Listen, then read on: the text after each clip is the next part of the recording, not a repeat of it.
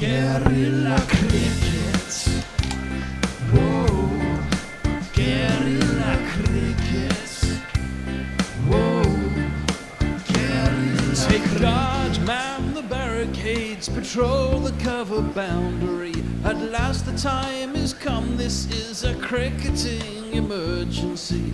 Hear this call to arms for every cricket revolutionary. Take up your bats and stumps for the test match insurgency. At first they tried to silence us, but we would not be silenced. They threatened us with lies, so we threatened them with violence. Che Guevara, Sangakkara, Joseph Stalin, Douglas Jardine, Robespierre, Darrell Hare, Vladimir Lenin, O'Brien Kevin, guerrilla cricket. It's not about the winning, it's about how many rules you break. Even in cricket commentary, this is the best advice to take. Pick guerrilla cricket, it's the finest choice you'll ever make. There's so much more to cricket than rev counters and a slice of cake. At first they tried to sanitize us and clean up our act, but people like it filthy, and we know that for a fact. Fidel Castro, Lenny Pascoe, Carlos the Jackal, Umar Akmal, Mahatma Gandhi, Grant and Andy, Brendan Behan, Austin Ian, guerrilla cricket. Stick with us, cause you know we're not the kind of thing that you see on the TV and the radio. So vive la revolution. First they tried to buy us, but we would not be bought. Okay, we were, but then we ran away, and we will not be caught. Would not give up the ghost when they left us all for dead.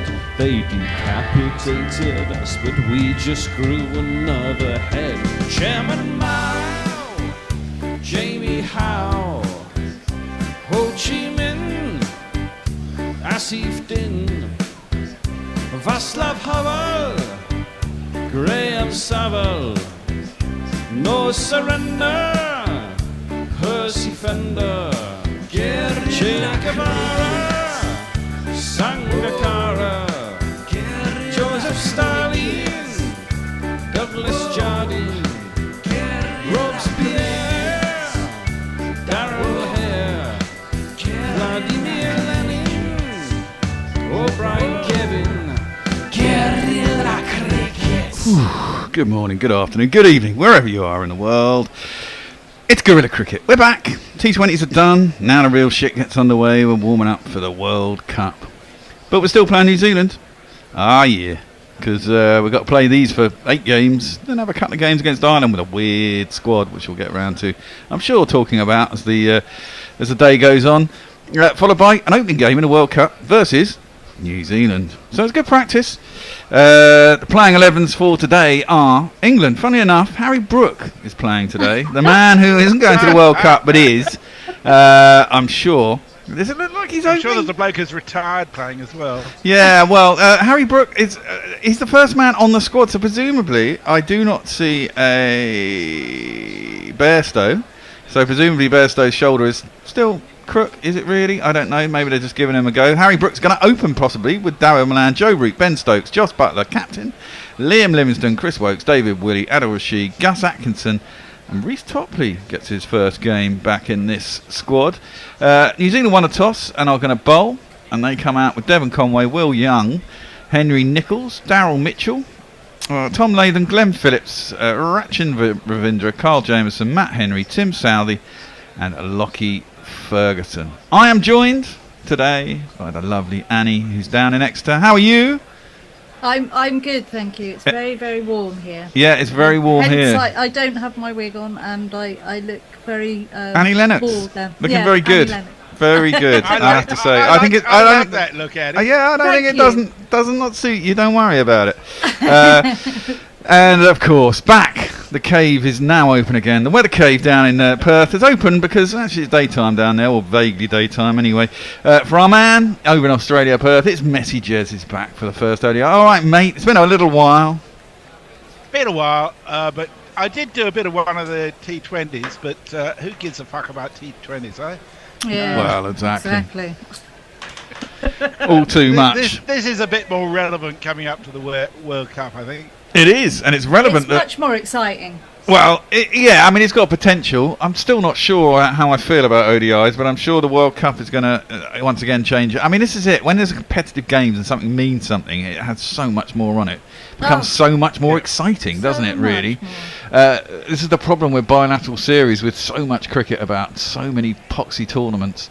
And this is the thing about county cricket, that all games are important. Yeah, very true, very true.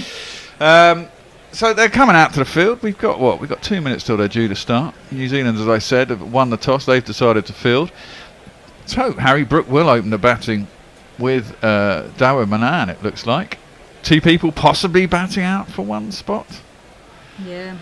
So where's Jason Roy? Hold on. That's a good point, actually. Jason Roy's supposed to be back for this series to warm up for the World Cup. Where the fuck is he? Is he injured as well? Well, or has he just been dropped? It was the one that everybody is saying should be dropped rather than, and have Harry Brook in instead. But I don't know what the reason he's not in.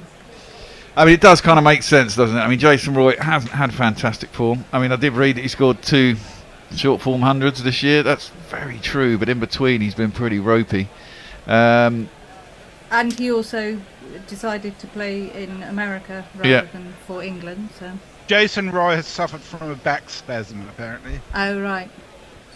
Okay, well, he needs to, sort that out and score some runs. I mean, if he scores loads of runs in a World Cup, then we'll all be happy. But exactly that, he's not the greatest. Now, I haven't sorted out the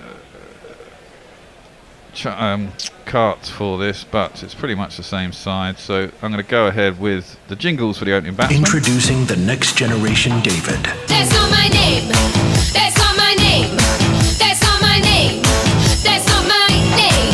David Milan, congratulations. Future. Unless he passed away, Simon Carrigan goes. Ooh, now, is this man going to open the bowling? I really hope, because we haven't seen him for a little while. How does he speak, or play the horn, or clean his teeth, or even yawn? How does he shout? How does he call? Trent Bolt's mouth is really small. I doubt it, he's not playing. Oh, yeah, cool. So I even read the team out. That's a shame. Why isn't he playing? God damn it. Yeah, of course he's not.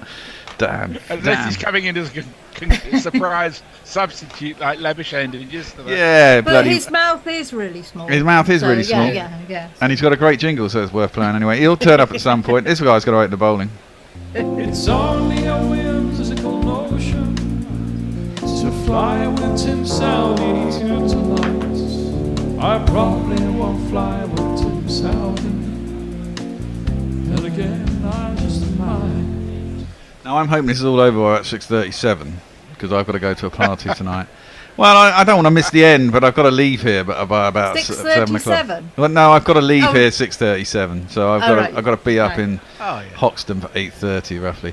Harry Brook is going to face the first ball from Southey. It's down the leg side. It's clipped very fine. It's going to make it to the boundary. Well, we're going at strike rate of 400. What are we going to get here now? About 1200. Marvellous. First ball of the game goes for one of these. 4 on the floor, and one more 4 than the 4 before. That's what 4s are for, to get funky on the dance floor. Let's just remind you how you can help us, as you might as well be joining us for the first time, or just getting in touch with us. You can Patreon us at GorillaCricket.com, which would be really nice. We always fancy that. You want to chat to us on YouTube, there's a super chat option. Just donate some money and we will definitely read out what you say there. Brooke gets behind that one, defends it up to mid-on, and there's no run. You can just donate normally, and you can play the GPL. The GPL's open. Messi, you missed it out by, 1 or 2 runs virtually every game? What? I did 1, then 2, then 4, then 1. I think. Something like that. True. I guess you can never be more than 5 away, though, can you? Well, as long as I get the range right, yeah. Yeah. Well, that's true. Yeah. So theoretically, no, I'm not even going to go there. That's bollocks. That's trad maths. Brooks facing up Southey and again. Ooh, that snipped back a little bit. Caught him on the pad above the knee roll. Maybe a little high. Maybe going down. Not even an appeal. Maybe an inside edge as they didn't appeal, but it didn't seem like it to me. And no run is accrued. It's quite funny, isn't it? Brooks scoring 4 off the first ball, a bit like the Test series, isn't it? Yes, very much so. Not such a hated opposition, though, Annie. No, definitely not. I like the Kiwis. I can't stand the Aussies.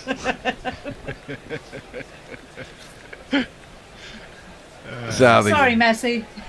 Messi. Yeah. Well, no. No. Underneath it all, he actually quite likes some of them. Yeah. Shh. Don't let that out. That one swings away.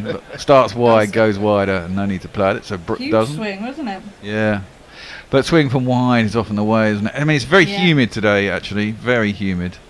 Well, I don't know about your part of the world, but down here it's really close. Looks pretty cloudy. That's Cardiff, isn't it? Yeah. Yeah, it's probably fairly similar to our weather. Usually is.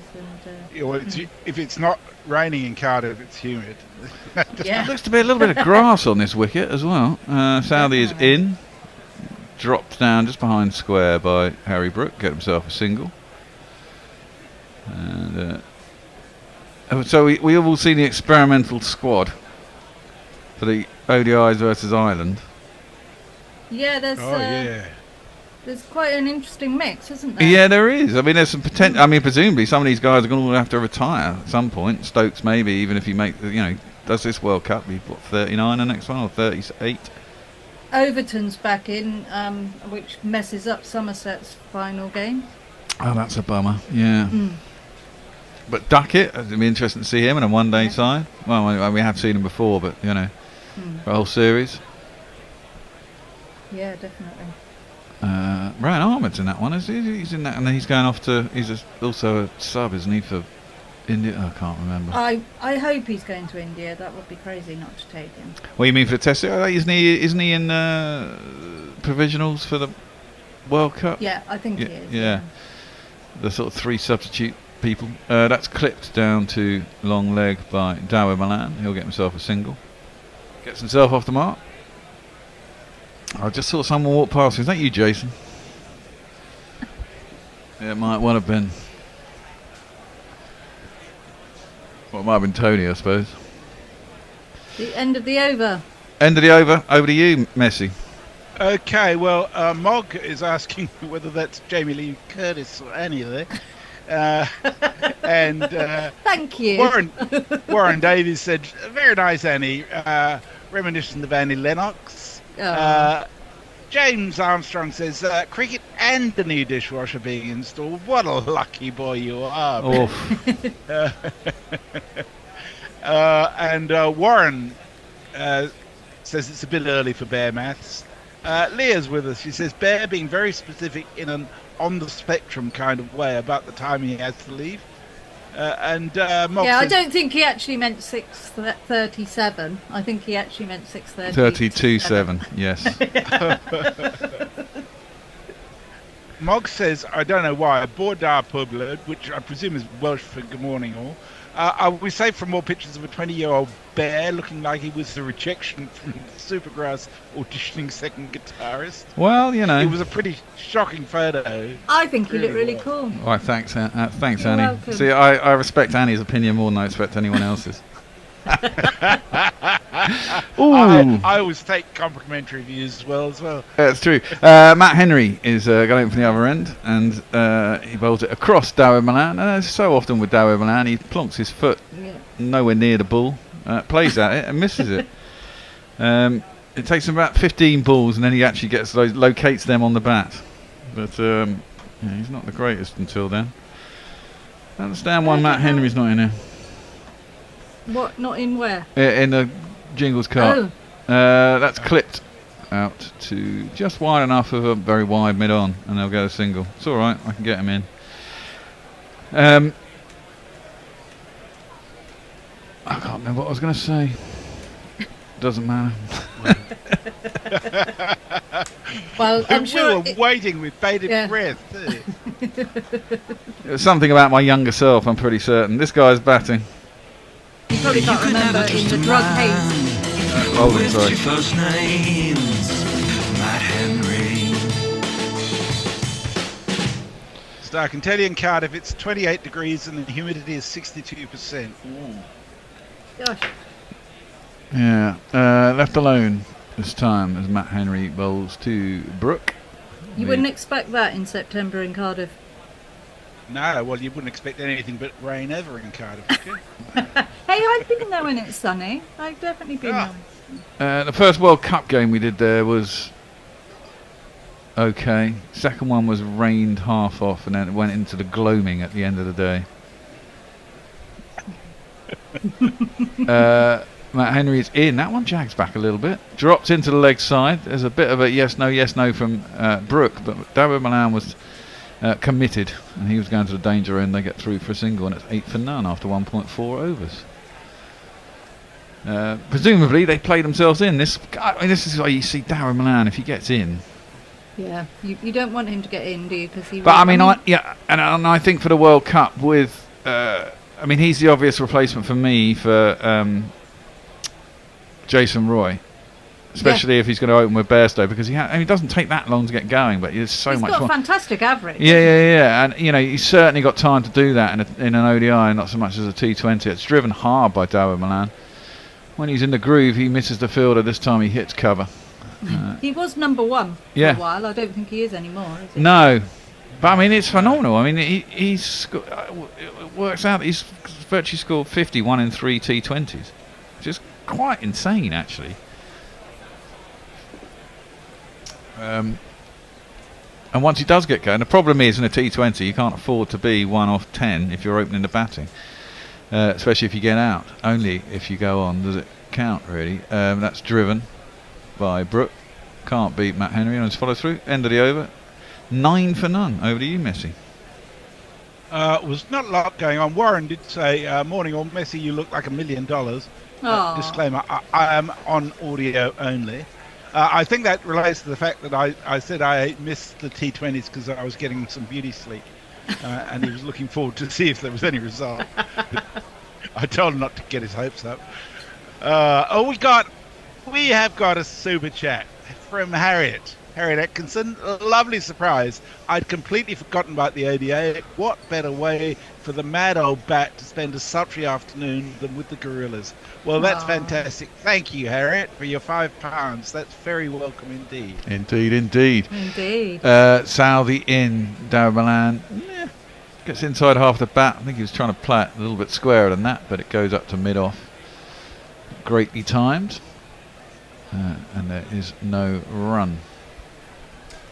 Presumably England's tactic will be, as it has been for the last couple of years, try and get to 180, 200 by 30 overs, and then try and score 200 in the last 20 with wickets in hand. And then rely on Stokes. Well, yeah. I think you only rely on Stokes when it's actually important. Yeah. This is very much the case. When it's a final, it's clipped into the leg side, and there is no run. But he is a man for that occasion, isn't he? He's very stubborn like that. Lords, the finals, yeah, absolutely. Mm-hmm. But it's good it's really good to have Brooke in, and let's see if he is worth his place. Oh, I'm pretty sure he is. Yes. I'll put some money on that one. This is it. It's like football. You should go into tournament. I hate it when football squads are picked and they go for the tried and tested who's having an absolute shocker. That's through to the keeper and there's no run. Has had a terrible season. Sometimes you've just got to pick the talent that's informed. It might not be the informed talent for the rest of his life, but at that moment in time, they're the player that you should be picking, that kind of thing. It is fantastic that England have got so many players that they can pick at the moment. We really do have quite... It's true. And the one thing you will say, because England's playing baseball now, suddenly our test team looks to have loads of options. Actually, because if you're going to bat like this, there's so many players you could bung in that. So and feel confident if they were confident enough that they could score runs, that they could do it. As that one's guided by Brooke down to third man, and he'll get himself a single. It's telling that about 3/4 of the players taken in the BBL draft were English players, and not one West Indian man was taken. in the draft. which is Really? a huge, I know. Yeah. That really, really hit me hard, actually. It was Have really they been sad. Have they been present in the years gone by in good numbers? Yeah. Oh Not yeah, much. yeah. Well, the usual you know, the suspects gra- though, with the Drain Bravos, the Andre Yeah. Russells, and Yeah, yeah, absolutely. so the young Absolutely, guns you aren't know. aren't getting the opportunities. That's through to the keeper, and there's Yeah. no run. And But what Chris I Gale think is- before he was in a wheelchair, you know. Yeah, yeah. It kind of highlights to me how broken franchise cricket makes your country, though, doesn't it? Because you immediately they lost so many players to franchise cricket, and now there's no great big squad to choose from. There's nobody. No, you know, but that's I think obvious. what they will feel as well is if they can't do anything good at any tournaments, right? One of the ways to prove it is Test cricket, and it kind of swings to a certain degree. It kind of swings the wheel back and down the way. Well, I hope so. I really hope so because Hold they on, have Southey no- just bowls that, and Milan does nothing. There's no run. Carry on. Sorry. Da-da-da-da. Yeah, but there doesn't seem to be a particular team to pick from the West Indies at the moment. No. Because they're so fractured. Absolutely, absolutely. I mean, the interesting thing is, though, that despite everything else, they actually managed to beat India in the T20s, Yeah. wasn't it? So, and you know, they got the T20 World Cup coming up in June, so And it'll maybe be a home there's still a tournament. chance for that. Yeah, It's home But with they're the not in States, this isn't it? one. They're not in No, the they're World not in the Cup. They're not in the One Day World Cup, and that's quite shocking. Heartbreaking, indictment. It really. is. I mean, the teams they lost to in Zimbabwe as well. You know, what teams you shouldn't I expect don't- them to be losing to. crap. Henry inside half of the bat, trying to drive that straighter than that was Harry Brook. He gets it out to mid on. I think it's a skipper there, and there's no. There's one run. Yeah, I mean, they're not in any huge hurry. 12 off 3.1 overs isn't, rushing along. No. I guess they've gone out to express themselves. I mean, this is the thing. They nowadays players trust themselves to be able to up their rate so Yep. quickly. You don't really have to go up. I mean, okay, there's a power play, but it's 10 overs, flashed at by Dawood Malan. And funnily enough, he missed it through the keeper, and there's no run. They've got a slip in as well. Can't remember the rules. What's one day? You've got to have. There's only two. Is it like only two outside the circle in the first 10? I think that's right. I think that's right. And then it goes to 4 and then 5, doesn't it? Is that right? Yeah, it's so confusing, isn't it? Ugh, tell me about it. Well, the one thing that I can't get, we were discussing on our when you were on the Bishop and the Bears, that's played out square on the offside. There's no run. I mean, having watched cricket since I was and played cricket since I was probably about 7 or 8, I don't even know the rules of the 100. You know? No. Well, I wouldn't spend too much time studying. Well, no, I don't want to. It's just Another couple of years. I keep seeing the odd card. I kept seeing a white card, and I didn't know what that meant. I'm just really sad and didn't watch any of it. So I only watched the stuff that was on TV. But the other thing was I couldn't remember what the rules were for bowling from one end because I knew you could do it, but so that's left alone. Sorry, not left alone. It's jabbed down by Malan, square on the offside for no run.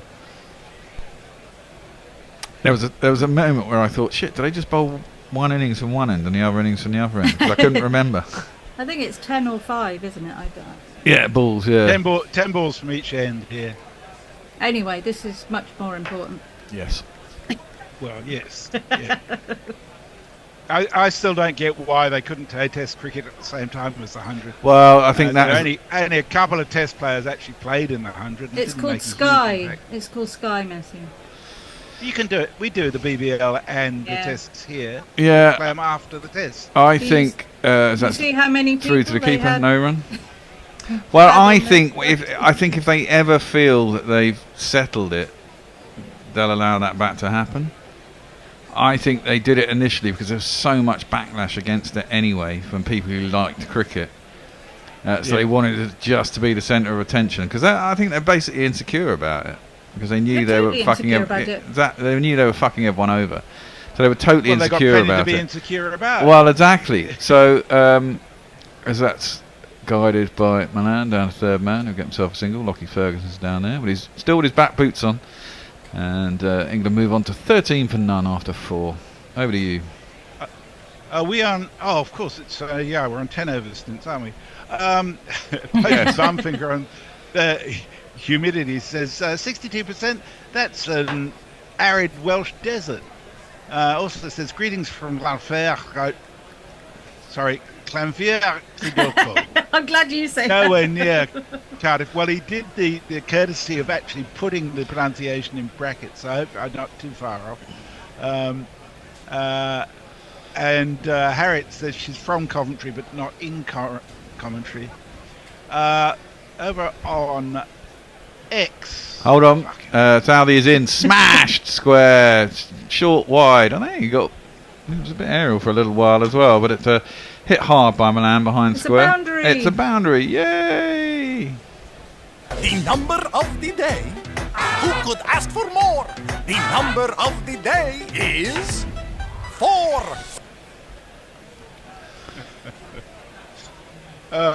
Leah says, Annie with that haircut amongst the colony of old white men, thank you, makes me anxious about there being a xenophobe around. A xenomorph around. Left alone outside the off stump. Jumped a little bit through the keeper and there's no run. Makes me anxious as well. Don't be. Oh dear.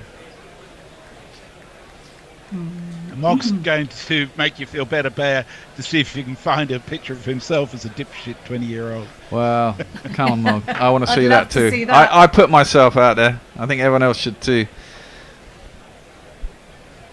All the seamers bowling at a decent length. That one swings in a little bit. It's quite full though and hit straight back down the ground by Milan. Good timing. And that has also made itself to the boundary for 4 more. I'm 4. Have you met me before? Nice shot. Just a little bit too full. Shaping in from round about off stump. Really nice straight drive, isn't it? Yeah. Just pushes it back down the ground. Good timing. I don't know what the average score is. I'm sure Tone, the stats man next door, will have. Tell me what an average one-day score is here. That's through to the keeper. Seems to be a little spot where he gets a bit of lift. That was on a decent length to get up a little bit. 84 miles an hour. That's quite quick for Southey these days.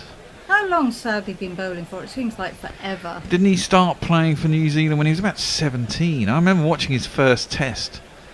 He's just been And around forever. It was about, must have been.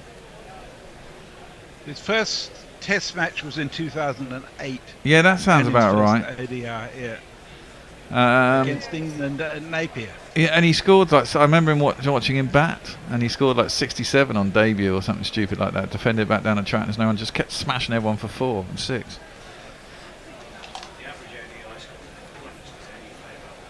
What's the average one-day score?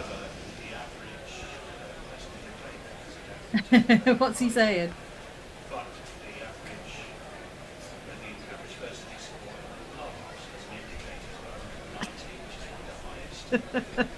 Okay. What? So in a blast, the average score is 190. Now, Tone thinks that has relevance. I think it does have some relevance, but obviously you have to score so much quicker at that thing anyway. Yeah. So it's a relatively high-scoring ground. Relatively high scoring. I do seem to remember it's quite small. It is quite small. But that's defended out to cover. It's a shy at the stumps, but I think Brooke would have been home anyway. Add another well single home. to the score. 22 for none. I think I want to get to 60 at the end of the power play. You want to be out 6 and over. Yeah, I think. Or close I to. mean, It's incredible, isn't it? We think 60 for a thingy, and then in a T20 you want the same. You have 4 overs less. Right, yeah. Well, think, yesterday's Sorry. ODI between South Africa and Australia, South Africa were, I think, 24 for 1 at the end of 10 overs. It was a really dodgy pitch, but this pitch looks pretty good. I reckon 320 is probably par on this wicket. I think they won over 300. you won that match in the end, Messi. Yeah, thanks to Labuschagne and Agar. Oh, you won it. They, All right. Yeah, that was an amazing partnership. they put on 113 for the 8th wicket. Typical bloody Australia as well. Yeah. What happened? Did the green get bounced or something then? That's Yeah, driven he got it nicely by by Rada. David Milan. Can't beat mid off. He'll get a single. By who? Rabada. Oh, right. Ow. Concussion substitute. Bloody Yeah. Marnus Oh, and it's Labuschagne. Labuschagne. Yeah, he's good at that. Very good at that. Very Brings him annoying. into form, doesn't it? Well, I mean, they all went nuts for the first 20 overs, playing as if it was the T20. And some lovely shots, but some stupid dismissals. And then Labuschagne and Agar just went about it very calmly because they didn't need to score at any That's a speed. good ball from Matt Henry. He's been Pitched. bowling some of those for Somerset. Yeah, pitched. Just left the batsman a little bit straightened. Drew him forward and beat his outside edge. Yeah, did it straighten nicely. Close to that edge, but no cigar. Close to that outside edge. Yeah. Well, his bat's quite close to his pad, so he didn't really follow the ball. He did play the line that he wanted to play. Henry in again. That one's more into the pads. Plays it up to mid-on. There's no run. When you get the feeling, if Brooke has the time to get himself in and doesn't have to go ballistic for a while. In fact, Yeah. I might even go for him to get a ton. Early, mind you, they'll give me shit odds on that. They'll give me about 2 to 1. It'd be bloody hot weather to be getting a ton in. I know that's happened in other countries. Yeah, I was going to say, it's not quite India at 40 degrees or or Perth in the middle of summer at 43 or something. That's worked into the leg side. And they'll get themselves a single. Was it Mark Waugh who threw up? Was that in Delhi or something when he was so dehydrated? Dean Jones. Dean Jones, that was it, wasn't He it? threw up because it was so hot. Yeah. Well, it was a long innings. It was a bloody good innings. But Jesus, yes, that's. I mean, it's just crazy some of the things cricketers do in the heat. Well, it is. I mean, they tell you not to be out in those sorts of temperatures, do they? And they're playing full days. That's nicely timed by David Malan. He's beaten mid-off. It's going to run away, actually. He really plays that shot nicely. He does. And the outfield is reasonably quick because he didn't get all of that, really. But it's run away nicely. Run away from the fielder. It's 4 more. 4, 4, 4. He didn't time that perfectly. The bat turned a little bit in his hand, but certainly got enough of it. Plays nice and straight. There's a virtue in that. Oh yeah, it's lovely to watch for a start. Yeah, exactly. That one he plays out through the covers. Can't beat the cover fielder. They might scramble through for it. They do scramble through for a single. And Milan's got his rate up there, you see. 21 balls. He's on 22 balls, 20 runs. Yeah, absolutely. He's kind of got past that jittery stage a little bit. Exactly. Farong is with us. He says, greetings all, hope everyone's well. Less than a month until the ODI World Cup. Let's hope England don't defend the crown. Cheers. We'll get the rickshaw drivers union onto it, Farong. Mog sends us a picture of someone who I cannot believe is Mog. Oh. With a I've just seen massively long neck guitar, looking incredibly cool. Really cool. Says, fucking hell, literally 20 years old here and looking twattish. Oh, well, you know, everybody had their moments. But, so cool at the time, Mog, so cool. That guitar seems to have an incredibly long Yeah, I love that, Mark. You're looking good, man. That's a bass. That's why it's a very incredibly long neck guitar. Is he a bit ginger? He does look a little bit ginger, doesn't he? Yeah. Yeah. Just Ginger saying. and grey now, I think. Oh, What's that T-shirt? War on Women. And then it looks like what's his name? I can't remember his name. No, Marilyn Manson. probably that was a War on- very near walk behind. War on there. Manson. Yeah, that figures. Yeah, you missed the ball there. Yeah, that's beaten. Yeah, it's gone off the seam and gone through to the keeper. Sorry, I was looking at Mog, admiring Mog in his youth. Here comes Southey. Second ball of the over. It's wide and hit, nicely timed. Beautiful. Can't bowl there to Darren Milan. You absolutely cannot bowl there, especially when he's got his iron, because he loves that shot and rarely hits the field. 4 more runs to Darren Milan. There's not one boy for me, I must have 2 or 3, I need 4.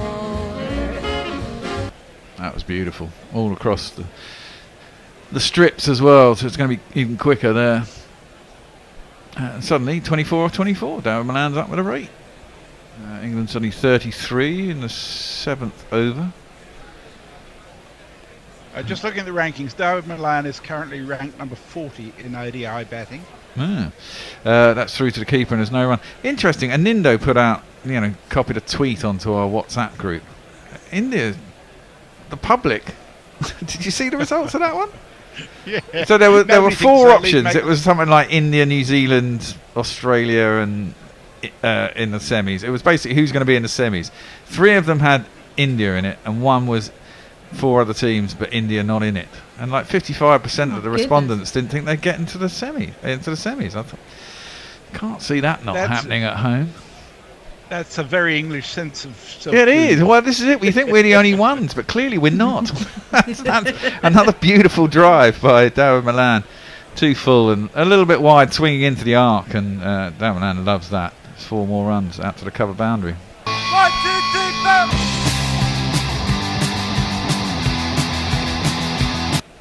Wow. Just looking at the ODI batting rankings, Babar Azam is on a rating of 882. The next person is on 777. That's Razzie van der Dussen. That's an amazing lead. Yeah. Oh, I mean, Baba is having the time of his life, isn't he? Really? In all formats, he is such a class batsman. As that is played out to cover in the snow. Somerset born and bred. Well, that's where he learned everything. I was just I've got an Indian friend and he was telling me that there's tickets for the India-Pakistan one day cup going for £57,000. Fucking hell. Pounds? Yeah. Oh, Well, you the are equivalent. joking. No, that's exactly. It wouldn't surprise me. Would have to be one hell of a game, wouldn't it? It probably won't be. That's defended out to the covers, and they kind of rarely are they? Incredible. Well, when they first went online, I understand that of the 132,000 seats, only 8,500 were offered online. So you wonder. Really? Wow. And a lot of that gets sold on the black market. I mean, Yeah. I'm not naming any names, but when I was on the World Cup, a lot of the tickets. What were the names? Well, a lot of the tickets were kind of, if you wanted to, sell them off to someone here, there, or everywhere, and get you some sort of thing, make some extra money, sort of deal. A lot of the corporate. Well, India's notorious. That's why I police don't and want to name names, but happy. Yeah. But nobody's without fault. yeah. Well, Matt Henry's going to continue into his 4th over. He's bowling at Harry Brook. He puts that up 2 full, and that's driven nicely by Brook. I think it's just about going to get hauled in. It may have been Devon Conway hauling it back in. They think about a 3rd, but they don't get it. Brook moves on to 11 off 15. Milan's 28 off 28, and England 39 for none in the 8th. 3 overs, 2 overs and 5 balls for the power play left. Brooke is such a correct player, isn't he? Yes. It's lovely to watch him. He's a correct player with incredible wrists. Yeah. Incredible speed of movement as well. He picks up length so fucking well, and as you say, he plays correct. So and is able to, make extravagant shots as well. That's guided down a 3rd man. There's no one. I mean, I think out of all the players, he's the player who goes inside out most against the spinners that I can remember now. And a lot of times people are trying to always pick up over the leg side. He's quite happy to give himself room outside the offside and smash it over extra cover very often. Yeah, absolutely. Beautiful to watch. That little dab down to 3rd man just then, it's just but perfect way to play that ball. He's got that off the root boy, hasn't he? Yes. He'll be in at number 3. That's down the leg side. Now, there's new guidance on. No, there isn't new guidance on leg side, Brian. Still wide. It's still wide. I thought there was slightly new guidance on this. But no. It is down the leg side, and it will be a wide. Let's give it a little tune.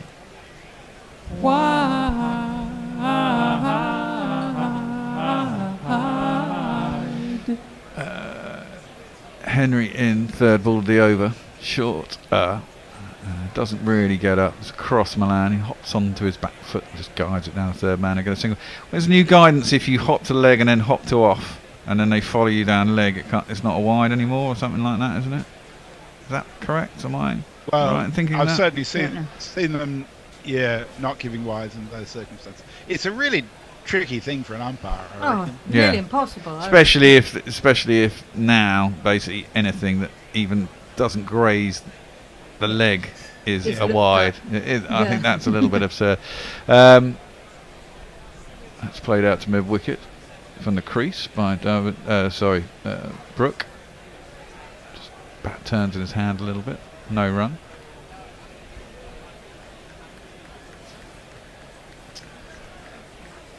Yeah, that's what I was going to say off the back of that tweet. It's interesting because we always think, as Messi says, it's a very English thing, but it was noticeable that, Russ and the Aussies were quite scared throughout the Ashes, which is not, I don't associate with Australians, as that's driven up to mid-off and there's no run.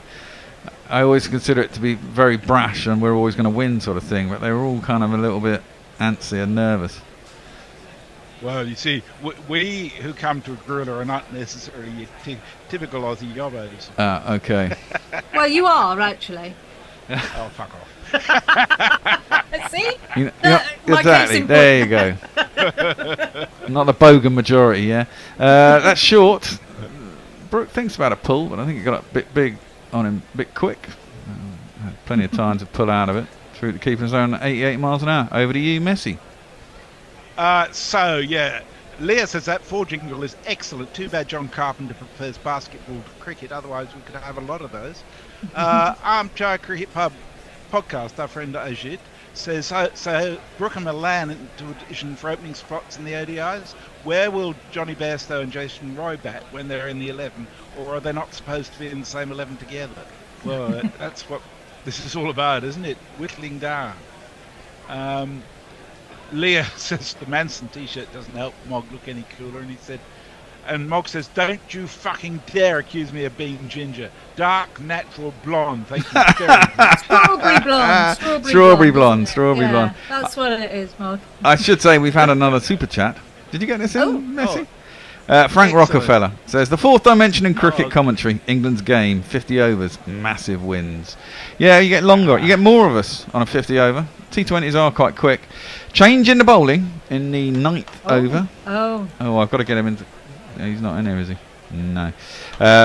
Chat away. Give us some more messages whilst I just find them. Muttley sent us a picture of his lunch, which is pretty impressive. He says, well, afternoon primates, finally managed to get some time to tune in. Not enough time to cook or bake today, but here's a couple of recent efforts for misses. Deep fried ice cream Snickers bar and a double bacon cheeseburger with 4 types of cheese. You bastard, Muttley. I'm on a diet. Jesus, that sounds good. I'm not sure. I don't know how that works, but the first ball Darren Milan gets off Carl Jameson has made its way all the way to the boundary for 4 runs. It's Nissan She. It's Nissan She. It was full, it was wide, it was definitely a loosener. It certainly sat up nicely for him. Didn't it? Didn't it just? It's on that length where he could just play through the line, free his arms. It's 4 runs. I'll give him a jingle, the bowler, that is. And that's the story of how Kyle Jameson became a man. Oh, that one he's fiddled up though, shorter of length. And Milan trying to work it down the third man. It's got pretty close to the body. Could quite easily got a little nick on that. So that shot's one of the reasons I like ODIs so much more than T20s, because people can actually play really good shots and get rewards for it. Whereas in T20s, there's so much ridiculous slogging going on. Yes. I watched some of the 100 and it was just ugly stuff. Yeah, well, I think it was Brookie was saying the other night that, or was it might have been Grubby, that actually, weirdly, as that's defended square really on the offside, trying to guide it again, third man, but it hits point, there's no run. For so long we considered ODIs as like, oh god, they just try and hit every ball, but you look at ODIs compared to T20s, and as Grubby said, I think it was Grubby, ODIs are nearer to Test cricket than T20s, which is really an odd concept and thought Than actually. Test cricket. Yeah. Well, you know. There's long enough for the game to develop a narrative as well. I mean, like that one with the Australia-South Africa yesterday. You know, that's there's certainly time to recover, isn't there, when chasing down a big score in an ODI, which you just don't really have the opportunity to do in the T20. And there's time to be bored in the middle, which yes. is always good. Yeah, it's always good. Yeah. Guided to third man for a single. Like that. In the boring middle overs. They'll be starting in 8 balls' time.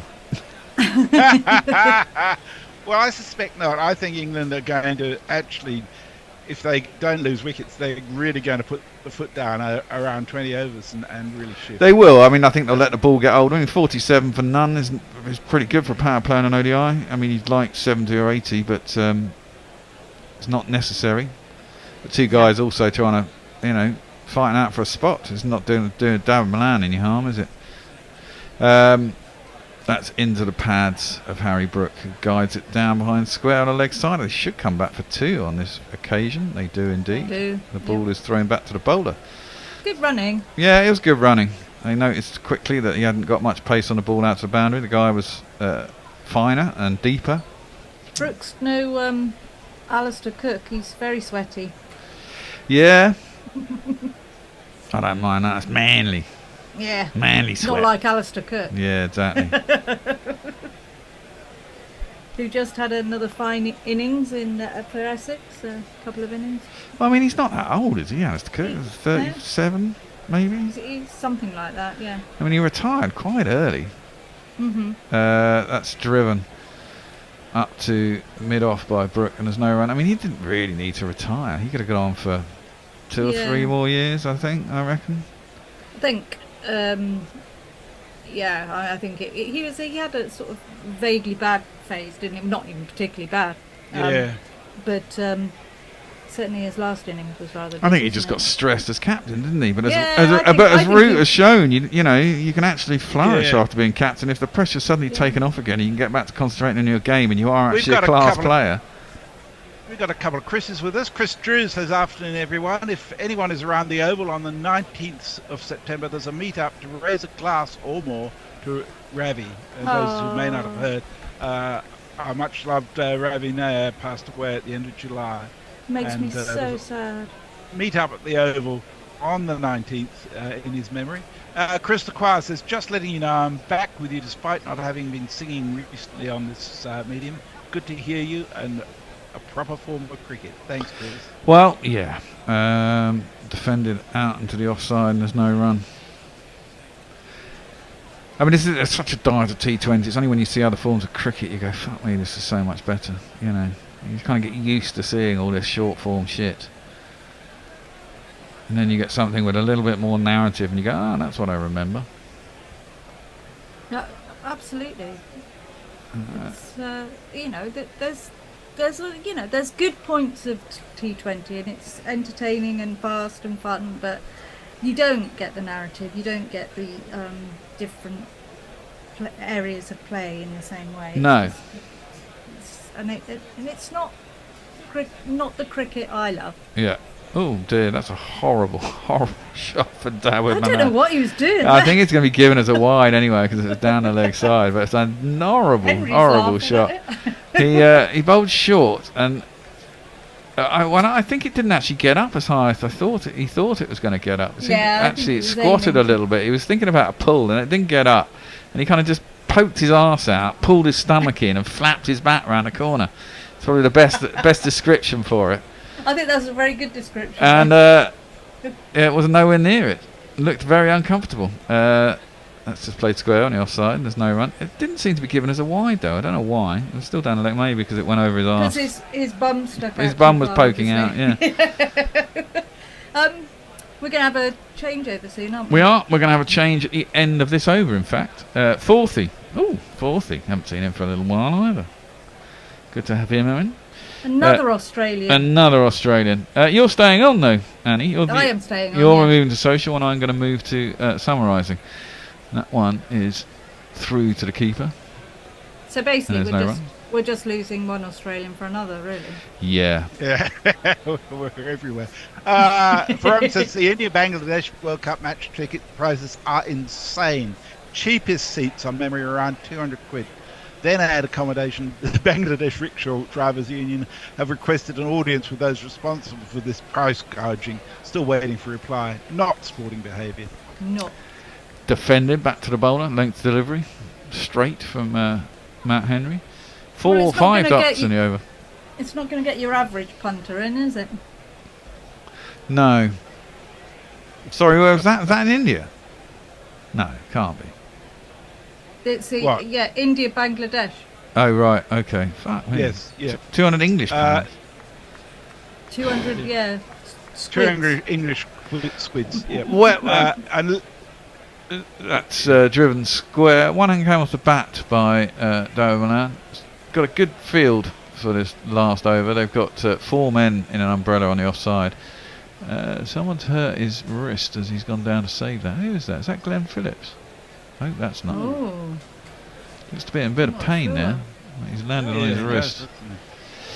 Okay, well, I'll leave you. Leah is the next, then Martin Lawrence for you, Annie. And Pokey's got a few comments on YouTube as well. Okay. And I'll catch you all in 10 overs. Okie dokie. See you in a bit. Hello, Fourthy.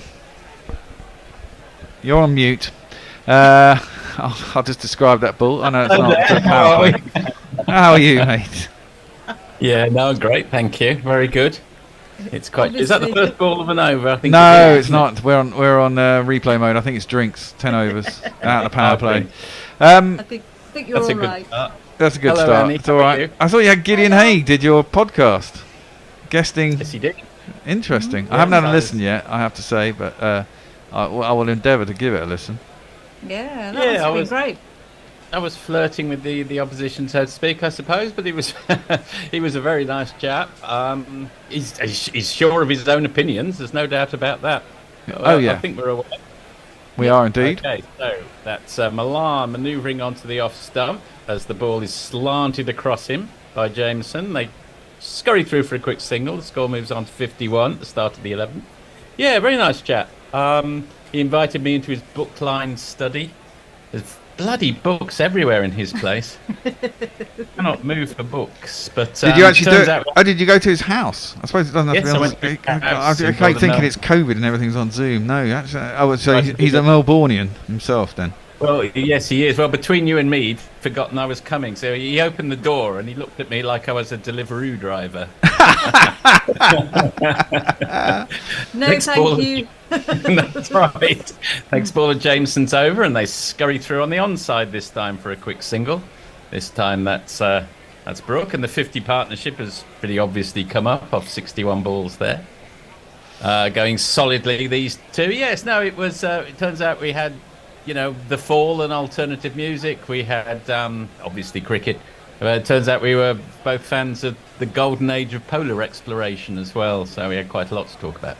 Ah, cool. Right, interesting. Anyway, I'll just do some tweets. Yes, absolutely. Leah says, where I'm from, we call grey hair Melton blonde. Melton being the most well-known cemetery in Cologne. Dot ball from Jameson, just played down to mid-off. Please carry on.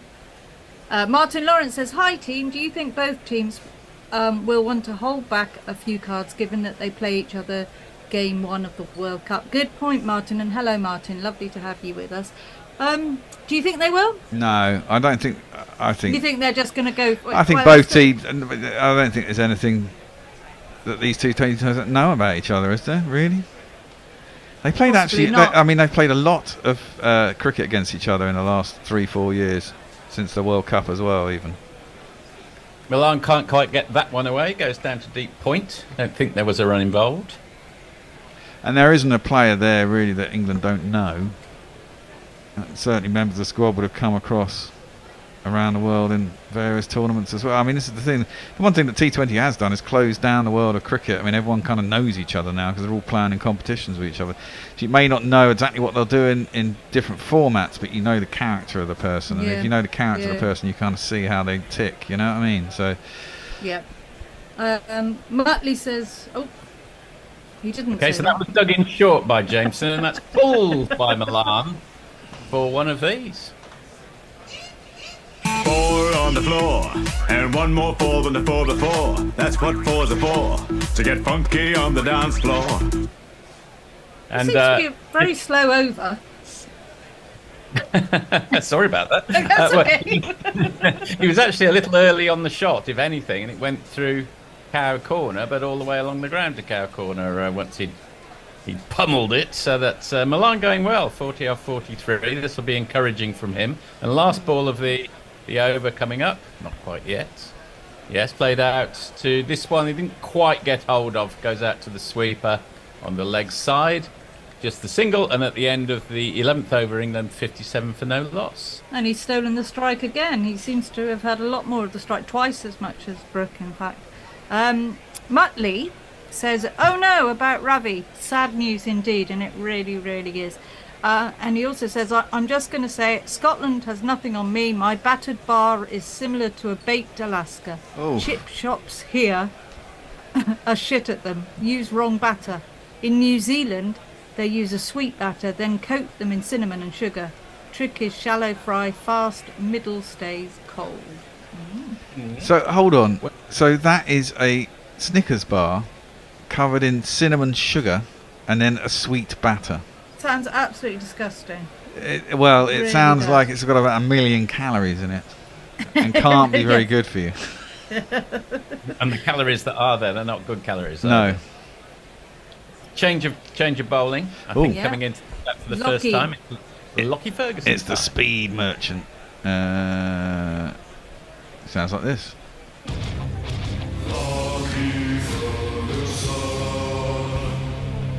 A piece of violent dates.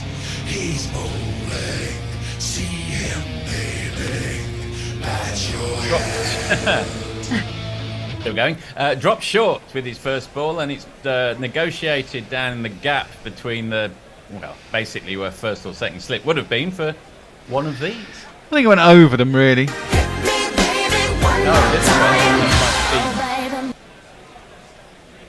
You know, I don't think it's intended to go down there.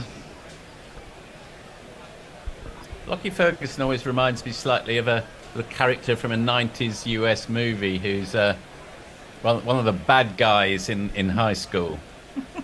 He's a little bit like that side character. If he was he'd be a chatty side man in the baddies group who dies quite early, I reckon. You know. That's exactly right. Yeah, that's him. That one was clipped nicely off his toes, and it goes down to the man at deep square, and they come through for a single. So Rook's going to finally get a little bit of strike. Yeah, he'd be the guy who has this shitty lines, lame, little sayings that are really annoying, who then dies early. No girlfriend. Overconfident, you know. If it's a horror movie, he'll die in the most repellent manner in the final scene in a vat of oil or something like that. And he comes again, Lockie Ferguson, and it's clipped by Brooke for just a single. He's off the.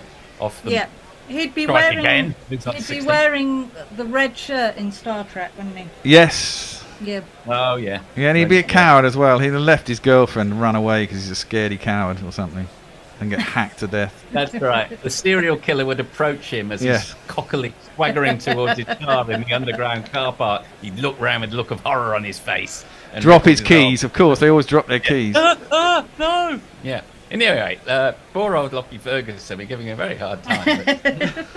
Not bowling particularly well, actually. Maybe he knows that what fate awaits him. That's guided down to third man by Milan, who moves on to 47 off 47.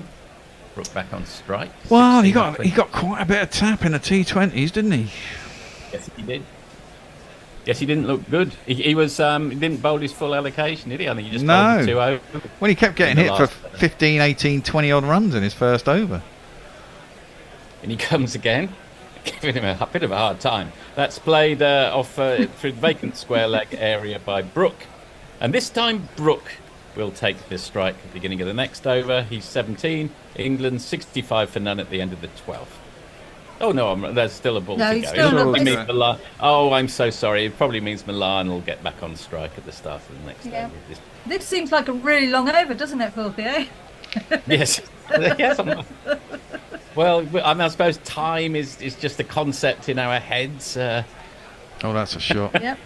It's a bit deep. That's very nicely played. That's by Milan, and it's well, one of these.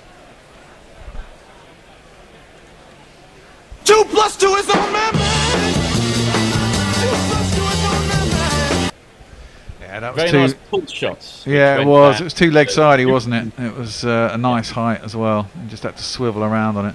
Had to make sure he didn't. Wasn't a great opening over from our man from the 90s movies. Nope. Back to you, Annie. Yeah, well, nice 50 for Milani.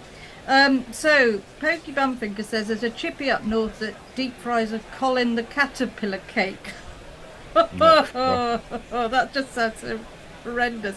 Mr. P says, apology, Pokey, the World Cup is a big deal for me too. I just mean these warm-up, bit of lack of urgency, not a lot of stake. Yeah, so Pokey Bumfinger thinks the World Cup is a big deal, and I agree. I love World Cups. I always love World Cups. That's because there's stuff that means something on a game, and that that adds definitely something to sport, you know. Well, you also get to see all different nations, and I love watching the different nations, and that's what I miss more. You know, now we only play a few people.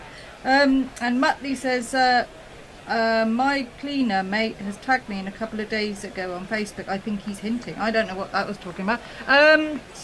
Oh, we're back to the cricket. It's Jameson in, and this one is it's a dot ball. Carry it just through to the keeper. Sorry, Annie, back to you. Yeah, Armchair Cricket Podcast says if Johnny Bairstow was batting, England would have been at least 80 for none off 10 overs. We don't know, do we? We can call this experiment of opening with Brook null and void then. And then he says, just joking. Good. Ha ha ha. I tell you what, though, this, don't know what you chaps think. Sorry, Annie, if you're a chap, I don't know really. But I could be a chap. Okay, this is a really good innings from Milan, a very welcome one, a very timely one as well. Brook on strike, might get your views on that. That's a dot ball played back to the key. But he must have felt the hot air of, certainly Harry Brook breathing down his neck. Yeah, he I kind of thought that one was a bit rough on him for the T. T20's a T20. He's got one decent score. Kind of failed in all the others at a slow rate. But his game is almost more suited to ODI anyway. And Roy should be the one who's looking over his shoulder. Well, I'll get your views on this after this ball. Oh, that's maybe. Okay, with that one. Oh, he's just dropped short there, James, and that's played very nicely through the mid-wicket area for one of these by Harry Brook. That was a beautiful shot. 1, 2, 3, 4, get on the dance floor. 1, 2, 3, 4. It was a bit cross-batted, wasn't it? But I mean, he was onto it so quickly. He could hit it well in front of square, just snap the wrists on it, and you got it over the infield. What about the thought that maybe it's not even Roy and Milan, but it could be one of the three left-handers? It could be, say, Willie or Topley, who... no, because I don't think that's a like-for-like swap, and I think we need all the bowlers we can get. That's a bit of a wild swipe by Harry Brook. Gets a big, thick inside edge down to the man at fine leg. Not his most I think elegant. Willie will go as usual and not get played as usual. Yes. Yeah. He's that kind of player. Yeah, that will be his legacy. He might get a game somewhere, you know. Topley could get injured. That's the other thing. Yeah. Topley is better for me. Livingston might miss out. I mean, there was a lot of talk about Livingston a couple of years ago, but he's never really impressed me. Yeah, he looks like he's buff, and he can hit it a long way, but he doesn't do it that often. Well, he can bowl as well, though. Yeah, well, this is the thing that's probably saves him, is that he can bowl. But then he shouldn't bat higher than 7, really, I don't think. Jameson in again, and a little width, but not enough width for it to be anything other than steered through the point area. They're coming through for a single. Livingston is another modern player like Jacks and things, isn't he? Exactly. Come on. But the thing is with Livingston, can you get 10 overs out of him in a game? I doubt it. I doubt it. He's a bit leg side, isn't he? And I think teams around the world have kind of worked him out a bit. Yes. He doesn't put himself up to the offside enough. No. You mean with his batting? I'm thinking about more his bowling. Batting. I'm thinking, can he bowl 10 overs in a game? Yeah. Last ball of the over. Jameson in again a bit short. Pulled by Harry Brook. Can't quite see now. It's not Just gone all the single. way. Hasn't got all of it, and they come through for a single. And it's Brooks' time. It's Brooks' turn to nab the strike. 76 for none at the end of the 13th, Annie. Yeah, Leah says, so what kind of music does Gideon like? Porn grind would be my guess. All the nerdy guys like porn grind. What do you think, Ian? Big post-punk guy. Loves The Fall, Gang of Four, Wire, all of that crew. And Mog says, which era of polar exploration 40? Northwest Passage, Erebus and Terra stuff, Mawson and Shackleton, etc. New Horizons photographing Pluto? He's big on the Franklin expedition of the 19th century to find the Northwest Passage. That's his big passion, I think. In fact, there's a song by Slint called Good Morning Captain, which he thought was redolent of looking one of the Franklin expeditions. So that's... I love Shackleton. I've read loads about Shackleton. I love him.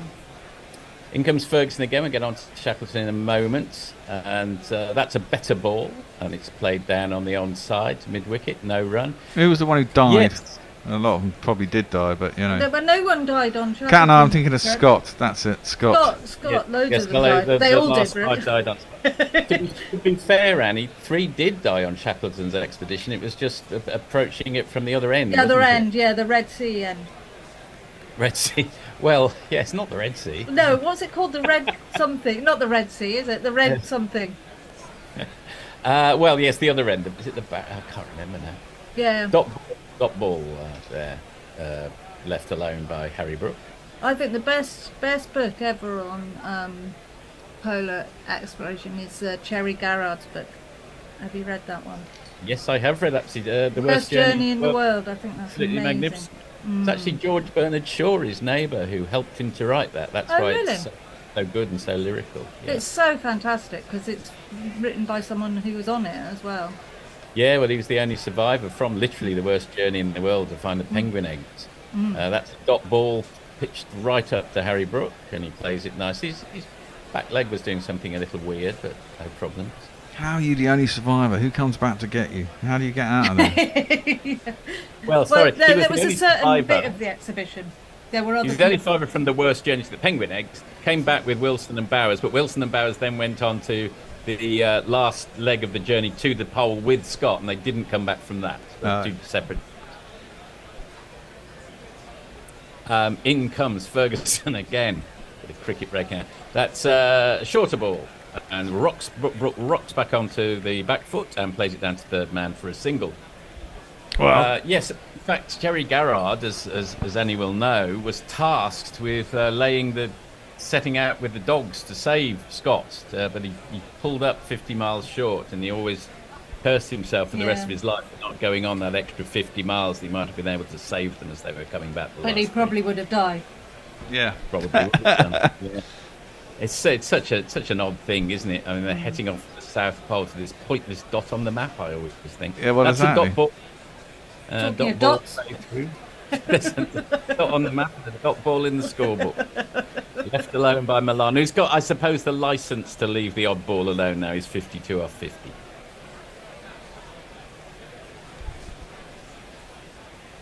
Lockie Ferguson, looking chastened.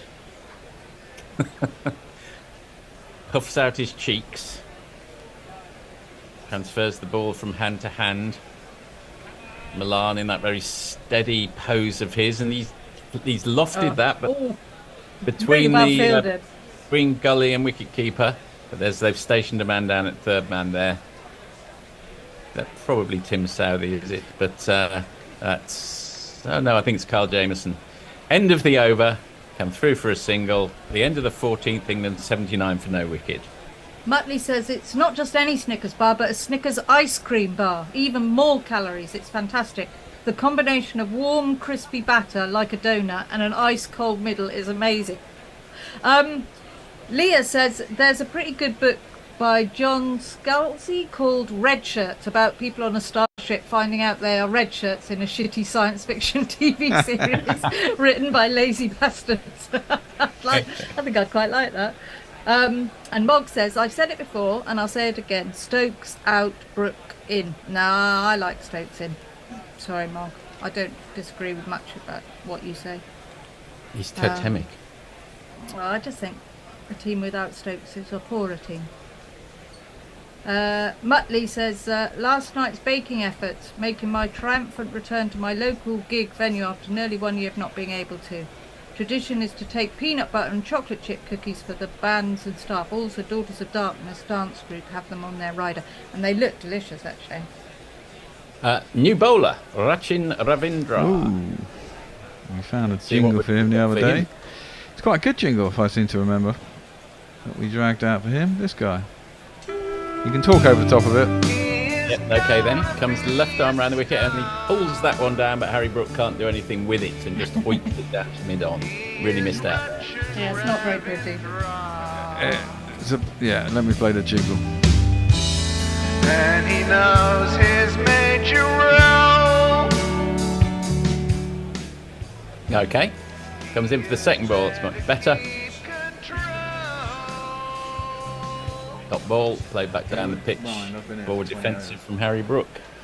It is a good jingle. It's quite a long one, though. Yeah, it is quite a long one.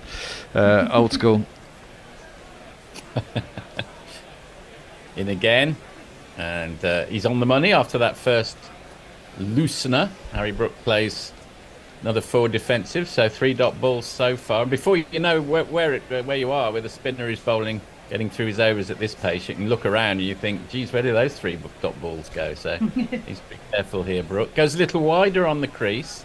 Brook opens up his bat and steers it through to the man 3/4 of the way back, comes through for a single. He moves on to 25.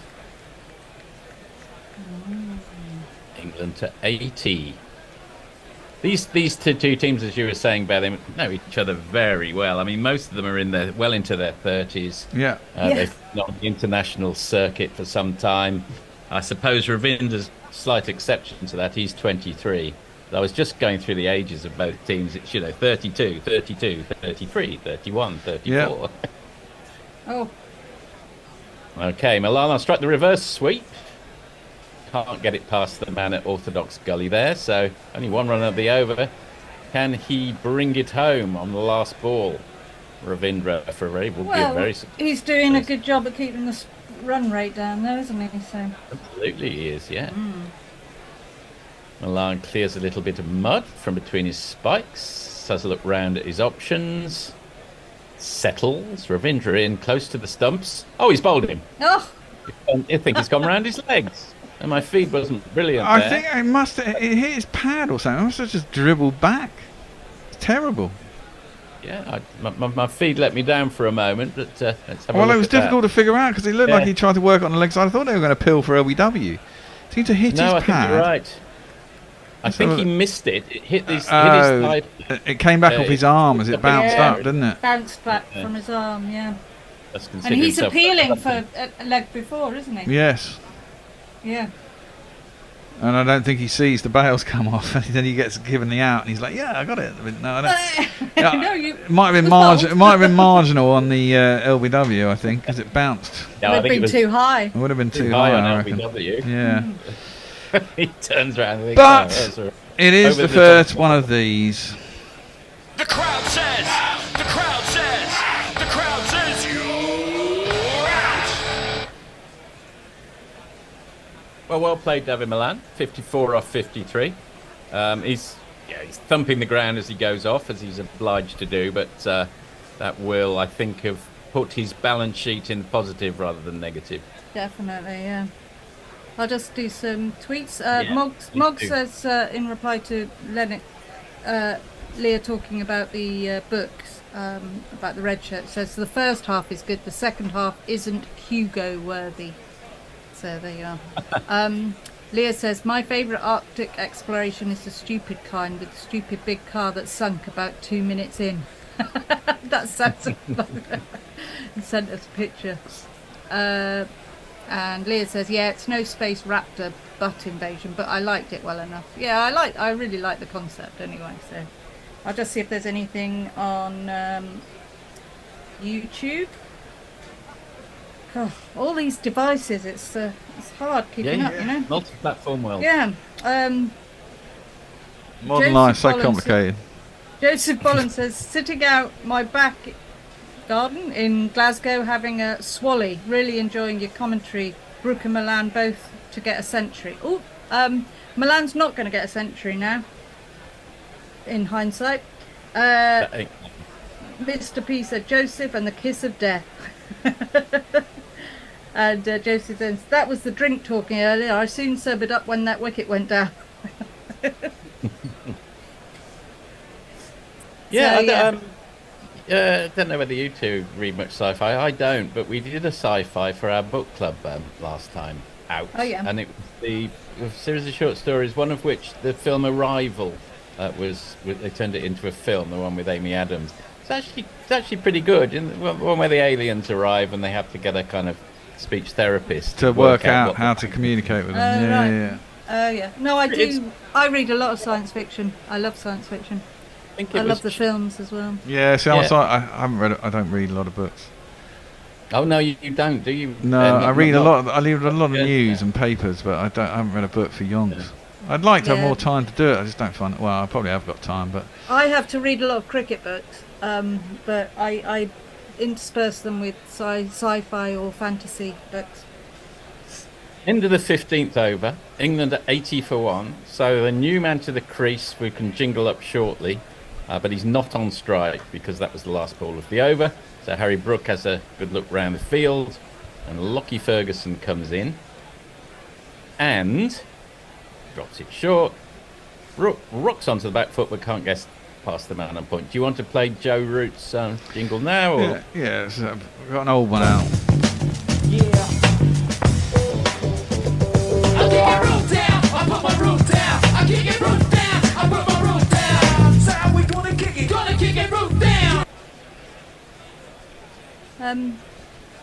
Fourthy Mog says Ted Chiang.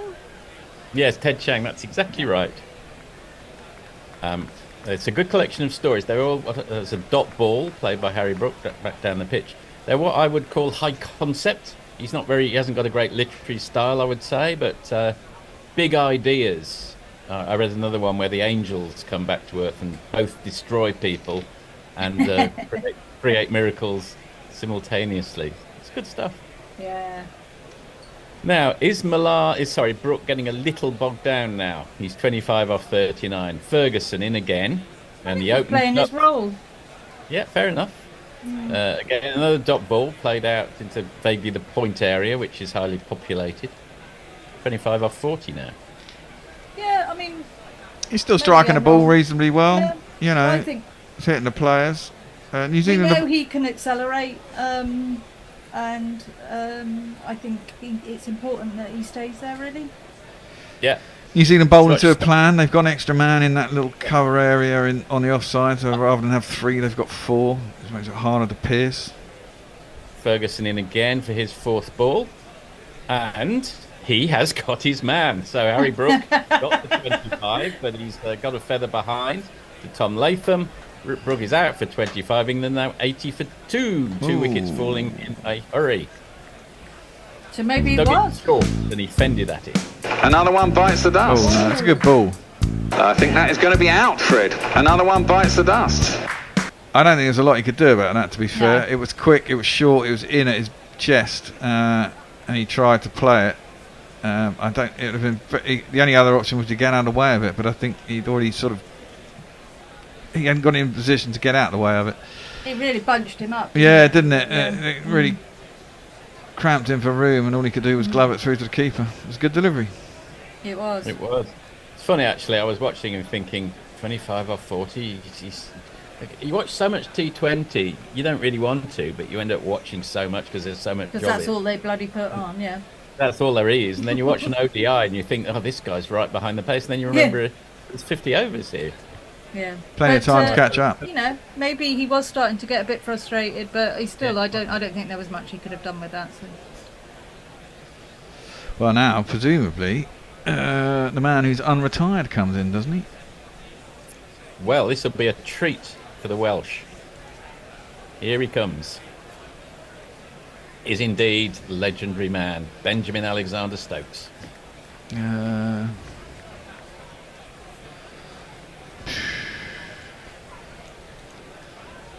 You were simply the best. England player in the Ashes test. But that's not so great. Cause everybody else was total shite. Ben Stokes! This is where Mog's going to be proved right and Stokes is going to be out straight away.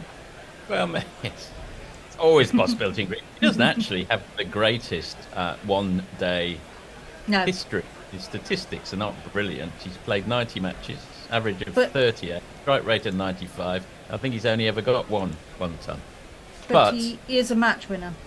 He's a match winner. He can change matches, and he's got the force of personality and all of those things. And he's got better as he's got older too. Yeah. In comes Lockie Ferguson. Ben Stokes faces his first ball off him. Oh, and it's just eluded the man at point there. Nearly, I'm assuming that was nearly a wicket first ball. My feed didn't guarantee that. Yeah, it was very nearly a wicket first ball. It was a nothing shot. He just poked at it. It came off virtually the shoulder of the bat. Should have probably been out. He was lucky that it went just over the head of Glenn Phillips, who was at a sort of backward point, quite close. Fine margins. Fine margins indeed. Haven't heard from our man Gary for a while. Yeah. Gone ominously quiet, Gary. Hasn't been on the feet. Hasn't been corresponding with us recently. I hope he's all right. He had some Quiet and Gary isn't something you put together very often. Really, no. Very nice shot from Joe Root. Just beats the man at points. They'll come through for a single, and Root will maintain the strike. England 82 for 2 at the end of the 16th over. There's lots going on YouTube where a lot of people blaming themselves for moving around and getting wickets, but sorry, I think it's just generally everyone's apologising to each other for and blaming people for moving around. Leah says, have you read Alistair Reynolds' Revelation Space sequence, Annie J? No, I really love a recommendation as well, so I'll have a look at that. Brian Barish says, good day and good morrow, cricket friends. Great to be able to hear you again. Be busy calling international Aussie rules and local cricket on pitches with more dogging than the lassie. Go England! Sure, go England. Ravindra, oh, that must be very, very close. He's beaten Root on the inside edge. Did he beat him though? I thought it came off the bat. Oh, we're about to find out. They're having a big old chat about it. To the naked eye, I thought it just looked absolutely plumb, but maybe he's got an inside edge. Let's have a look. I thought it spun, caught the inside edge, and then... Certainly if he hasn't got an inside edge... Then it's very, very close, yeah.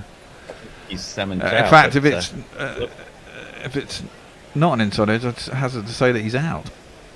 Well, the decision has been reviewed. Yeah, big inside edge. Yeah, inside edge. That's what I thought. Oh, it's a massive inside edge. Yeah, it's massive inside edge. Yeah. It's odd that, to be honest, it's such a clear inside edge now that we're seeing it again. I am surprised that on the field they didn't spot that, because there would have been two sounds. I mean, the umpire got it right. And Tom Latham is literally 1 yard, 2 yards behind it, looking directly at it. His view's not obscured. And the ball's, the bat's definitely in front of the pad. Yeah. I mean, I'm not really sure what they're checking. They're just checking whether it's hit the bat before it's gone onto the pad, but clearly it has. But it's okay. That was probably the doubt that was in New Zealand's mind, because they were reasonably close together. They weren't that close together. Anyway, drama over. Ravindra comes in for his second ball of the over, which Root plays off the back foot, but straight back to Ravindra. And the scoring has dried up for a bit. So, Clay, plenty of time to recover. Yes, it's not a T20, remember, Ian? Yeah, remember we're getting to the boring middle overs, aren't we, Bear? Yeah. Well, we are. We're well into them. We're 6 overs into them. Ravindra. Oh, that was straight onto leg side, and Root plays it off his legs down to deep square leg. They come through for a single. I noticed bear that Ravindra uses his crease a lot. Goes wide, tucks in. That seems to be a lot of his variation. Yeah, it's a good one to have. Slightly varies the angle, doesn't it? It changes the angle. Puts a little He's bit of... he's quite good, isn't he? He's interesting to watch. He's all right. He's coming over the wicket to the left-handed Stokes, who plays that immaculate forward defensive. You can probably see it in your mind's eye. You're very familiar with nobody is. Dot ball. Is he native? Was he born in New Zealand, Ravindra? Do we know? No, actually. Don't know much about him. And that one is played, and that's the other classic Stokes shot. It's the straight, long on drive, but this time just for a single. Cut off by the man at long on. England 84 for 2. No, Both batsmen 2. These two are very good at rotating strike, aren't they? And just picking off the singles. Old hands. Old hands, indeed. Root. So that's that shorter, but Root content to knock it down to long off, where fielder pings it in at the end of the 17th over. England 85 for 2. And over to Annie, see if anything's happening out there.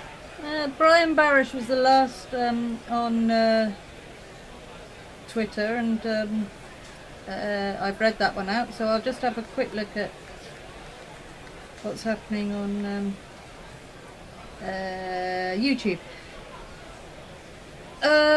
Pokey Bumfinger says Alistair Reynolds is great, bit twisted, but a huge space opera, very inventive. Thank you. Right, well, I'll definitely have a look at Alistair Reynolds. And that's about it, really. Just well, no, we got super chat from Warren Davis. $4.99. Super chat is. Super chat means that they give us some money, and we have to read out there whatever they say, Annie. Oh, okay. And it's good. It's a good way people have been doing it since the Ashes, really. It's been very nice, and it's very welcome. Lockie Ferguson in for his first ball of the new over. That's left by Joe Root, straight through to Tom Layton, dot ball. And where would I find this? Well, it should just be in a normal chat. But hey, I've got it here. It's okay. Warren says, loving the green screen backdrop. Was it painted by Gorilla? R.I.P. Ravi. It wasn't painted by Gorilla. It's just a photo I grabbed off, Tinternet to put up as a green screen. But it is Sophia Gardens at sunset. And that's a sort of classic Joe Root shot, and not fielded cleanly by the man in the gully, and they come through for a single, I believe. Yeah, it was aerial for quite a while, wasn't it? Yeah, it's just looking at it again, it was just wide, but still aerial. Tim Southey does the fielding down at third man. Messi tells us that Ravindra was born in Wellington in 1999. Wow, he's a youngster. Jesus. Yeah, Well, I'll tell you what, he's a youngster in... I'm having a look down the sheets. I think he's the youngest. He's out the of youngest both teams? Sorry, both teams, yes. Probably. 24, which is Harry Brook, is the next one. Yeah. 25, Gus Atkinson. It's funny, isn't Stokes it? Is on. When I first started watching cricket, I never picked young players anyway. In the 80s. Yeah. Ferguson in again,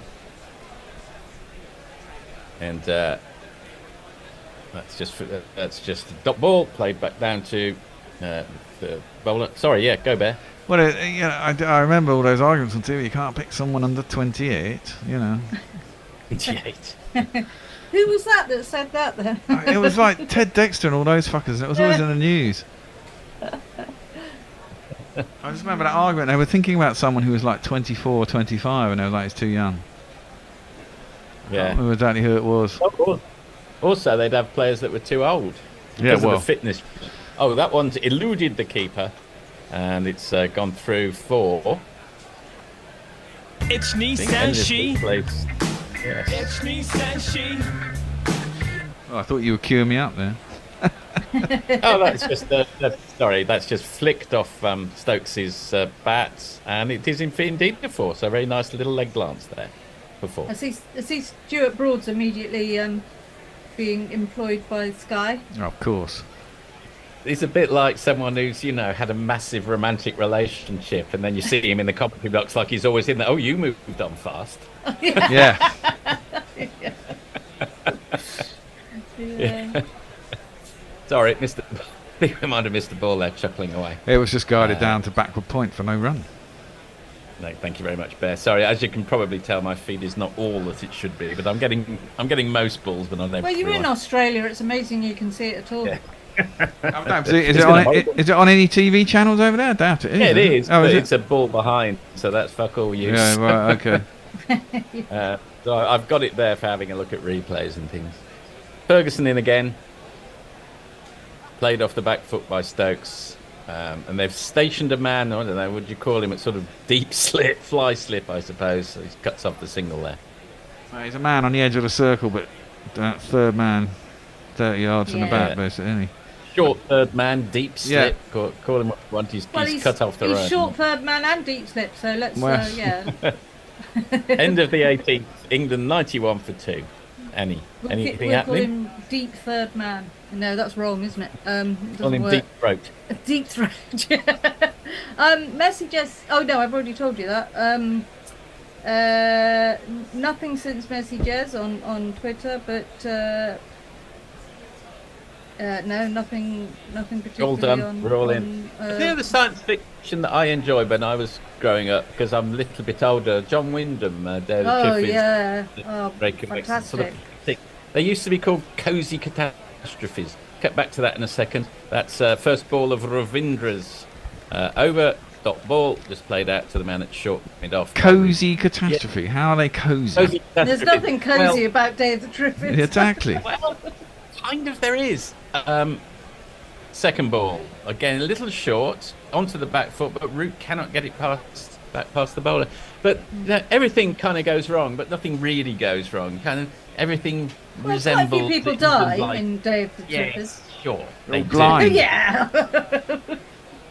Ravindra again, third ball of the over. That's played out to the man at point, but again a dot ball is going very well. Ravindra is 1.1 for 4 off his first 15 balls. Yeah, it's fantastic. Did you watch that series there, the Day of the Triffids? The BBC one? Yeah. Yeah, I remember that. I think I had to Another read that as well. Played that to mid off. Did you watch The Last of Us when that was on recently? Yes. Yeah. I enjoyed that. Having not played the video game, not really knowing the story, I wouldn't have figured it was from the video game. Yeah, I had no idea about the video game, but I like The Last of Us. There's a beautiful episode when they ramp up with those two gay guys in the middle of nowhere. Yes. I really enjoyed that. Yeah. That's played out to the man at long on by Roots, and finally they break the stranglehold of Ravindra, and then they manage to get a single. It's a bit depressing, though, isn't it? But then I quite like Kind depressing of. things. I like depressing But things. it wasn't Handmaid's Tale depressing, put it that way. Oh, God, yeah. And that's played down to long leg, and I imagine they'll amble through for a single. Indeed, they do. First few series of that were really good. Then I got kind of hooked, and I ended up watching the whole 5 or whatever. It's kind of really. Was there more? I just read it. I read it at university. Right. How does the book end? Does she escape at the end of the book, or is it just sort of? No, the book book's ends just at the end the of the first series. series. Yeah. Oh right, okay. And they write it themselves. Just having a look at Gus Atkinson getting his cap this morning, and at the end of the 19th over, England are 93 for 2. Big speech from Stuart Broad to Gus Atkinson. The baton handed over from one generation to the next. Yeah. Sorry, Annie. Anything happening, or are we all done? Oh, sorry. I wasn't even looking. No, nothing since messages and. Yeah. Fair enough. It's the dull middle overs. Oh, Mr. P says Day of the Triffids. Nothing really goes wrong. What? Yes. Wrong. That's exactly my thought. Well, I'm sorry. I see what you mean. Well, everything kind of gets back to normal relatively quickly. It's not like Threads, that 1980s, absolutely everything horrible and dull. Yeah. Or The Road, one of those books. Oh, The Road. Yeah. Everything goes back to vaguely English and discipline quite quickly in the Day of the Triffids and John Wyndham books. Hence Cozy Catastrophes, I suppose. So it's going to be our last over as a threesome, I think. And the first ball is whacked, pummeled. But it's only gone by Stokes off Jameson, but it's only gone to the striker on the fence. But they do come back for 2. They seem to like the length of Jameson, don't they? Because he's salts at such a height, it gets up to quite a nice height off the pitch. Yeah. For 23 and 3 overs, he's getting a bit of tap. I mean, he can be pretty dangerous, can't Yes. he? But he's not made an inroad yet. Yeah, he was dangerous. Don't know quite enough about him. Has he lost anything since coming back from injury? Oh, that's got to be 4, isn't it? It is right. So It did what's look happened? a little bit like. He And surely. it's been signalled, I think, by 4 by Ferguson. So, sorry, let me just explain what happened there. So, Stokes shimmied down the pitch, smashed it, didn't go remotely where he intended, went down to third man, and there's a rather untidy bit of fielding. They came back for 2, but the fielders signalled it. Actually, Ferguson signalled it did go for 4. No, he was asking for a replay, I think, because basically at that point there, was he touching the sponge and the ball when the ball hit his hand? I don't know. It's difficult to tell. Maybe It's a not. bit of a mess, isn't it? It's very close. It's difficult to tell. I think he did. I think not the first time, but then as he scoops the ball up the second time, Oh, I think there, yeah. something of his body. So I think he's all right there, but then he reaches for it. Yeah, and there, his knee's in contact with the I think sponge. so. That's one of the. I'm giving it as one of these. Yeah, because the sponge is pushed out as well, isn't it? That's a good point. Do they take that into account? Well, I think that's his knee running along it. To be fair. Yeah, but that means it's. It's a good technical point, though, Annie. If the sponge has been pushed back and then his knee is where it would have been, Yeah, exactly. you see what I mean? I don't know. Anyways, it's 4. It is 4. Maybe that'll get Stokes going. He's 13 off 11. Yeah. So Root looks like he's dropping in, as Rook was. So this is rather old school ODI cricket, where a man, Jonathan Trott, used to play this role for quite a few years for England. Strike rate of 80, that's okay. Oh, he Kind can, of he thing. can pick it up. He can indeed, yes. Don't know why I'm getting so anxious about the run rates. I don't know T20. either. Sorry about that. It's, I mean, if England just can so add another T20. 50 or 60 in the next, this is it. You're so right. I'm an idiot. I wouldn't go that far. Jameson ran the wicket, defended by Stokes to the man at gully, dot ball. Have you two heard of Roncontrol Orion? No. Don't think I'm sure I pronounced that perfectly. Jameson in again. That's And from that is Leah. glided by Stokes through the vacant sort of gully area. Come through for a single. He moves to 14. Yeah, so Leah sent a picture of this series, obviously. I don't know of it. It looks very Star Trekian. Okay, that's the England 100 up. England the 100 for 2 before the 20th over. So Thank run God, rate look at the run rate. It's amazing, isn't it? 5 point away. All good. It's a test match run rate for England. Well, yes, very much so. Last couple of balls for us. I think I'm moving into the summariser's chair. And that's played down to mid-on by Joe Root, dot ball. Yeah, and Bear and I are going off, I'm guessing. Yep. But Bennett's not together, because Bennett's you're in London. Well, obviously, yeah. Bennett's supposed to be on, but he's not arrived in the waiting room, so Tony's going to sit here for the time being. Okie dokie. We shall improvise. We're used to it. Yeah, well, of Last, course we're used to it. Last ball of the 20th over. Joe Root facing Carl Jameson. A huge 6'7", 6'8" Carl Jameson thunders to the crease right now.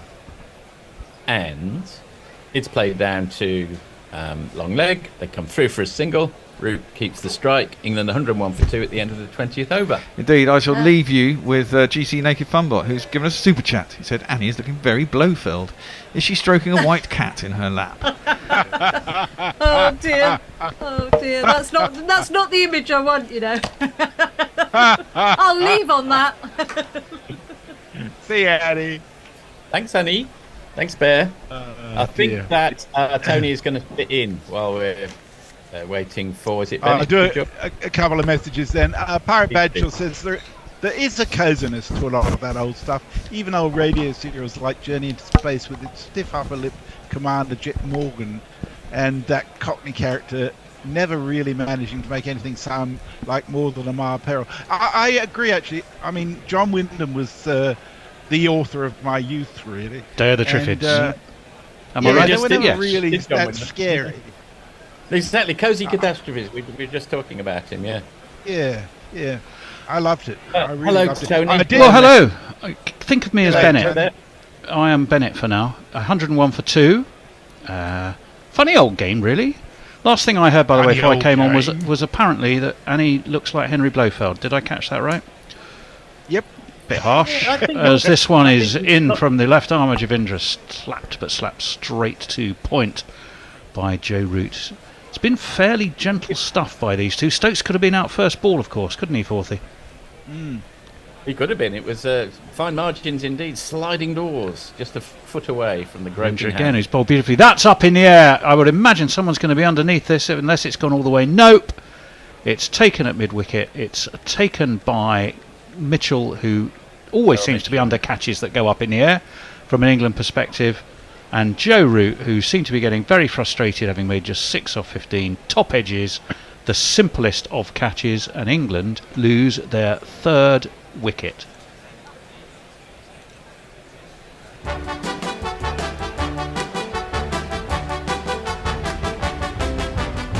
After you've gone. I think that was born out of some sharp bowling, certainly. He's been very frugal, has young Ravindra, but also frustration on the part of Root, don't we think? Yeah, totally. I mean, Root didn't look to be in any technical difficulty. He looked like he could stay there as long as he wanted. But, I do sometimes wonder if they play so much T20. I suppose Joe Root doesn't really, so I suppose he would have been able to pace the innings. But I find myself watching it and thinking, well, aren't they getting a move on? And then I'm forced to remember there's 50 overs, not 20. Well, it is. I mean, 5 and over in the power play. England were cruising along very nicely. 50 without loss. Everything seemed to be going exactly according to plan. Brooke and... we didn't have Jason Roy, did we, opening? Roy apparently had a back spasm. One wonders if that's a back spasm of convenience, but nonetheless, he had one. Not that he got it in a convenience, though he may have done. Who knows? Just sounds like an indie band from the 90s. Back spasm of convenience. Back spasm oh, big fan of their work. Indeed. Yeah. Well, actually, there was a band called The Kitchens of Convenience. The Kitchens of Convenience. I love it. Yes. Well, it was a good, decent length ball. Root was looking to sweep uppishly, slog sweep really, and it was just a shade too short for it. And Mitchell, well, he won't take many easier catches. You're right, he was frustrated, but on the other hand, he had to find a way to, score runs off Ravindra, and he decided the slog sweep was the way to go. Well, once again, it's the England captain who's in, and the England captain is coming in at a point where there's work to do. 101 for 3. Pryor ain't no loss, 'cause we found someone subtler. Okay, he can't spell Joss, but he also can't spell Butler. Joss Butler. Just because he is Joss Butler. Who steps onto the back foot. Joss Butler. Steers the first ball out to extra cover and gets himself pretty easy single, really. Yeah, I was slightly surprised that they haven't managed to get Ravindra, because he's bowled a fair few short balls and he's kind of got away with it. They've played him off the back foot. There's another example, but the field's well set. In comes Ravindra again, over the wicket this time, and that one spins away. The classic orthodox left armer's delivery, bounced a little bit more than perhaps Stokes was expecting. Left armer to left hander. The left armer coming over the wicket to the left-handed Stokes. In again, it's quite full. It's wristily flicked by Stokes. He should get a single out to deep mid-wicket. He does. He won't be running any. And the mystery of Stokes' knee. He seems to have been very cagey about it, hasn't he? Yeah, he's kind of moving okay. Well, Bit no, like but the things he's been saying about it, he says he's very happy with the plan that they have, but he's not really prepared to say what the plan actually is. The plan is. I've got a cunning plan. Over the wicket comes Ravindra, flicked by Jos Buttler, straight to Mitchell at mid-wicket. It means that at the end of 21 overs, we're edging towards the halfway mark, and England are on 103 for 3. Not really the plan they had. We'll go to Social Messers. Who's very social. Warren notices you sitting in for Bennett, so he just says Tony Bennett. Yeah, it does look like that actually. As we put up our rotors, I noticed it said Tony Bennett a few times. I am still very much alive, though, I have to say. Bennett, we hope, is, although we can't find him. Oh well, these things happen. Over on YouTube, Don Diego's City Pants just says, "Oh, for fuck's sake, Root." Lockie says 310. I think that would be England would be pretty happy with that from here. Mr. P says, "Here we go, Universe Joss." Stephen Kelk says, "Good afternoon, everyone." 6 for 8, Jameson. Round the wicket to the left-hander. Defended into the offside, no run. Sorry, Messers finished that one. Stephen Kelk says, "Great to see a game of cricket that lasts longer than 3 hours." Indeed. With apologies, of course, to Stephen Kelk from Kyle Jameson for rudely interrupting his tweet by having the temerity to deliver a ball at England's Test captain. 103 for 3. I'll tell you a really interesting stat coming up soon. Fascinated me. Jameson in, waited for, dabbed late by Stokes, but dabbed straight to backward point, and there is no run. Did you know the first ever ODI between England and New Zealand was actually played in Wales, not here. It was played at St Helens in Swansea in 1973. Oh, well, I would have guessed it would be that 1973 tour, because that was one of the very first. It was. The stats, though, fascinated. The stats that fascinated me. John Snow took 4 for 32. Jeff Arnold, GG, horse to his friends, 3 for 28. I'll hold that score for a minute. This one is on the leg side of Stokes, and he can just guide it away towards mid-wicket. As Conway does the fielding in the country where the castle bears his name. 104 for 3. So that was all very interesting. Dennis Amiss made a very decent 100.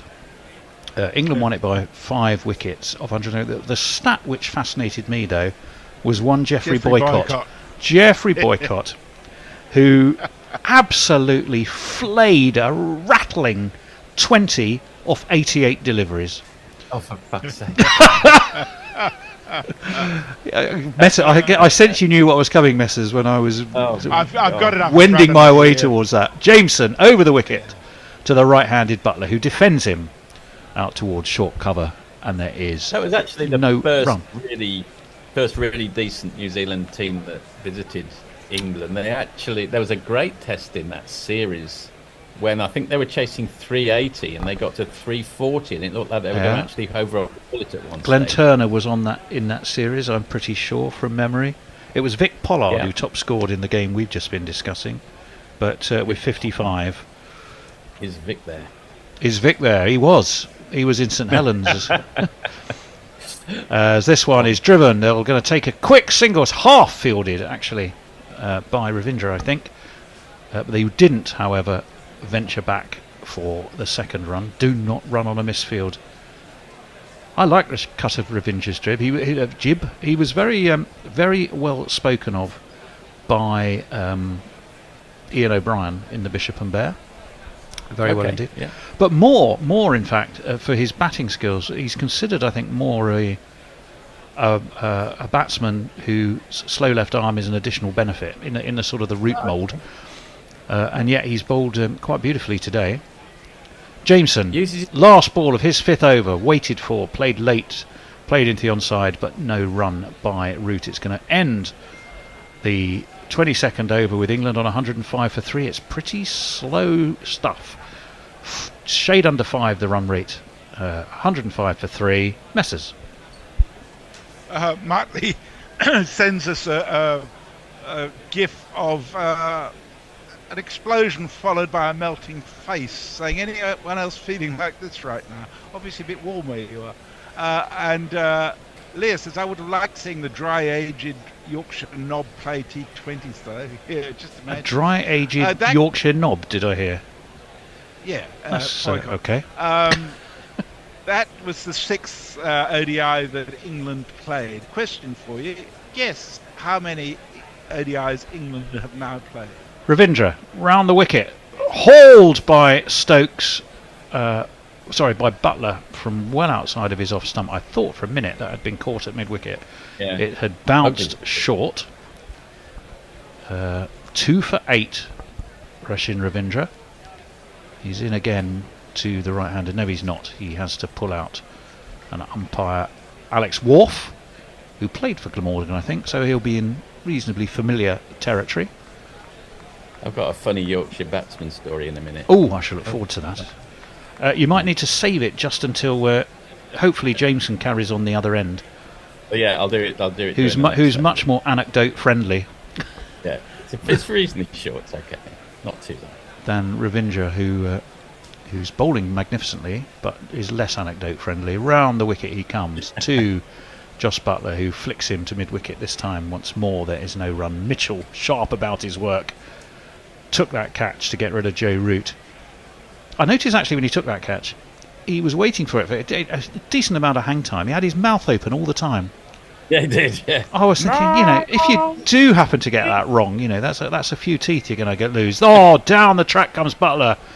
That's, I think, the first one of these today. It's absolutely launched back over Ravindra's head, and it is one of these.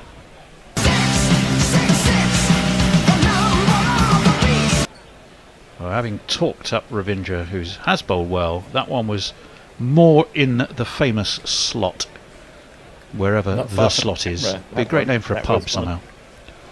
Well, it's one of the bigger ones. It moves England onto Nelson, 1-1-1. They are indeed. 111 for 3. That run rate, though, still under 5, although it's edging up towards it. In comes Ravindra again. Back foot push, really, away to mid-off by Butler. He'll get a single. It was a big 6-2, top of the sight screen, almost. Look, the camera it was a beautifully struck shot. It was a bit fuller by Ravindra, and it was very much in that slot. In comes Ravindra over the wicket to the left-hander, flicked off his toes by Stokes. To mid-wicket, no run. 112 for 3. You've got one more ball and some messages, and then we're going to find out about the mysterious Yorkshire batsman story. This one is defended down to mid-on, but it's going to get a run for Ben Stokes. He's going to keep the strike. 2. England's Test captain batting with England's one-day captain. It's the end of the over, and they've kindly put some ads on for us, so I've forgotten what the score is. Can somebody tell me? It's 100 for 2. 112 for 3, I beg your pardon. I need to refresh. And 113 for 3. Messers. Farong says collapse is on, question mark. And over on YouTube, Stephen Kelk says that went like a tracer bullet, etc. About time, says Mr. P, nearly nodded off then. I can't see because it's a hard over it, courtesy of Brewdog. There you go, go Forthy. Okay, so, I think I'm going to we do have a change of bowling. You have to be quick again. Okay, okay. So, Harold Pinter, he used to be in a Actors 11. Do you want to play the jingle? He did. Can you bowl it? Yes, it's a bit unexpected actually, but we know he can bowl. It's this fellow, Glenn Phillips. By the bad, loved by the good. Glenn Phillips, Glenn Phillips, Glenn Phillips. Bowls off breaks, so I suspect he's going to come around the wicket to the left-handed Stokes. He is, who guides him into the onside no run. Well, not anecdote friendly, but I'll give it a go. So, every season, Harold Pinter produced a cricketing poem for his cricketing 11, which he would send round. Yeah. In comes Phillips onto the back foot, guided straight to point. And the tradition was that everybody had to say once they received it, "Oh, it's so brilliant, Harold. Oh, you've done it again. Absolutely marvellous. Fantastic." Pause there. Phillips again, who's rudely interrupting what is shaping up to be a riveting story, as this one is steered down to short fine leg. They do take a single. Rather rude of them. And this year's was I saw Leonard Hutton batting in his prime. A different time. That was it. He sent it round. Pause there. Okay, we're going to wait for Phillips, who's great respect for this story. And in it comes. In he comes. Not the story. That's still going, I can assure you. And everyone wrote in, say, absolutely no run. marvellous. You've done it again, Harold, except for one chap, Stephen something or other. And Harold Pinter got really quite angry and contacted him and said, "Why haven't you written in to give your review of my poem?" Pause there. Down the track comes Stokes, but he only really has to reach for it, and it bobbles out to Jameson, I think, who's at long off, just a single. And anyway, this chap wrote back and said, "Oh, I'm sorry, Harold, I still haven't finished it." 114 for 3. We got through it. We did. No, we did. We did. I remember. Harold Pinter wrote a play about cricket which was 253 words long. It was called The Catch. Ooh. He's a minimalist. One of the first plays I studied at school was Harold Pinter. It was The Birthday Party. Phillips. Oh, yes. Coming over the wicket now to the right-hander Butler, who defends. Decent over, just the one run off it for Glenn Phillips and his slightly more than occasional off-spin. It's 114 for 3. We can go back to Messers. Warren's going to be disappointed. He says, "It's Ian Forth's funny story going to involve someone being suspended to a door?" No. that was the most disappointing story of all time. Well, this was the Bears' weird story, wasn't it? If I remember rightly. Stephen Kelk's a bit distressed. He says, "I have only alcohol-free beer in my supply. Oh, How Lord. did I make such a miscalculation?" That's a shocker. Which Mr. P says, "This is serious. You need to call emergency services immediately." We're going to wait. Yes. Ravindra is in. Attempted pull. He did get something on it. Down to fine leg where Jameson is stationed. It will be a single for Stokes. Not really a Harold Pinter story. One of my earliest stirrings, shall we say, as a very young man, was Mrs. Pinter, Hello. which was Lady Antonia Fraser. I used to quite have a thing for her from memory. Oh yeah. Oh yeah. As this one is punched into the offside, out towards deep cover. They will take a single. Rob 116 Brydon, for 3. Comedian, he once approached Harold Pinter at one of those functions and said, Hmm. "You know, I didn't get into RADA and I read your piece from the birthday party, Harold. I can't help thinking if you'd have written it better, I would have got in." This one flamingoed straight back, but it's going to be fielded on the very fine long on boundary, so he didn't quite get as much on it as he wanted. Stokes just gets a single, brings Butler onto strike. 117 for 3. I once went to see the birthday party in the band? No, the play. Oh. Somewhere in London, and I do remember Sir John Gielgud was in it, and onto the back foot goes Butler, slaps this out to deep cover. It'll be one more to the score. 118 for 3. And Sir John came breezing through reception and stopped for a chat. And I was only in later life that I realised, let's just say he seemed quite interested in the conversation he was having with me, and which I sort of went straight over my head at the time. My innocent young lad that I was, as this one is punched again out to long on. Be one more to the score. We very much are dealing in the ones and the twos here. The good news, though, is the rot has been stopped after the rather disappointing dismissal of Root. Ben Stokes is playing a captain's knock even though he's not captain, and Joss Butler is being sensible. He's got hold of this high, and it's going to be, I think, all the way out to the deep mid-wicket boundary. Really hauled that away, and Ravindra's gone for 4 more. He did drop that short, and it wasn't the best ball by any manner of means that he will bowl today.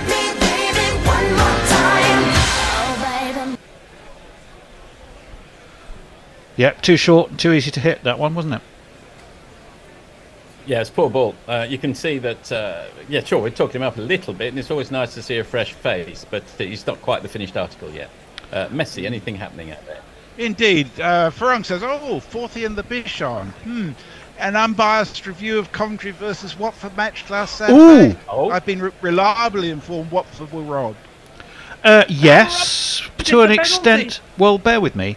To an extent, yes. I think we had slightly more of the play. Coventry were lightning on the break and always looked like scoring. We did have the lead 3 times.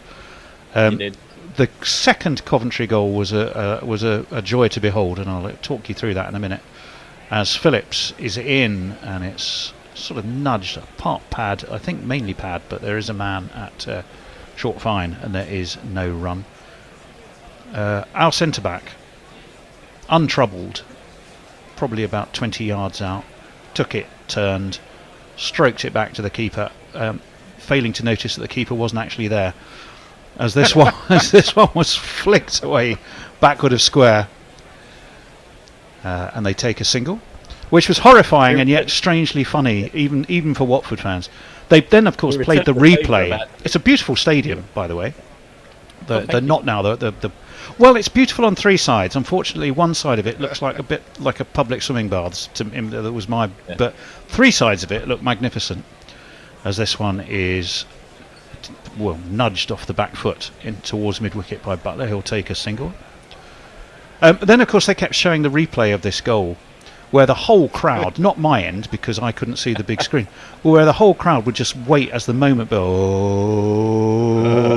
Way! With about sort of 20-odd thousand people, all kind of ridiculing this ludicrous mistake. Phillips over the wicket, round the wicket, I beg his pardon. Slapped by Stokes out to long off. He'll take a single. The score will move on to 127. It's the sort of match you can vaguely enjoy in early September. Well, it was very much. I didn't enjoy the hour it took me to get out of the car park. I do have to tell you that. Sorry about that. Not well. I don't think it's personally your fault. Thank you. Coventry, of course, then clearly felt sorry for us, and then so they personal. Sorry, that's all right. This one's defended into the offside by Butler. They are going to take a run. Goes to a very short back point, probably gully really. But Coventry obviously then took pity on us, having realised how embarrassing this was, and they returned the favour, not quite by scoring an own goal, but by gently passing into the path of a lingering attacker with an attempted back pass, which we then duly score. However, your final goal, Forthy, and then I really will, because we're not here to talk about football, but seeing as it's the first time I've spoken to you since, it is a good opportunity. Phillips in. Yeah. This one's pulled hard by Stokes. He's going to get 4 for it too. He doesn't want this football chat. He's going, look, I better do something to shut you two up. It's one of these.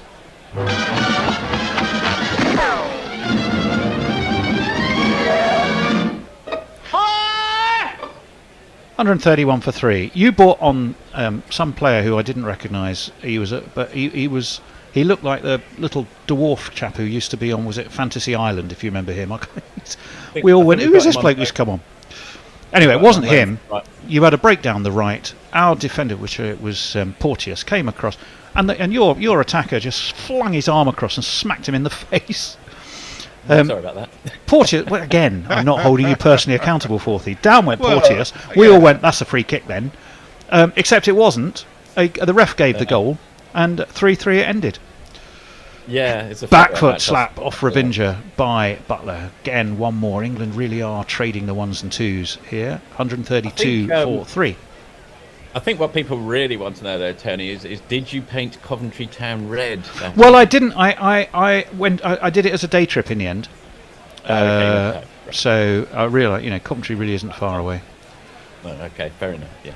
I don't know if you'd remember. I remember that the pub we always, as a lad, so we're going back a long time, but away trips to Coventry always used to be the same pub. I remember it was in Meriden, but for the life of me can't remember the name of it. As this one was away from Coventry. Well, I know it was on the way.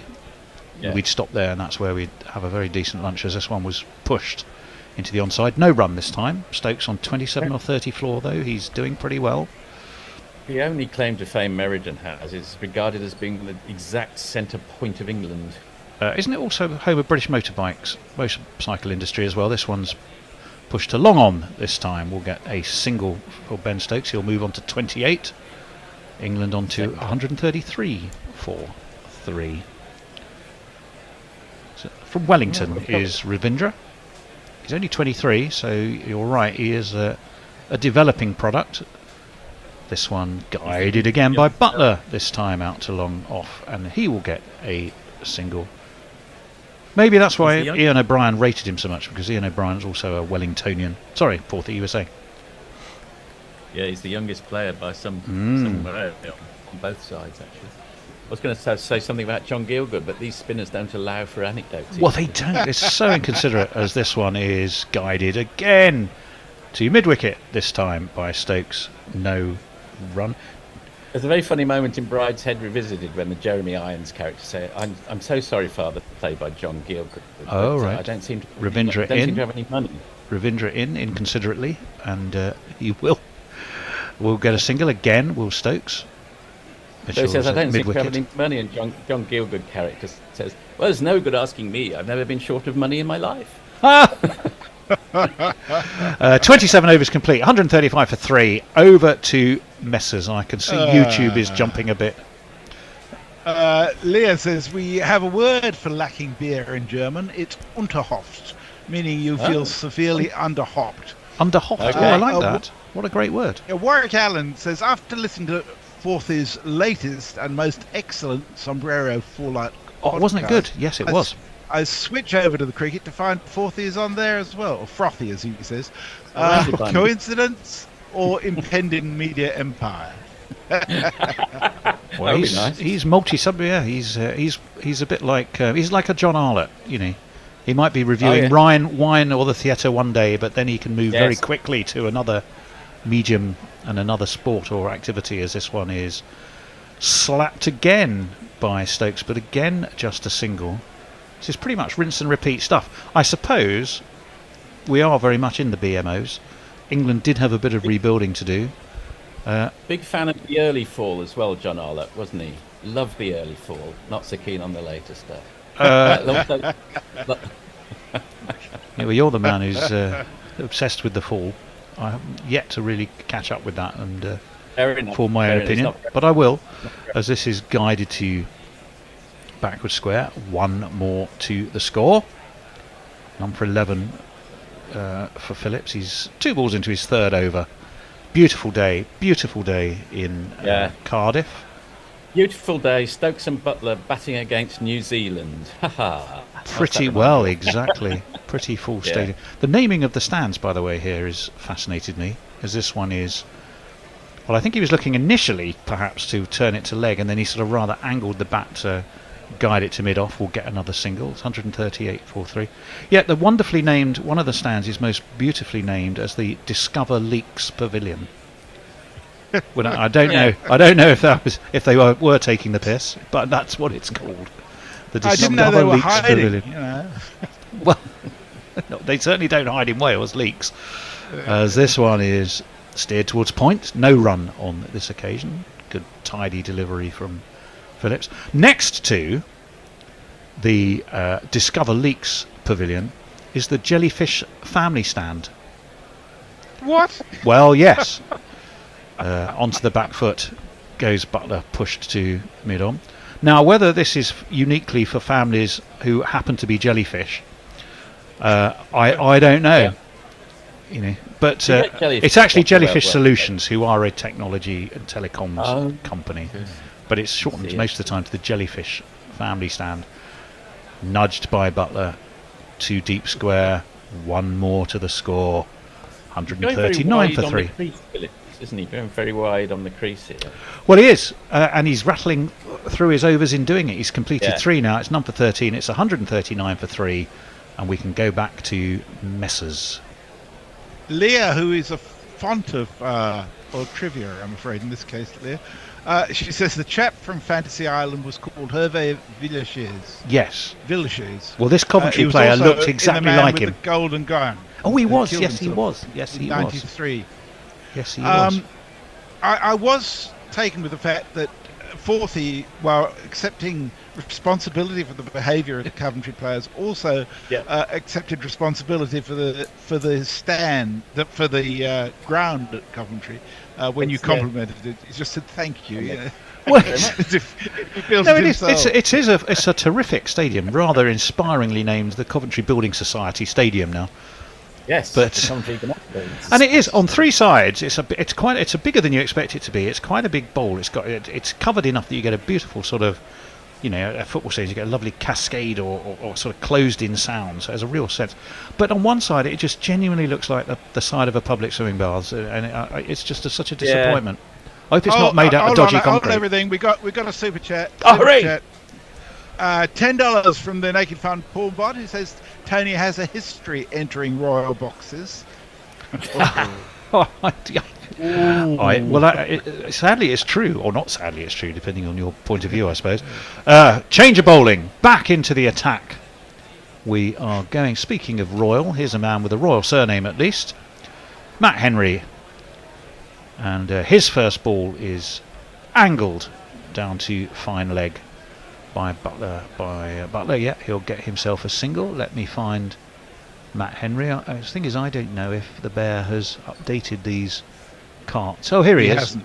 Well, I don't think he has. You can never trust a man with two first names. Matt Henry. Thierry Henry is Thierry Henry. Perhaps he should be Mathieu Henry. Mathieu Henry, I like Mathieu Henry. I'm definitely tickled by Unterhoft. Yeah. If I go into a pub and I'm thirsty, I might announce myself as being Unterhoft. As this one is pushed out mid-on, no run by Stokes. 140 for 3. Now we've got all the time in the world.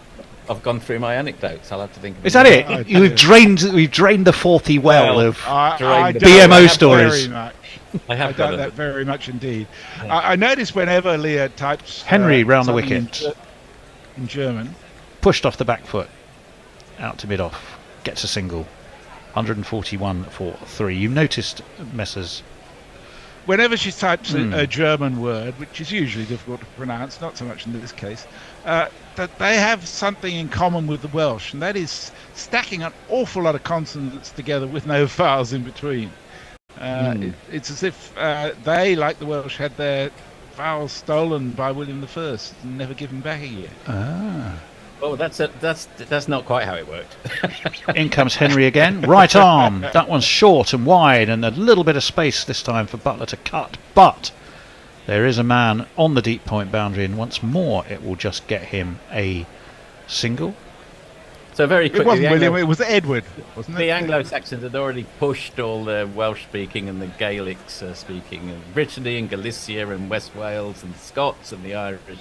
They all have obviously a completely different language to the Anglo-Saxon mainland. Well, they do. I always remember Max Boyce's joke. Well, not his only joke. As this one is steered past point by the left-handed Stokes. We'll get You're not allowed to interrupt an anecdote with an anecdote, Tony. It's not. No, okay, no, but that's very true. I didn't realise he was mid-anecdote. I thought he'd finished. Well, the only thing I was going to add is that, of course, German is. Oh God, I'll incur Leah's wrath not to get this wrong. Don't do that. As far as I know, it's relatively speaking still an inflected language, isn't it? Whereas English is relatively uninflected. So you pile up these compounds in German. But I will get the wrath. Henry again, right. Short, pulled by Butler, out to deep mid-wicket. Fielded though, and again just a single. That's 6 overs completed for Henry. It's 144 for 3.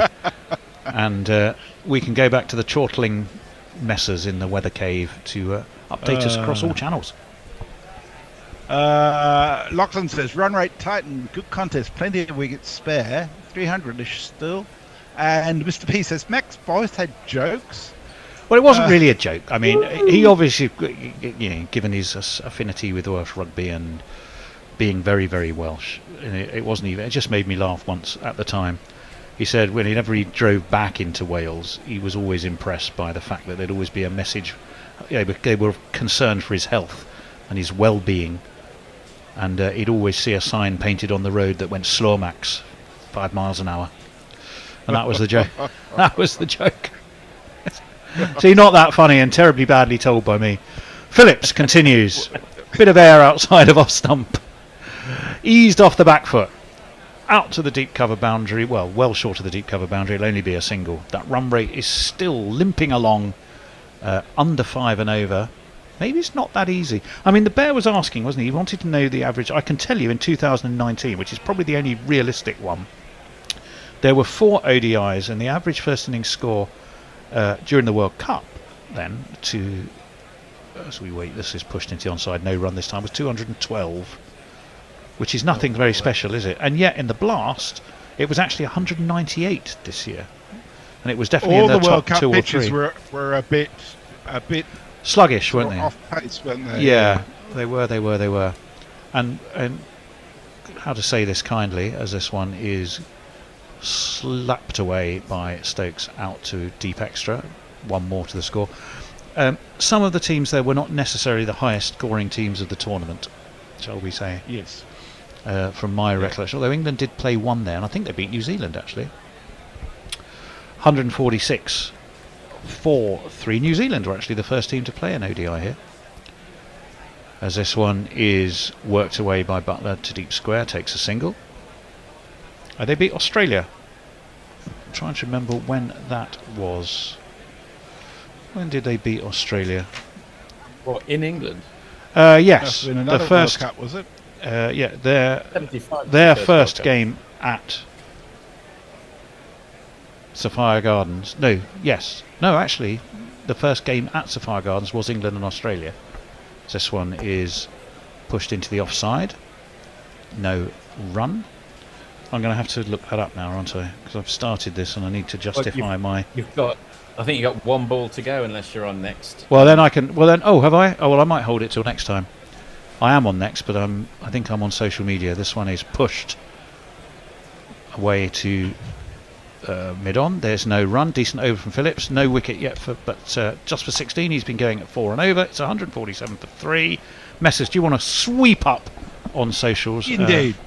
Leah says, can I pitch a podcast of Forthy for his impending media empire? What would be better? One discussing obscure German science fiction, or one rating creator owned alt porn? I'm not sure. I think the format. Yeah. Better go. Cheers. And Mog says, do you really want me to start going on about agglutinative languages, Messi? Well, feel free, Mog. Feel free. You've been very quiet. You may have been distracted by the football for a while. So we're up to date on tweets, Tony. Perfect. What about YouTube? YouTube, we just had a whole rush. No, a few in. Sorry. Sherry says they should be playing Asian teams if they want to prepare for the World Cup, and says New Zealand hardly has a quality spinner. Well, they've done all right today. They have indeed. Annie's joined us back. I'm going to take over some ball by ball. First ball that I get to commentate. Henry bowls into the pads of Butler, who works it down a deep square leg, and it's a single. 148 for 3 after 30. Probably 20 or 30 light. White cap. I was called Henry Blofeld. Yes, there you go. Perfect. I was called Blofeld. Oh, I thought it was a real cat for a minute there. I realised it's not. Real cat. You thought that was a real cat? Well, I was looking at it on that tiny screen over there, then I looked at it on the big screen over there, and it didn't seem to be very mobile, so I presumed it wasn't. Henry in. God, it's hot and sticky. That's clipped into the leg side by Stokes, only as far as mid-wicket. There's no run. Doesn't look the easiest pitch to score. The first game at Sophia Gardens wasn't England versus Australia. England played Australia at Lords. No, I didn't say England. I said New Zealand versus Australia. Right. Overall, and I was just about to look that up. Couple. You really are. You've been doing Bishop. Because we did the first game I did on the World Cup was there, and it was game 5. Did you do the World Cup? Yeah, I did do the World Cup, and it was Sri Lanka versus. It wasn't Bangladesh, it might have been Bangladesh actually, because Bangladesh then went on. There was one game I saw with Bangladesh. That's worked into the leg side. I don't know what Henry was appealing for. It came off the bat. And what's his name? Left arm all-rounder. For whom? Shakib. Shakib yeah. scored about 150, and he was going absolutely mental, and they scored about 400. Again, it was another gloaming day where the weather was terrible. Well, the only reason we were talking about that was that I looked up the average first innings score in the World Cup, because at least it was a body of games that you could judge it on. Yeah. And it was 212, which was surprisingly low. It does seem surprisingly low. Pulled by Stokes down towards deep square leg. Not great timing. Got a bit big on him. He gets himself a single. I was looking up, wasn't I, when the first game here was, and I do seem to recall it was New Zealand and Australia. But I will check my stats and keep quiet until I answer them. Fair enough. Good. Fair Probably. There's enough arguing from you two. Well, we haven't argued. We haven't argued. It's just a gentle disagreement. It wasn't even that. Yeah. I disagree that we disagreed. Yeah. Play up Stop to arguing mid-on. about it. And there is no run. Strike rate's down. Run rate's down to 4.83. You won't be happy about that. Yes, the first ODI here was in 1999. New Zealand beat Australia by 5 wickets. Jeff Allett took 4 for 37, and Darren Lehmann top scored for Australia with 76. Oh, 1999? Yes. Oh, I thought you meant 2019. No. In that World Cup. Oh, right. Okay. In that case, I submit that I'm completely wrong. That's pulled out to deep square leg, and so on. I thought you were talking about the last World Cup. I thought, well, anyway, it's really nice to be on with you two. Yeah, it is. Of course it is. Is that cat a glove puppet? Well, it not a parrot. It's got a mouth. It's got a mouth that goes up and down. Why are you showing us its arse? What are you doing to it now? Stop it! Are you trying to sex it? Figure out what it is. No, it's electronic. It does stuff. Oh, really? It's this conversation could go horribly wrong. Yeah, come on, turn it on. I want to see what it does. Turn on your... No, don't say it, Tony. Stop yourself. I think the batteries have gone. Oh, right, okay. I hate it when that happens. My daughter wanted one of these RoboCat things when she was probably about 4, and after tidying up her room, it's now sat on her desk and it still works. I've seen the film. RoboCat. Yeah. No. Okay. It's not. It doesn't do anything that cat does. Ferguson bowling. It is Lockie Ferguson bowling, and his first ball is driven with no timing by Butler. I think it's trying to drive it out the offside, but he got thick inside half of the bat, goes out to mid-on. We should probably jingle up. And there's a single. Is he here?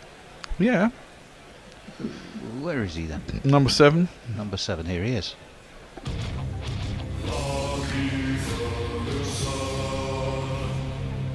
A piece of violent dates. He's bowling. See him kneeling at your head. So seriously, it's an electric. What does it do? Well, it moves. Meows. Meows. What sort of purrs. movements? It purrs. Oh, right, okay. Yeah. Lockie in again, and Stokes tries to guide that down past third man. He wants a single. Joss says no. And they don't swap ends. Got it for my son when we didn't have a cat. Oh. Ah. I was about to say, you can go away and not have to worry about feeding it, I suppose. Yeah, definitely. It does look rather sweet, I must say. Quite big. I mean, it's not a small cat. What are you doing to it now? I was just checking if I could open the battery, but I can't. I'd hate to think where its batteries get inserted. Well, the way you were looking. Does it actually get up and walk, or does it just sort of sit I would if and do someone anything? was shoving a battery up me Well, where I think well, you know, pulled by Stokes out to deep mid wicket, and there's It doesn't get up One and walk. run. No, it sits and moves its head, I think. It's not something I'd feel positive about if someone was putting a battery there. No. As a battery joke, but never mind, it was wasted. Yeah. Oh, look, we've got a new Hombre Nuevos to come back to Patreon us. Oh, fantastic. Hey. Fantastic. You can always Patreon us. Oh, did we have anyone going to GPL? I forgot to mention it. It was open. Full driven at by Butler, misses the man at backward point, but there's a guy at third man, and he'll field it, and it'll be a single. I haven't seen Butler bat for ages. No, I know. Well, you know, now he's not in the test side anymore. Oh, no one entered the GPL today. Oh, that's a bit disappointing. Did we push it? No, I forgot to. Well, there we There are you then. go. Cause and effect. Well, I'm then. surprised Messi didn't enter. Oh, he's sort of auto-programmed to enter, isn't he? Yeah, but he, Exactly. he just missed out the last one, didn't he? He missed out. He never misses by much. Muttley says, I'd get up and walk too, Tony. This won't hurt. It's just a couple of I'm really good with my anatomy. I know exactly what I'm doing. Yeah, good. When it comes to inserting batteries. Yeah. In orifices. So that is punched by Stokes out to the man on the cover boundary. It'll just be one run. Now, when do England go then? 2 or 3 overs, start trying to ramp it up a little bit? They've certainly got the batters to do that at the moment, haven't they? I mean, time will tell, of course, but I think it's reasonably sensible play here. It's not been exciting, but when 3 wickets went down in fairly rapid order, you didn't want another Calypso, did you? No. And Butler cuts that behind the man at backward point, down to the man at third man. It was aerial for a while, but wide of the fielder and gave himself a single. these words of wisdom can wait, right? You never know until the other team bat. What a good score is. Good score. So let's just hold on to that. Also, you know. Well, yeah, I would say upper 200s, 300 and something would be a good score from where we stand now. Mayank, hello everyone. How are we? Oh. We are. Well and delighted you're with us. Hombre Nuevo, afternoon wonderful GC. Sorry I missed the GPL today. Also thought I was a patron. Turns out my card and therefore my mind had lapsed. You see? That happened to me as well. is a regular thing. Yeah. There should be an automated message which comes to you, but it's only automates if I actually write it, I find out. I've got those as well. on the back foot. Punched by Butler this time, wide enough mid-off that they can get through for a single. There haven't been a whole heap of sixes, have there? No, there hasn't. But England, you know, this is the thing with the modern prowess of the T20 player. They'll be thinking they can get 100 off the last 10 with wickets in hand. So, yeah, exactly that. They can get up to close to 200, over 200 by 30, 40, whatever. Then down the track comes Stokes, misses out. Trying to clump it over the top, but completely mishits it. I did ties forget up to mid on, and there's no run. I forgot to ask what the cat's name was, by the way. Oh, I don't know actually. I don't know that it ever had a name. Ah, okay. My son was never very good at calling anything, so he'd call his hamster Hammy, for example, and then Cat was Catty. Catty, yeah. Catty. It does. Katie the cat. Does look funny. Quite easy. Henry around the wicket and guided by Stokes beats the man at backward point, but there is a cover man out there, and it'll be a single. We just had a super chat. Hey. Our man disinterested hand job says, "Frigate, let's do this and get me to bed." Okay. Well, England pootling along at the moment. Yeah, I think they are actually trying to accelerate a little bit at the moment. They are trying to. It doesn't look easy, does it? No. So either that or very good bowling by the Kiwis. So that's defended behind point. There's no run. I mean, much like most of the other players here, no one's played a lot of ODIs, have they? It's all been, you know, the diet of T20 or Test matches mainly. Yeah, we should be getting all the youngsters. They're playing less than half the number of ODIs that they used to play in a year, that's for sure. When ODIs used to be the big thing, didn't they?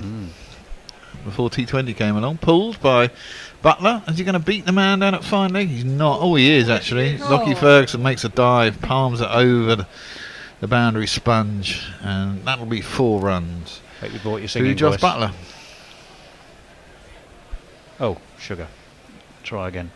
1, 2, 3, 4. Is that it? Yeah. Oh. Yeah, that's a very short one. Well, it's a bit of XTC anyway. Yes. As provided by Jeff. Yeah. I think it's much more of a day out, a one-dayer. Yes, very much so. Yeah. Full day's cricket. Yeah. Which is, you know, always pleasurable, especially when a day like today. Worked round the corner by Butler. I bet a few people are sticking to their seats, though. Yeah, for a single. You can always get up and walk about during an ODI as well, though, can't you? Exactly, yeah. Like any other day of cricket, you don't have to take full attention of it. Especially in those boring middle overs. Especially the boring middle overs, which we're still in. It is time for a drinks break, so... Well, Lack says, when will Stokes start fencing a few?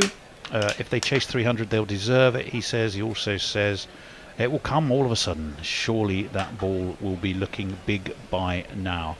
Yeah, it will do. Waiting for the explosion. Farong has some good news, I think. Farong says, since I departed Bangladesh, I still haven't got a permanent job.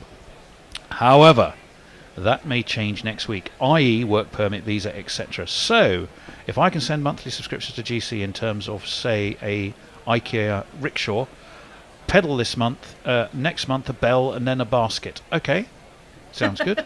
Why not? You're going to send us basically a rickshaw piece by piece, are you? Like one of those magazines that you used to get. Yes, that's right. You build like a replica of, I don't know what, a Spitfire, piece by piece. Pirate Badshah. A taste of the sea and the field. Our jellyfish and leek salad is delicious and unexpected fusion of flavours. And he actually sent us a picture of the jellyfish and leek salad. Beautiful, I like that. Leah says, I will refer to the cat as Orangutan Klaus, as that is a very good name for a cat, as every German knows. Why would it be an orangutan? That I don't know. I don't mind calling it Klaus. I mean, Klaus is a perfectly good name for a cat, but orangutan, I'm not... Orangutan? Orangutan? Not sure about that. What was that? That was Annie doing a ventriloquist. There used to be, years ago, Annie will remember this, there used to be, years ago, a ventriloquist. I can't remember the name, called Archie Andrews. Can't remember the name of the... But it was on the radio. It was like in the sort of the 30s or something. And he was a real star. But he was a sodding ventriloquist on the radio. I mean, how do you get away with that? It's That's just ridiculous. I know! I'm going to have to look up what the chap's name was. I'll do that in a bit. No, these are replays. Armchair Cricket Podcast. I know, I'm enjoying it then. Armchair Cricket Podcast, who will be with us later, says, for a spokes part-timer, Rashid seems to have the ball on a string. He's keeping big hitters like Butler and Stokes quiet as England continue under 5 and over. Yeah, he was indeed. He can be quite the asset in India later this year for New Zealand, one feels. One does. Well, possibly. All right, the line is at 299.5. Are they going to get 300? Should do, shouldn't they? They should do from here, I would say. 17 But overs. they might lose wickets, you see. 17 overs to get 140. Yeah, you should do. Yeah, well, it'll depend, won't it? Exactly that. I'm going to go over. You're gonna go over, are you? 300 or more. I was tempted to go over 329.5. They're often good odds on that, 9-2, but I'm not sure they'll get there. How much do you win if they go over? On that, pretty much even, so I put 5 down and get just under 5 on top of my stake back. So it's just a bit of fun. Yeah, except you get depressed. Peter Brough was the ventriloquist. Peter Brough. The radio ventriloquist. Early 50s, and then on through the 60s. He was the radio, and the puppet was indeed Archie Andrews. Presumably they recorded it in front of a live audience or something, didn't they? And therefore it was kind of worth him being a ventriloquist. Otherwise, as you say, he'd just be a lying bastard.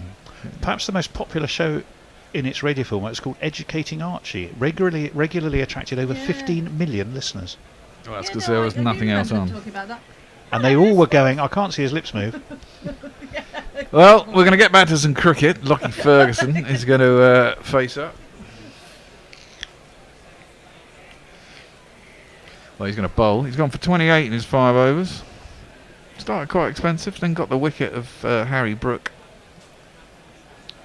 He's bowled a lot better since then, settled down a little bit. Good pace, some good short stuff. Doesn't look like it's easy to time the pants off it here. Oh dear, that's got away with that as Joss Butler. He's gone to pull that. It's a massively Q-ended it, and it's just about bobbled over the top of Lockie Ferguson on his follow-through and landed just behind him. It so easily could have been out. That was really lucky. Apparently Archie went missing several times. In 1947 he was in the back of Peter Brough's car when it was stolen, but he was found 2 days later in a garden in Paddington, and he was left on the rack of a railway carriage at Chatham, but the railway porter sent him back by taxi in time for the show. Like they were trying to get rid of him. Yes. Well, exactly. Maybe he's a bit like Chucky. He's actually alive. You beat me to it. The demon doll. I see a picture of him. Does he actually look a bit like Sam Curran? No, he doesn't. This is defended by Butler out into the covers, and there's no run. There he is. Butler doing his little shimmy. I like Yeah, he looks Butler's evil. shimmy. He does look evil. He looks like he could have a knife or an axe in his hand and murder people. Ooh. I went go-karting on Monday. Did you? Yeah. How did that go? Well, I beat most of the kids that I was there with, which was good. Considering I weigh about Competitive dad. well, absolutely. Considering I weigh about 5 stone more than them. That's clipped up to mid-on. It's a single. It was in the bottom of Canary Wharf. I've been there. Yeah. It was bloody good fun. 20 minutes, electric carts, hooning around, sliding the back end out. It was great. Yeah. Great fun. As long as it wasn't quasi-karting. You didn't crash the economy at the same time. No, yeah, Okay. true. No, I didn't do that. My son came last, and it was his birthday, so it was a bit of a shame. I broke my ribs last time I went go-karting. How the fuck did you manage that? Well, I was trying to overtake someone who then closed me off and smashed me into like a hairpin thing. That gets big on Butler Stokes quite quick. He controls it quite nicely, punches it down. It's 90 miles an hour, punches it down through backward point, who also gets a bit of it to slow it down. Palms it down to third man. He got on top of that pretty well, didn't he? Considering he had to adjust there, Stokesy. Very similar to the ball that actually got Harry Brook, so he did do well to keep it down. He bowls that well, does Ferguson. Yeah, well, he bowls it quick. The bouncer that follows you, they're the best kind. Yeah. Because they really give you no space to go. No, I mean, I think he cramped up as did Harry Brook. Yeah, exactly. That's clipped down to mid-on. That's Jameson down there. He's huge. But there's a bit aerial for a while. But he moves on to 39 off 39. Stokes is 39 off 55. Yeah, so Butler's definitely got a better run rate. But Stokes is still there, and that's very important because we know what Stokes can do. He can accelerate at any point. Exactly. And they've got good brain, these two. Yeah, very smart cricket brains. That's guided by Stokes down to third man. There's no run. I mean, they might have settled on about 300 as par. I mean, they'll have an idea, having batted on the wicket, how easy it is. And England have got some good batters, and they haven't made it. It doesn't look easy. That's why it's out the back of the hand by Lockie Ferguson. That's why that past one was aerial. It's good delivery out the back of the hand. It's quite well disguised. Yeah, as well, it is. isn't it? I didn't notice it until I've just seen that replay. But it was a little bit uppish. Was that nearly over? Oh, yeah. No. Yes, right. Brian Barish. It's Leah first says, Farong sending you a rickshaw piece by piece through the mail gives me strong Radar O'Reilly vibes. Brian Barish. It's Tony. Hi, Tony. Hello to you, Brian. Farong says the first day night cricket match I saw was Australia versus West Indies in 1977, but it wasn't an ODI. What type of cricket match did I watch? 77. Was it a... Must have been, what's his name? Was World it the Series, Rebel Tour? World Series game? World Series game. We're guessing World Series. Who was it? Farong. Well, it was... Farong was originally Australian. So Australia versus West Indies in West 77, Indies, yes. Year I did my A-levels. Oh, Slower ball stopped again. a bitch in the pitch and left Southey a little bit. Got a single. We should jingle up. Sorry, went through to the keeper for no run. What am I on about? Yep. Where is he? The captain. Here he is. He's so pretty, that Tim Southey. He's so pretty and witty and bright. But Tim Southey's not as pretty as Kane Williamson. Down the track comes Stokes, walking purposefully at the bowler. He still doesn't time it particularly well. Gets a single down to third and backward point, third man area. Shakes his head afterwards. I think they are struggling. Yeah, I think they're struggling with the pace of the pitch. I think the pitch might be a little bit too placed or coming off quite slowly, stodgy. We shall see. We certainly shall. And they'll tell us, I'm sure. Yeah, 15 overs after this over to go. Pulled by Butler. Is he going to get that one? He's got a 4 finally. He's got it behind square. Found a gap. Good shot. It's Ravinder down there. It's Nissan She. Sat up a little bit, didn't it, that one? Yeah, a little bit. He had to pull it around quite a long way, but he'd approached the bowler. But it does suggest that the ball's not coming onto the bat. No. And I guess this is partly later season wickets, but also possibly better preparation for India than fast bouncy ones, well, to be honest. very much so. And they may have asked for that too. Yeah. I mean, when you looked at the wicket, there looks to be a fair bit covering of grass on it as well. That strawy grass. That's just defended back down the track by Butler, and there's no run. There was a bit of movement earlier. I mean, I imagine it'll be fun watching Reece Topley bowl if he gets it right on this, because I think with the humidity he'll get that, prodigious in-swing to the right-hander, which is also always troubling for the first 3 or 4 overs of an ODI for right-handers. Cut by Butler. Yes, I should think. Out to man on the fence. At the moment. Yeah. Who else isn't? I even said the team at the beginning, but what bowling options have we got here? We've got for New Zealand. No, for England. No, for England. Bear with me. We've got Reece Topley. We've got Gus Not Atkinson. Stokes. Not Stokes. No. Adil Rashid, presumably Moeen's in Willie, the David Willie. David Willie's in Chris the side. Wokes. Wokes in the side. Liam okay. Livingston. Quite a lot then. Yeah, quite a lot. Yes.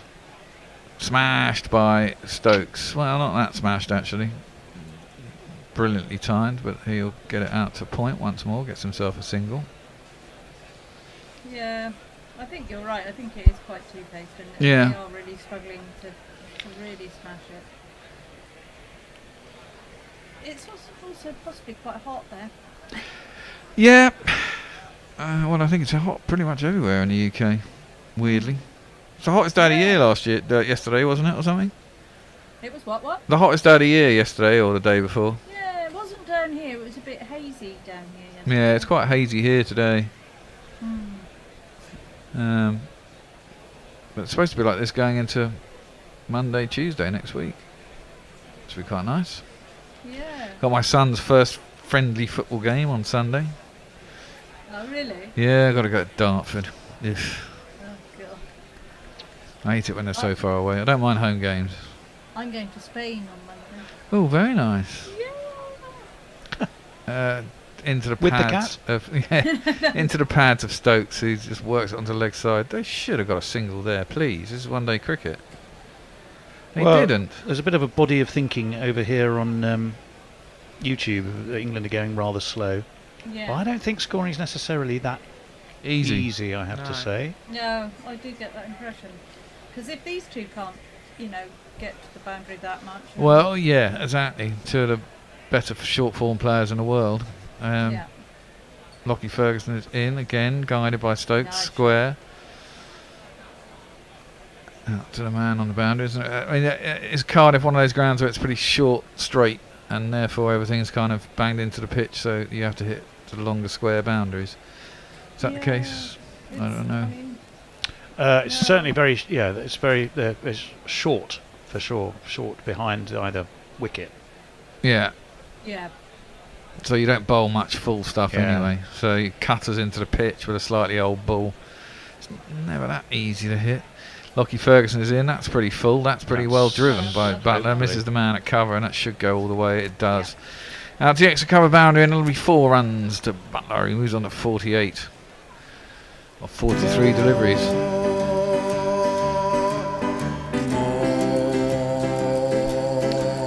Just a little bit too full from Lockie Ferguson, and wide enough to give the batsman he was still width to free his arms. He was reaching for it still a bit. Waiting for it to come on. It was short, but the outfield is quite fast. It looks. Yes. Get out then.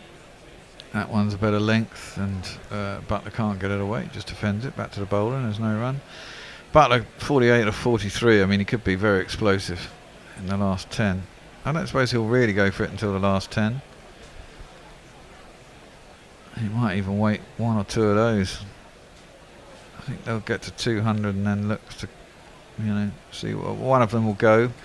Stokes will probably remain the anchor, won't he? Well, I think he'll turn his tee off a bit later. No, Butler's more like that. Yeah, exactly. That's cut square by Butler. It's a little bit of a misfield. It's a bit reasonably well timed. Slight misfield by the man behind square on the offside. Allows them to get through for a single. And that kind of makes sense in an ODI, isn't it? Because you want someone to be able to pick up. You knock the single, let the other guy smash it about. And then if he's out, you take over the baton while the other guy, new guy gets in. However, if everyone goes, then it becomes troublesome. Yeah. Run rate's back up to 5. So they are accelerating a little bit. A few boundaries in the last couple of overs. Lockie Ferguson is in.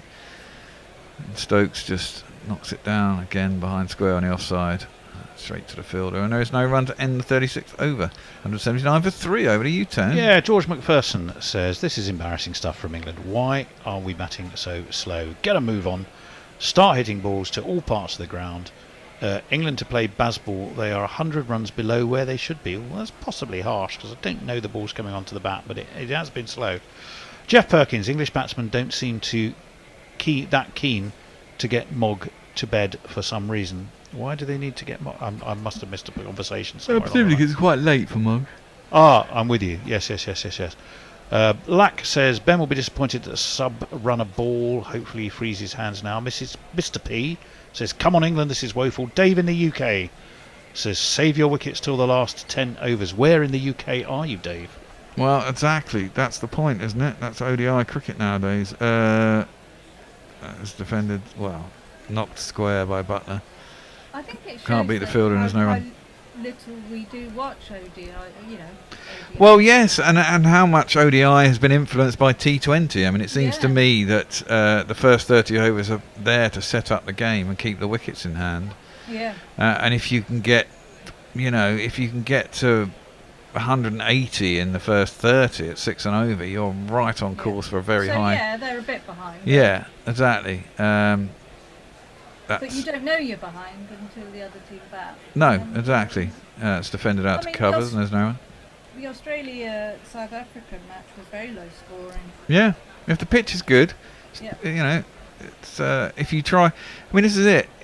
When you've got 10 wickets in 20 overs, I mean, we even see sides getting bowled out inside 20 overs. But I mean, on a good wicket that's not helpful to bats, you can quite easily throw wickets away with 4 or 5 men out in the deep. It's very easy to do. You've got 50 overs to bat. You might as well, get yourself into a position. You've got time to play yourself in. That's off the back foot, forced hard by Butler. Can't beat the cover, but he can only palm it off towards mid-off and they get a single. He's got 50 off 48. Well, exactly. Give him another 50 balls, he can get another 100 runs. Half a half a half a half a half a half a half a half a half a half a half a half a half a century.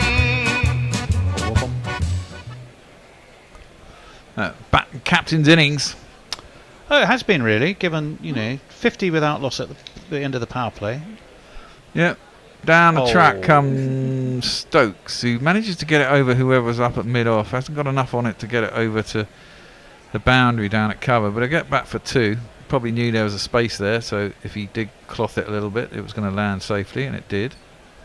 Stokes has that bravado, doesn't he? He can get away with things. Yeah. That other people. He can also hit that ball for 6, weirdly, like a topspin backhand. If he times it right. It's not a pretty shot. It's not a pretty shot, but effective. Yeah. And Stokes will continue to face as Southey's around the wicket to him. Down the track he comes again, cuts again. Can't beat the fielder at point. I think he's getting frustrated. He is getting a little bit frustrated, but he's seen enough balls. He's on 45 now. He's looking to expand.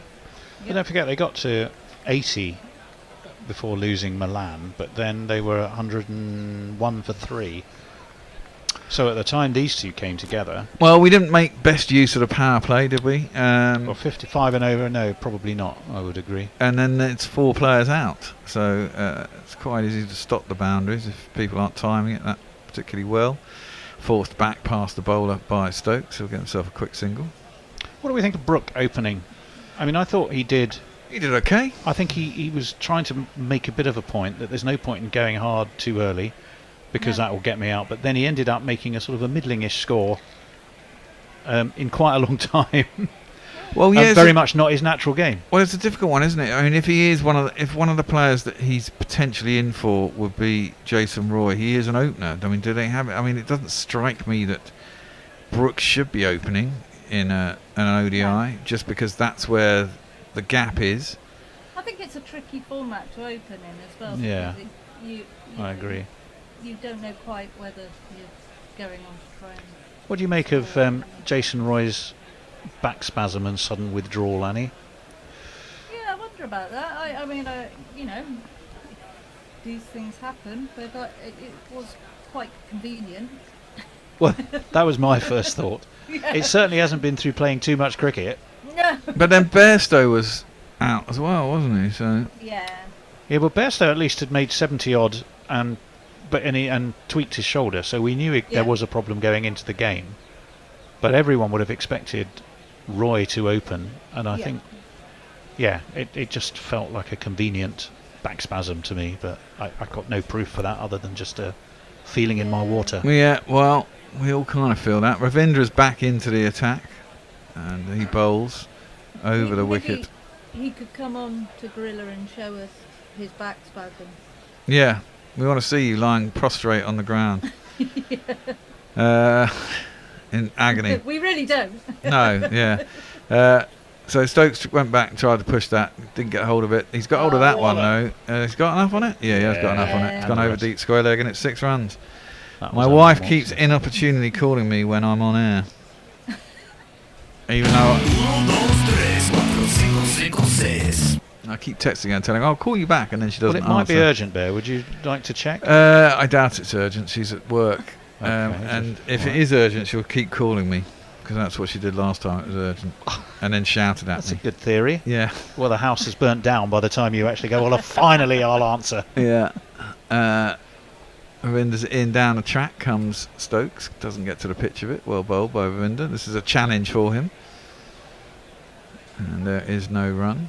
Stokes has got 52. You can have a jingle as well if you like. Oh! Is it up 60? 52 or 68? Yeah. He certainly gives himself some room. Smashes that and he's out.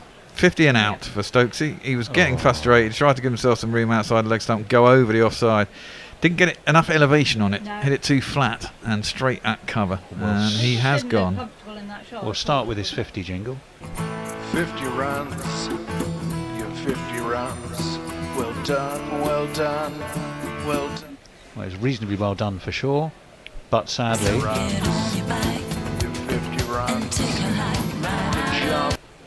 Yeah.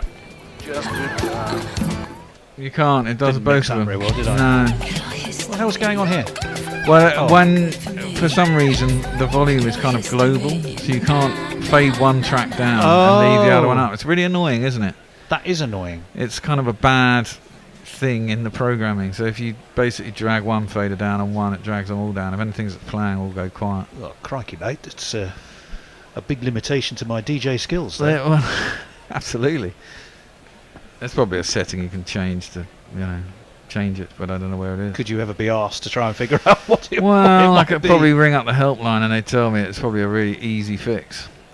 Anyway, he's out. He's out. He Is has the gone. upshot of that? So we did sort of play his out jingle. That is for sure. So who comes in now? Moeen or Liam Livingstone? Do you I reckon? would think Livingstone would be the more likely. Let me see. Let's see who is with us while we wait. Farong says, yep, it was a World Series Super Test.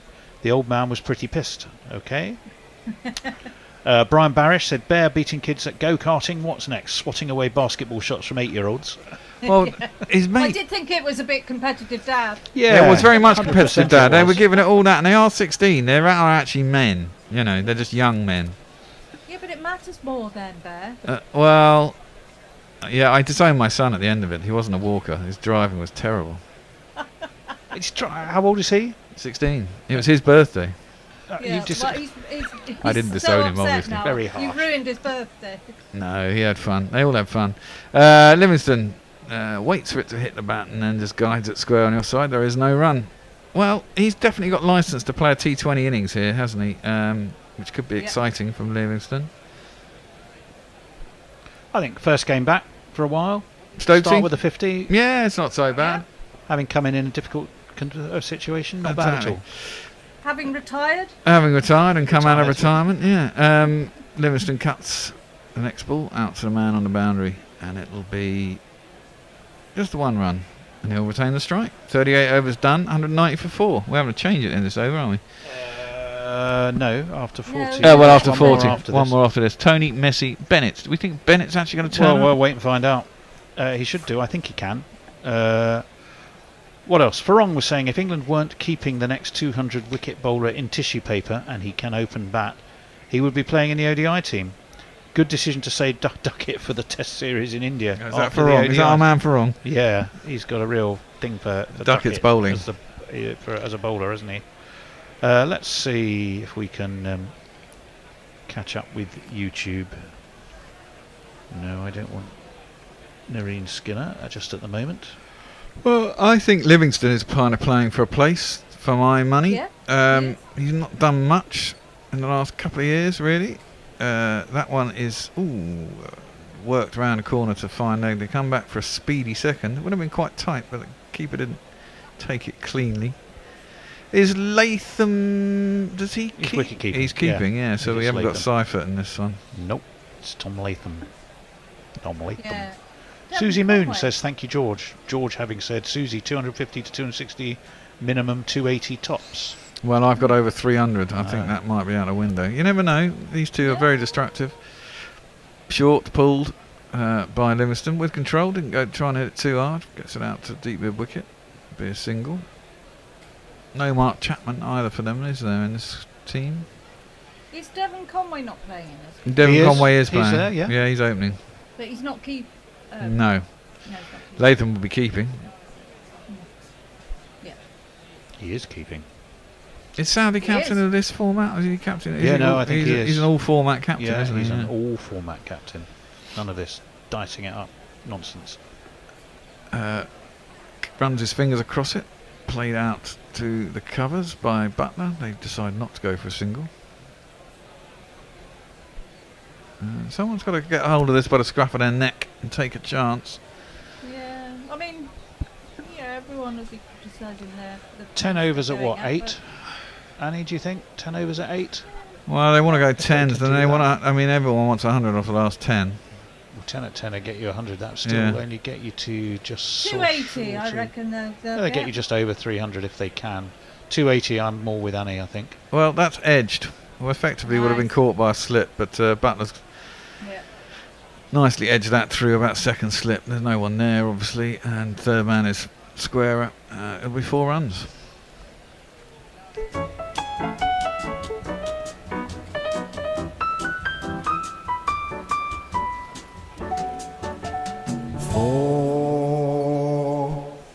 Not much control there. Maybe he's trying to get it down there. I don't know. It's quite difficult to edge it that fine deliberately. Saudi in again. That's probably what he was trying. Yeah, but it's gone a little bit square and gets a single down to Jameson, who is at third man. And run rate's creeping up to 5.1 now. 198 for 4. So it should be marginally. So it should be about 205, 6, 7 after 40. I think 300's still on if someone gets going. Yeah, and Butler's perfectly capable. of Yes. Very much so. doing it. But he is quite hot, bless him. Of course, they'll allow 5 out after 40. Is it? Oh, now here's the thing. That one's played square out to the man at backward point, and there is no run. So, are there penalties like there are in T20s and ODIs now? Time limits and fielders being called back in? Can we remember if that's changed? Because I can't remember. I think I'm right in saying the highest score in the last 10 years here is 342. Was that by Bangladesh? I will check that for you. Yeah, do they if they don't bowl their overs in X amount of time, do they have to have a fielder gets called inside the ring? It'd be nice if it was. If someone on the Twitter sphere can clear up the rules, because they should bring that. They should definitely bring that in. They brought it in. They brought it in T20s now, haven't they? And it's in the 100. Actually, that's rubbish. I was going to say there must be a four. I'm thinking there was a 400 score in a World Cup. Butler crashes that out to a man on the boundary at cover. It'll be a single. Not quite 400. 386 is the highest score here. 386 for 6, which England got against Bangladesh. But you're right, it was in the World Cup. Yeah. The 342 was the highest average first innings score in the last 10 years. Okay. That's defended by Livingston out to cover, and there's no run. Slightly playing for his pace, Livingston, but I think he has to forego that here and just give it some Humpty. 199 for 4. Gets back, cuts. Not sure it's a Humpty ground though. Doesn't spinning looks quite difficult to get away. Seems to squat. It's not really coming onto the bat. No. Cut that. If you get the fielder in the right place, difficult to beat the field. That one was cut straight again at cover. That one's short, and this time he managed to break the wrists enough that he gets it between the two fielders on the offside at cover and point, but only out to the man sweeping on the boundary, and it's a single. Nicely timed for it though. The 200 is up. 200 for 4. England. 2 balls left. It's a very lame round of applause. Yeah. Sort of half-arsed. Not enough booze in them yet, maybe. That's short and again cut by Butler this time. But again, straight to the man out there. Daryl Mitchell, I think, is out on the cover boundary. There'll be a single. Presumably then they'll all have to start discovering leaks in the Discovering Leaks Well, Pavilion. the Discovering Leaks Pavilion. Aye. Ravinder, who's bowled well, has got 3 out of the 4 wickets. That's a horrible ball. Well, it was only a single. It was only a single, but it was a disgusting ball. He bowled it really hard into the deck. It just got up nowhere. It was really short. It was quite wide. And Livingston could only mistime it up to mid-off for a single to end the 40th over. Would you change? Bennett is here. Fantastic. Will you let Bennett in? Okay, and I will be off, and that's me for the day. Annie, what a pleasure. Very nice to see you. Have a good rest of the Warren day. wants them to wrap these things up quickly here because he wants to watch the rugby. George McPherson says, Susie, that was from the point when you asked, but in total I would say 320 minimum, 350 to 360 tops. Ooh, that would seriously be going. Bennett's walking away. What is he doing? Bennett shaved his head. Bennett shaved his head. He's sort of sorting himself out, easing himself into place. Messi's supposed to be back as well, isn't he? Is he? He'll be there any minute. He can do social. Bennett, then, do you want to take over ball by ball for a while then, seeing as you missed your slot this morning? I did indeed. Is that okay? You're sounding a little bit echoey and distant. I don't know if you got your headphones plugged in yet. Okay, no, I haven't. Do you want me to get my headphones on? Probably best. 202 for 4. Apologies for the earlier sort of non-show on that.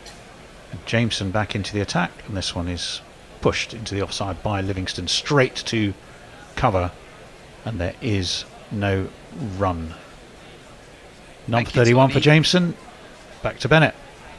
Thank you, Tony, and much better. Welcome to all of you. It's Bennett Olaksekram here, taking you to the latter part of this innings. New Zealand winning the toss, inviting England to bat. England steadily progressing to 202 for 4.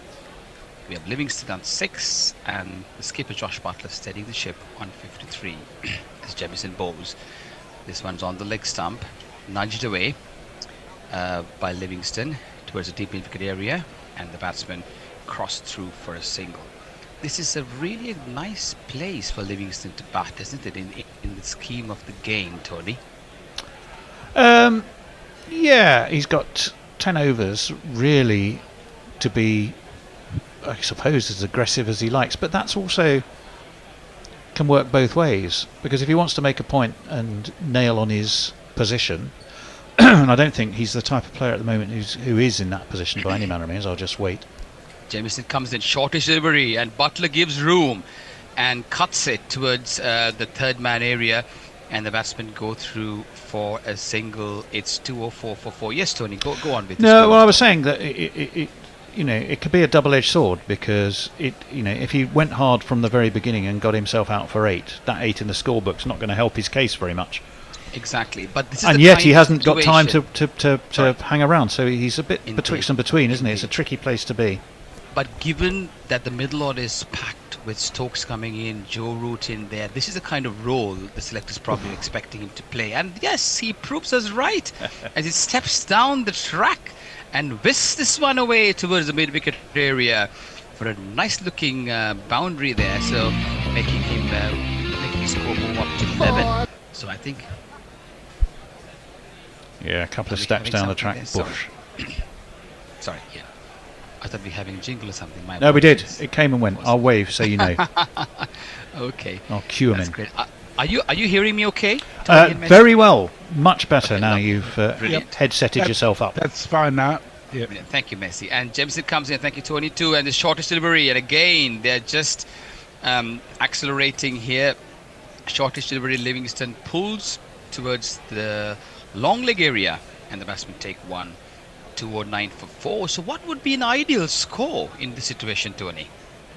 Well, I mean, some people, if they went at 10 and over from here, you'd be shade over 300. And I think that's probably got to be the aspiration, but it's not going to be easy. Agreed. As Jameson comes in to finish up the over, and this one shortish and played on the onside towards the deep square leg area, and the batsman go through for a single, marking the end of over number 41. Livingston on 12, Skipper Butler on 59. Messi, what have you got for us? Warren says, can you wrap this up before the rugby starts, please? I tweeted in, Bear was questioning whether the over 8 penalties apply in ODIs, and yes, they do. The actual rule says for each over the fielding team falls short by the scheduled cessation time of the innings, after taking time allowances into play, they must have an additional fielder inside the ring. I'd be surprised if New Zealand had any problems there, because they were ripping through the overs with the spinners on today. I think they'll get it wrapped up fairly well, won't they? Well, and England should as well, because I mean they've got plenty of spin options. Yeah. Livingston, Rashid, Moeen Ali, Joe Root, I suppose. There was some speculation about Moeen Ali's place today in this game, wasn't it? But they opted to go with him. And yeah, the bowling attack looks quite decent for England as well. But what is the score that the batsmen are going to put up? Actually, you're right. He's not in the team. He's Well not done, in the Bennett. team. There you go. So thank you. And over pitch delivery, but this time Butler trying to give himself room and played on the offside and goes straight to the wicketkeeper. So after this, to the extra cover area, no chance of a run. So after this, we've got Chris Wokes, David Philly, handy all-rounders. The tail a little bit long than usual. Shortish delivery. Butler goes on the back foot and hoiks this one over the deep mid-wicket area for a huge, majestic 6 there. Well done, Josh Butler, 216.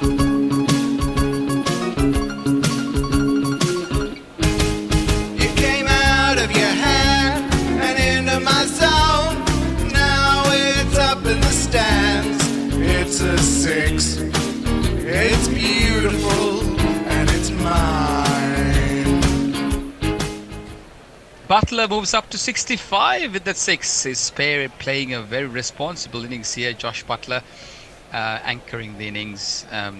216 for 4. The batsman brought Harry Brook for 25. David Malan for a welcome ball 54. And Joe Root out for 6. This one's on the off stump, nudged away towards the third man area. And as the ball travels a little bit quicker than expected, no chance of a run. Ravindra. What do you think of Ravindra, Tony? New Zealand keep him very high in their ranks. Well, I think so. He's only 23. He's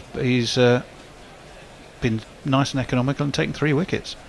Overpitched on the onside, driven towards the long on area, and the batsman go through for a single. He's supposed to be a good batsman too, and a capable. He's fielder. more a batsman than a bowler. So on that basis, he's done very well. I'm sure at the start of play, if you'd have said you're going to go for what? Let me see, under 5 and over, and you're going to get 3 wickets, he'd have bitten your arm off, wouldn't he? He would have taken that. Yeah, over pitch delivery, driven towards the extra cover area, deep extra cover area, and the batsmen scramble through for a single, and certainly they need to sort of accelerate the scoring rate here in the Tony.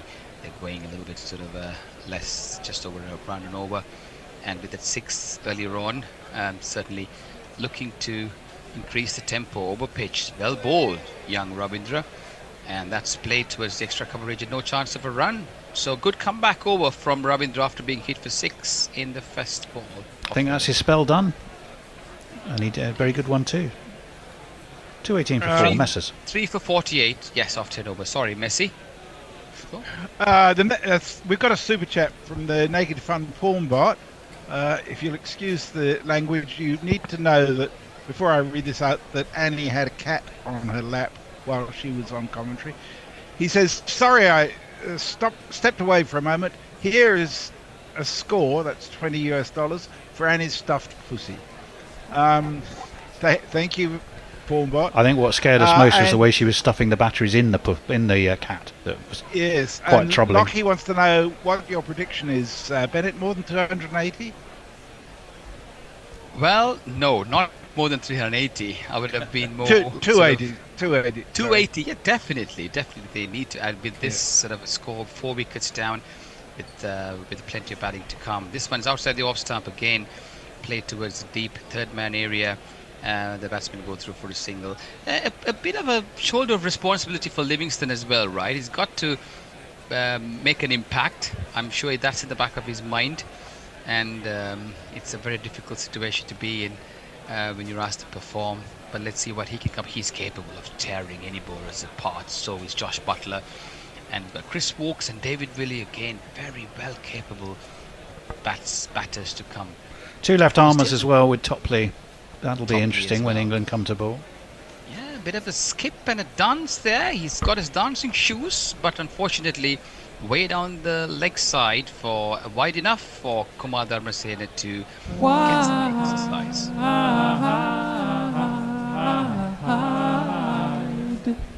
I didn't know we do jingles for, like wides as well. That's great. Nice initiative there, Tony. But anyway, Josh Buttler trying to scoop that away. Quite a not a very stylish fashion on that occasion with his dancing shoes on, but failing to make contact. Jamieson comes in and shorted it a little bit on the off stump, and Buttler gives room, and he plays it towards the third man area, and the batters just go through for a single. 221 for 4. England opting to leave out the all-round capabilities of Moeen Ali, and they've gone in with a slightly longer tail, you reckon, Tony, than they usually would do. Sam Curran not there too. Usually I've seen Rashid batting at 11 most games, whether he's batting at 9 today. Well, they want to give Wokes some game time, that's for sure. Willie, I think they're giving him the chance to make a case. I think they like the idea of 2 left armers, hence both Topley and Willie. Jamieson comes in. This one swacked away over the deep square leg area. Is that a 6? Yeah. Yes, it is. And that's Livingston in all his splendor on the leg stump with a lot of wrist work there, Tony. Looked beautiful to the eye. Yeah, it was beautiful. It's one of these. Yeah. The number of the day. The hops and kicks. The number of the day is 6. Beautiful shot there by Liam Livingstone. Certainly make a case here. Is this the right time for England to move on? They're in the 43rd over. They've got 7 overs left after this. 2 blistering batters at the crease as Jamieson bowls again. This one goes over, sails over the Sophia Gardens long off area and into the sort of not the stands but almost the side screen there. Another 6, 2 sixes in a row, Tony.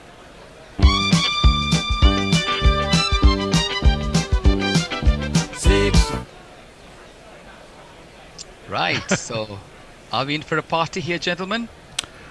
I think so. Well, we certainly hope so. We've earned it, having to sit through those boring middle overs for what seemed like forever. We managed to cover most conversational topics to distract ourselves. They were waiting for my stint, Tony, to sort of do the magic. And I'm only 15 minutes away from the Sophia Gardens, by the way, guys. So here it is, shortish delivery. And this one's hiked into the stands. Again, another 6, 3-3 for Liam Livingston. Ooh, now do we have? I think we have a 3-3 somewhere. It's a question of whether I can find it. No problem, you look for it and we'll let you know. 26 off 70 suddenly from a very sedate start. Livingston 18 off 3. We do, but I can't find it. His run rate, strike rate to 152. That's one Livingston. of these. Oh, I say, chap, give me any lip. Thank you. Tony, you might like to adjust the YouTube screen a bit too. It's a bit askew, if you see what I mean. It is, but I don't know there's much I can do about that, Messi. Oh. Liam Livingston, can he make it 4 in a row? Well, unfortunately not for England fans, but he plays it towards the deep square leg area, and the batsmen go through for a single. Livingston on 33 of 19. Josh Buttler 67 of 61. Not a Buttler-like innings, Tony? Probably not. Oh, I have been able to fix it. For some reason, Bear had something 2-person zoom. It looks like it says accidental. I literally have no idea what that means. Sorry, Presumably. Messi, for stealing your time. We'll let you have your little stint as well, Messi. That's okay. I'm trying to refresh. Oh, here we go. Got it. Muttley says, I thought Moeen Ali had retired from international cricket. Not yet. No, he's unretired. No, he only retired from test matches forever. I think he found it really tough coming back this year. Speaking of niche jingles, says Muttley, isn't there a 2 sixes in a row jingle? There is a 2 There is a 2 in a row, sixes in a go, and I couldn't find it. I've been looking and I couldn't find it. I like the word unretired, Messi. That's probably going to be a quite common word. It seems to be that, well, I mean, let's face it, it's not a new thing. How many singers and actors have retired and suddenly come back again? Dame Nellie Melba was notorious for that. 44th over, and it's Liam Livingston. Nice looking shot there. It was a stylish looking hike towards the deep square leg area, but the result is not as great. It's only a single, but they're rotating the strike, which is great. Is Buttler show now? Will it be? Let's find out, listeners. Intense tussle between bat and ball here, where the last phase of this innings, England being put into bat. The 2 finalists in the last World Cup battling for supremacy here, as is speedster Lockie Ferguson on the leg stump, shortish delivery, and Buttler almost like a sweep, a paddle kind of a shot there towards the fine leg area, and the batsmen go through for a single. Buttler is waiting for the opportunity. Tony, you reckon this is the time for him to unleash? Yes, I think so. He's been careful. He's played the role of making sure that, to a certain extent, others bat around him. But when the ball's been there, he's gone for it. Indeed, he has. We shall see.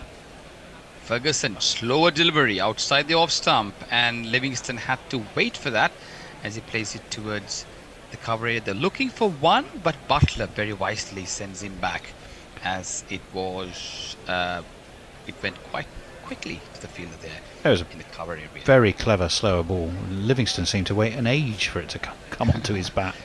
I think he was having a cup of tea and a biscuit as well, whilst the ball came to him, perhaps. But a great battle here. Lovely to watch. England, can they break free? Oh, it's an edge, is it? No. Well, shortish delivery, and they're looking for the wide. They didn't. That was not an edge, sorry. But how in the wide world was that not called a wide, Tony? Well, we'll have a look. I think where does it pitch? Short. Yeah, it was kind of over his. Yeah, it was only just over his shoulder, and he sort of stepped up towards off. It was not on the leg side as much as I thought it was. And Ferguson bowls. This one's quicker, and Liam Livingston on the back foot hits it, makes contact nicely, but goes very quickly towards the deep mid-wicket area. It's Glenn Phillips, a Superman. Have you ever watched Glenn Phillips in the field, ladies and gentlemen? If you haven't, go and get a glimpse of some of his heroic deeds in the field. He's a Superman, isn't he? He's like Flying Scotsman. Straight to him, and the batsman just go through for a quick one. Sorry. A bit of a train. Yeah. Yes, indeed. That's the Flying Scotsman. Yes, it's played. This one's a short delivery. Butler looking to give himself room. He's been doing that quite often, hasn't he, gents, in the last few overs? He Looking has. to make room and play with the pace of the ball, but not being very successful, has he? End of over number 44. 243 for 4. Livingston 35. Butler 68. Messi. Dara Aziz has joined us on YouTube. Don Diego, the silly pants, has no faith in you, Tony. He says, don't touch the electrics. Oh, it's only a fluke, and you're still live. I don't think I touched any electrics that I was aware of. I was merely just adjusting YouTube, which I figured out how to do. Why we have a setting that's actually labelled accidental, I have no idea what that means.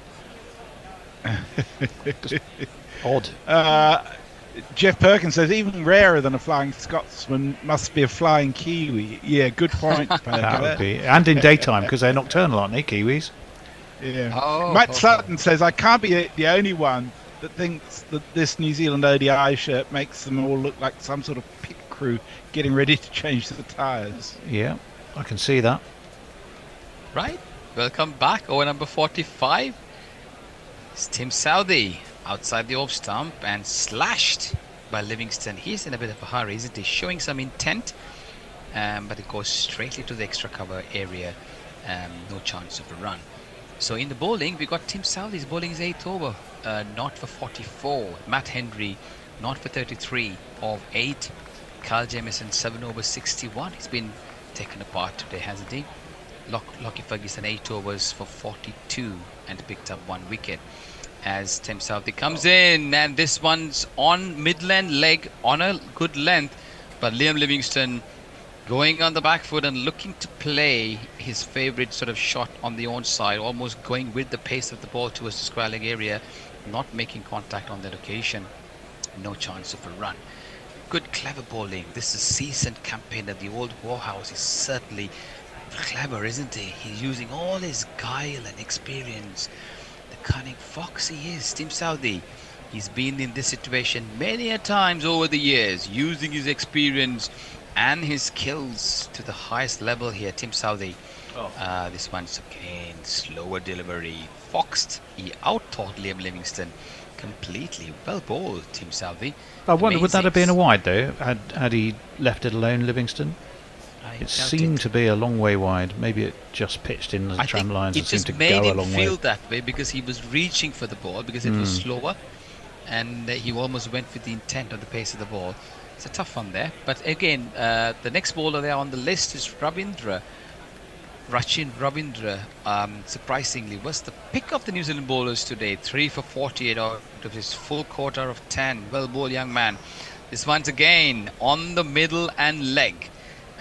Livingstone looking to play on the onside and unable to get bat on ball.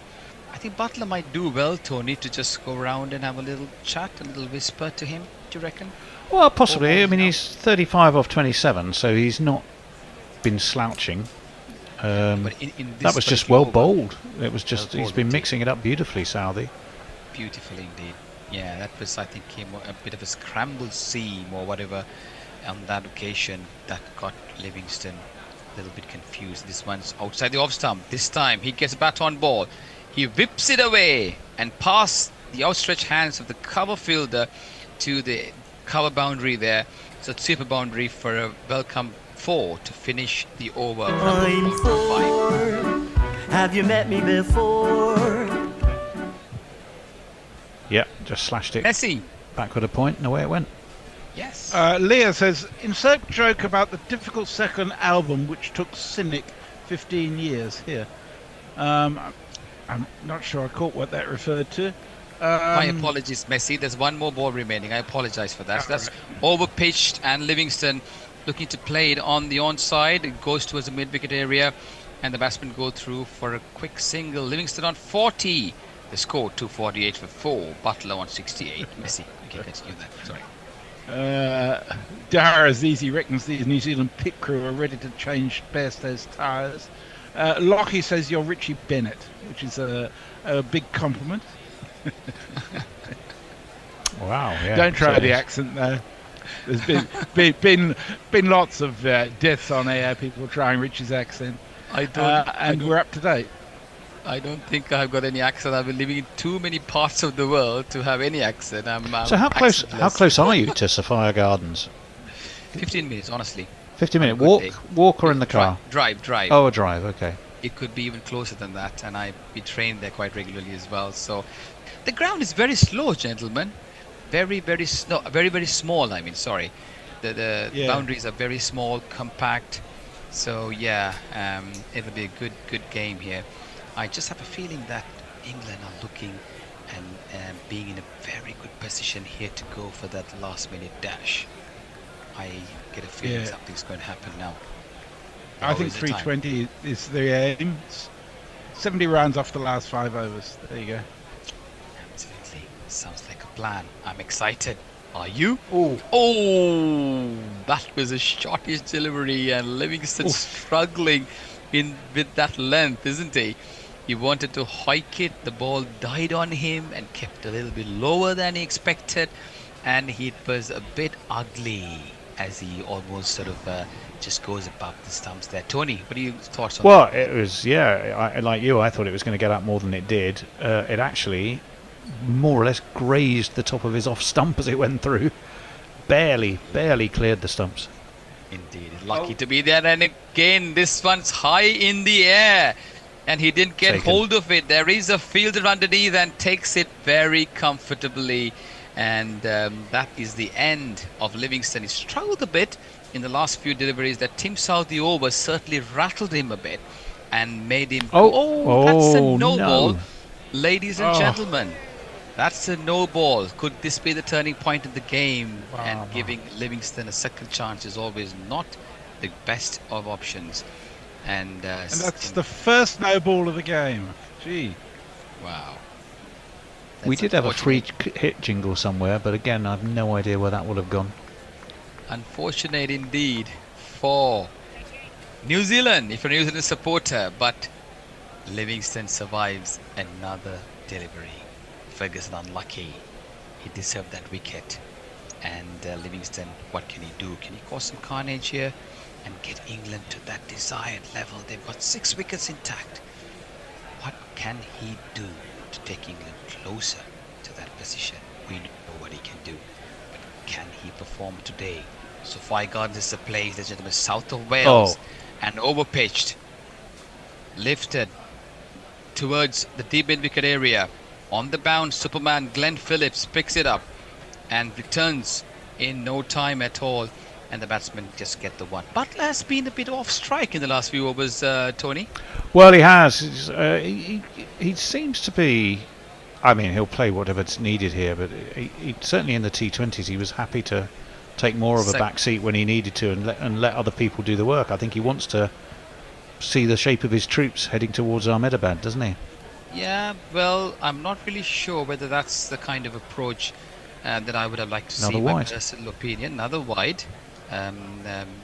Ferguson trying to vary his deliveries and losing the plot a little bit here. You got a wide jingle, Tony, or do I continue? I can if you wish. Here is a wide jingle for you. Nice,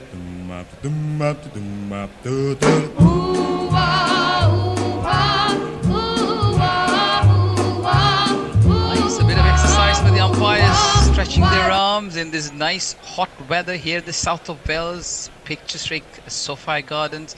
And this once again, Livingston's looking to play that shot a little bit more often than perhaps he would have liked, but that's his go-to shot, isn't he?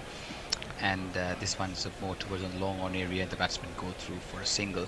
But Butler, we know Butler's what he's capable of. Should we see the real Butler that we know of, or should we see him as a captain playing second fiddle and encouraging the fireworks? I mean, Livingston's had more of the strike in the last 3-4 overs. We'll see what happens now. Ferguson goes again, dancing shoes on, didn't get hold of it, plays it towards the long on area, and the batsmen go through for us. Is it needed, Tony, to play that kind of shots with his power and his control that he has? Could he not play his normal game? I don't think the ball is coming onto the bat that much. I think Ferguson held that one back. And yeah, it's a slow wicket. Too easy to get a top edge, you know, or cloth it if you don't time it right. Butler's just scoring over 100, and I'm not really sure that's the game that he should be playing. My personal view again, ladies and gentlemen, I apologise if you don't agree, but this one's played towards the mid-wicket area and the batsman come back for 2. It's Livingston. It's a definite ploy by Ferguson. I mean, that was 80 miles an hour, and he dropped it short. 15 miles an hour he did. You know, it's not getting that much bounce, and even when he's pulling it away, Livingston, he's not getting hold of that many. And they know that these two batsmen like the ball coming on fast, and they're making it difficult. And Livingston's looking quite ugly at this moment of time. He's not getting the ball right where he really wants it to. This one's shorter length. And again, as Tony very correctly said, this is dropped even further down. It's 75 miles per hour. So Livingston 46, Butler 69, England 257 for 4 at the end of over number 46. Messi. So you have a fellow Cardiffian. Muttley says, I didn't realise we had a fellow Cardiffian on air. I'm about 20 to 30 minutes drive to Sophia Gardens from the outskirts. There you go. So you're all huddling up there down in South Wales. Absolutely. We're just slightly away from Bristol, and I'm in a lovely little village called Rogerstone, so not in Cardiff. I don't like too much of crowd and hustle and bustle after being in Hong Kong and London. A little bit, cornered away in a little bit of a farmland area. Anyway, Cardiff is not far. 15 minutes. Yeah, sorry, Messi, have you finished your tweets? Is there anything else? On YouTube, Easy Olive says, not fastballing it enough for my liking. And Don Diego says, no, Livingston bowling in India, they'll 6 him to home time. Take Curran. Well, yeah, we'll see. It's change of bowling here for you, gentlemen. It's Matt Henry. Bowls an 83 miles per hour delivery to Livingston, and he gets off strike by playing it towards the long on area. It's going to be the skipper now. 69 of 64. Here he is, and Matt Henry. You can never trust a man with 2 first names. Matt Henry. He's striking at around 107. His strike rate is certainly well below the Josh Butler that we're used to seeing. A bit of a drag in the middle overs, but we've got only 24 balls remaining. Henry bowls. Oh, that one was short, and he tried to drag this, didn't get hold of it. He's annoyed with himself as a fielder from the fine leg trots around and picks up just another single. So England will be quite disappointed with where they are, and to the contrary, Kiwis will be on top. They've done well, haven't they, gentlemen? Yeah, I would agree with you. If they can keep the cork in the bottle up for the next 4 overs, they'll be thrilled.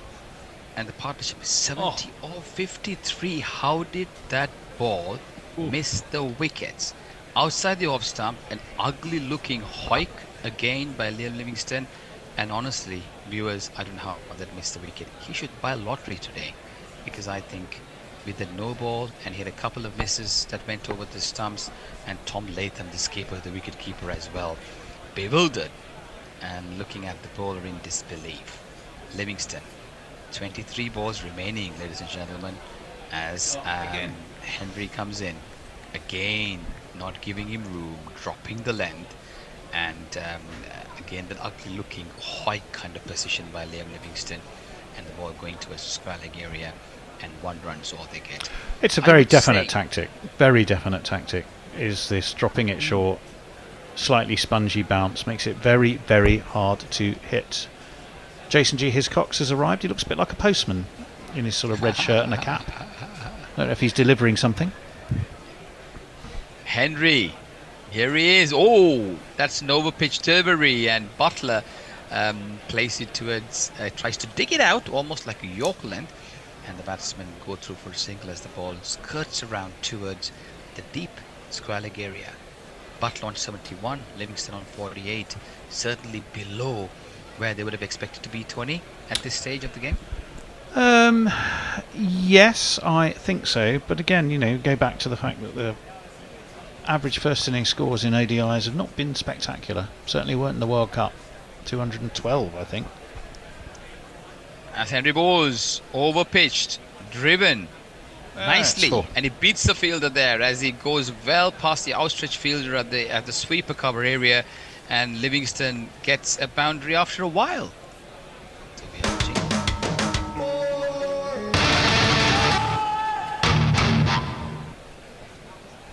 Thank you. And Livingston will be pleased to note that he's just got to his 50, his second 50 in 13 matches. It seems like he's been playing for ages, gentlemen. It's only his 13th game. Well, it does a bit, but here he is. Oh, let's celebrate it anyway.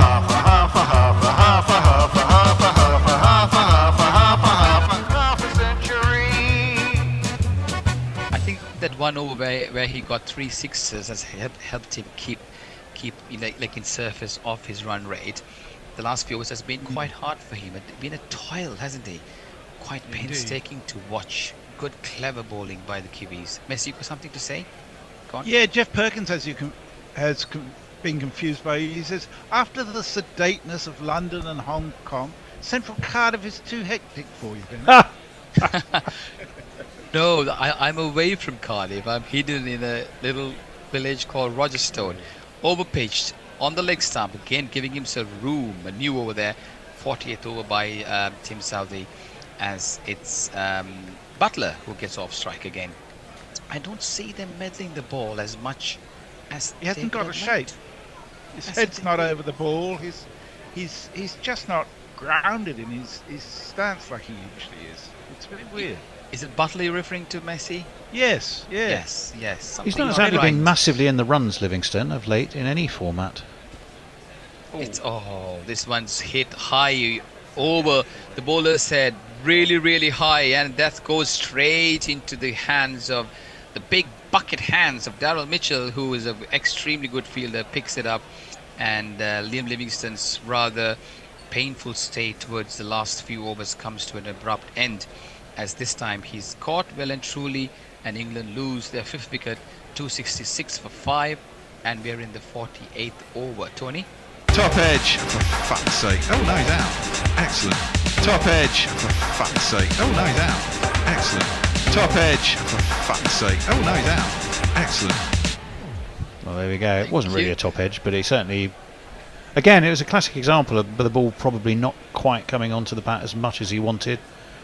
And net result was he got it too high on the bat, too far through the shot, and popped it straight up in the air.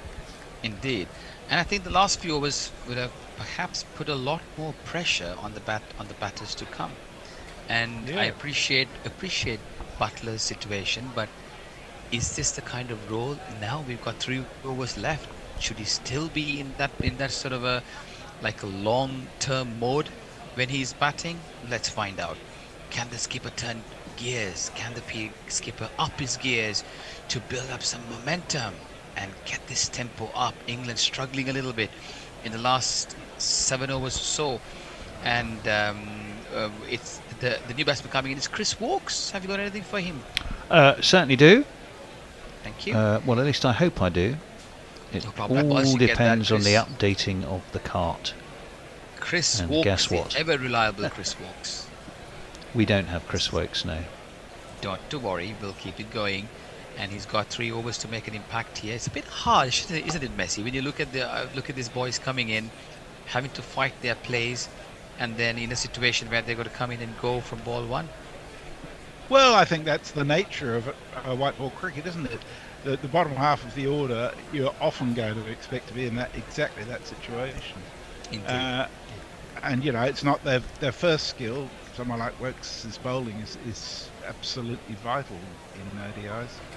But yeah, that's good delivery. Thank you to Messi. Yes, over pitch delivery, and Wokes plays it nicely towards the mid-on area and crosses over for a single. Nice to be off the striker's end in this situation.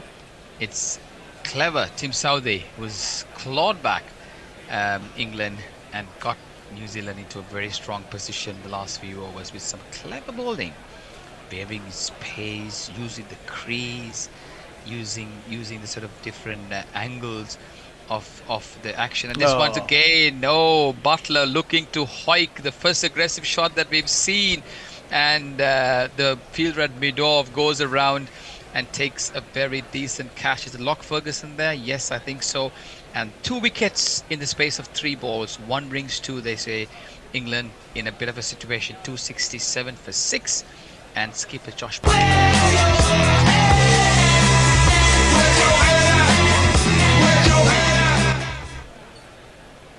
Thank you. Any thoughts on that dismissal, Tony? Yeah, again, he was going to have to go for it. They need to try and get up towards 300. They've only got 2 overs and 2 balls, or they had 2 overs and 3 balls to do it. Josh Butler just, again, it didn't get hold of it, just put it straight up in the air, and he knew from the second it left to the leading edge of his bat that it was only going to go to one place.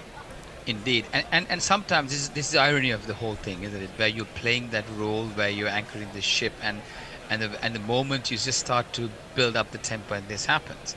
And what this done is actually you're not seeing the actual Josh Butler who scores 150, 170, 200 runs, 200 at strike rate, and he's not really helped the cause, unfortunately, for England on this situation. But we will wait to see how the next few balls turn out to be. The new batsman walking in is David Willey, is he? It is David Willey. He won another one. Will have to be unjingled. Right, no problem. So we have 2 unjingled batters at the crease. Courtesy of Gorilla Cricket, in case you've joined in. New Zealand winning the toss, inviting England to take first place of this beautiful wicket in the south of Wales, Sophia Gardens in Cardiff, and gone steadily to 267 for 6. Good, respectable score, but I'm not sure whether it's a challenging one. Time will tell. And the main scorers here for England, David Malan, 54, almost a runner ball, 54. And Ben Stokes, rather sedate, 52. He's not really sort of gone more than runner ball. And it's off 69 balls. Josh Butler, 72 off 68. Livingston, 52 off 40. This one's over pitched. Nice slower ball with a nice angle coming into the left-handed David Willey, and all he can do is just play it back to Team Saudi, who picks up and walks back to his mark. So Leo Livingston scored 3 sixes in an over, in 3 balls, by the way, so which really propelled. Well, he used to bat much higher up the order. Certainly when his earlier days at Northampton, limited over cricket, he'd open, I think, from recollection. I think he's opened for England before in T20s. He has. When the second string of side was going around, that one's actually nicely placed between the 2 fielders there. Shortish delivery, and on the back foot goes Walks, and no, David Willey, isn't it? It's David Willey, and plays it into between deep square leg and the mid-wicket area, and that's a nice boundary to end the over. So 271 and 2 and 3 and 4. Thank you. Messi, do you got anything to bring on at the end of the over? No, not really. Nothing new on Twitter or X, and some sort of internal discussion on YouTube. Although Easy Ollie says he came back to a room full of smoke with my plastic tongs melting in the pan, a room caked and smoked, and a queen wasp doing what looked like laying eggs on the worktop. Sounds like fun, Easy Ollie. That's what happens when it gets hot. Everything gets crazy. Matt Henry, over number 49. No, that's outside the off stump, and the batters didn't know where the ball was. It was a good call by David Willey, who came on to the striker's end. Walks had almost given up running over as Matt Henry picked up and tried to shy at the non-striker's end. But in the end, no damage done. And the batters come back for 2, do they? Well, they started to. No, Willie's still on strike. Actually, so that should mean yes. Only one, just the one. Just the one, yeah. Yeah, just the one there. So a bit of comedy of errors here. We got 11 balls remaining. David Willey, you beauty, can you take England over that line? This one's slower delivery, well bowled, Matt Henry. Again, he's been a quite revelation for New Zealand, hasn't he? He has not had many opportunities because of the presence of Trent Boult and Team Saudi, and in the Test matches, it's the left arm and Neil Wagner, isn't he? Well, he's been playing in the 100 over here, hasn't he? From, I believe, Matt Henry. Matt Henry, yeah. And some. And whenever he's played well within himself, whenever he gets the opportunities, and today is a classic example where he's bowling the 49th over and walks, gives himself room, and plays it towards the short third man area. The batsman go through for a quick single. Singles are not going to be enough, Tony. We need to see a little bit more. It's always difficult to say on a first innings, but England, I think, even given that the fact that perhaps the pitch has shown a hint of stodginess and sort of springy tennis bally bounce, I think they've got to be disappointed. Yeah, absolutely. Since Livingston hit those sixes, they've scored almost exactly a run a ball, which is very slow at this stage. Very, very poor from a point of view of England's preparation. This one's very well bowled. It's disguised and very, very thought of slow delivery outside the off stump. David Willey looking to play it on the onside, not able to connect. It's very well bowled. He played a couple of games in the 100, one of which was at Cardiff, Matt Henry. Took 2 for 15 against the London Spirit here at Sophia Gardens. Okay, and this one's again shorter delivery, and he's showcasing his skills. 77 miles per hour. David Willey not able to get bat on ball. New Zealand certainly have done a lot of work here in preparations and in anticipation for the World Cup as well. And hats off to the coach and the coaching staff. Tony, excellent bowling performance in this death overs, you reckon? Yeah, I mean, Southey's bowled well. Young Ravindra bowled really well. Henry has bowled well, certainly in these last couple of overs. Ferguson's been a handful. England have been put to the test. Indeed, and short delivery this time. Willey on the back foot and gets some meat on the bone there, and he, as the fielder indeed at the deep square leg area picks up, throws it back to the bowler, and that's the end of over number 49. Rather woeful performance by England so far in that over.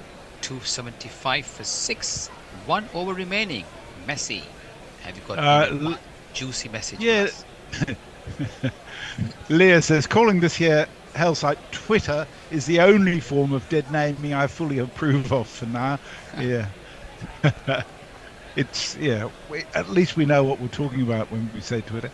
Over on YouTube, Don Diego says, I think after 50 overs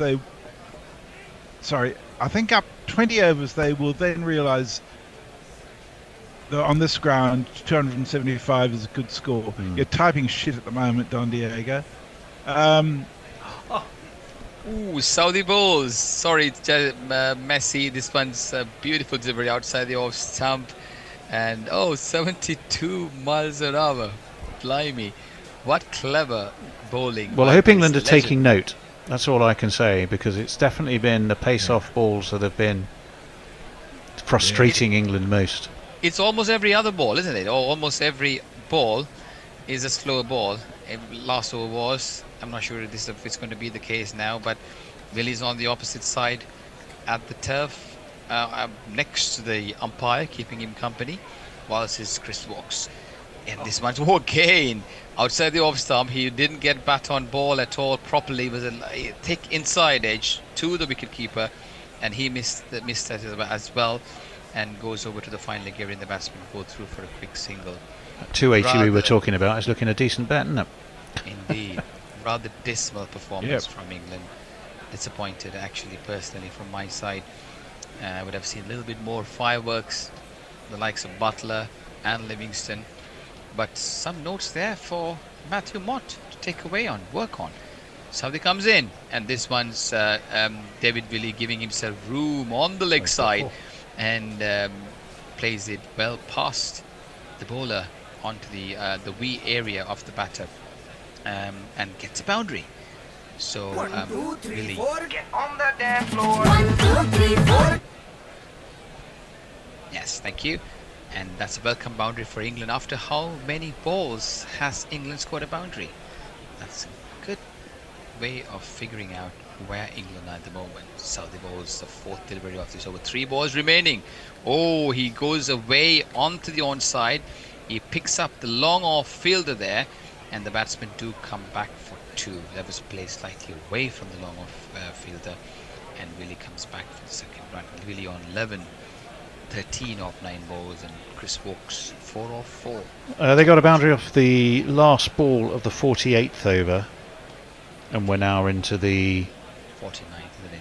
49th and final 50th. over, 50th over. So, as you say, in a power play situation, England will be desperately disappointed looking at that situation. Absolutely. Saudi comes in, and this one again, a similar kind of fashion, really giving himself room away from the stumps, and he plays it towards the deep mid-wicket area, slightly away from the fielder there, gives him enough time to come back for 2. In the grand scheme of things, good to get 2s off every ball, considering they're only getting singles. I'll take that. Willie, 15 off 10. Last ball, yet to come. Saudi, 2 for 65.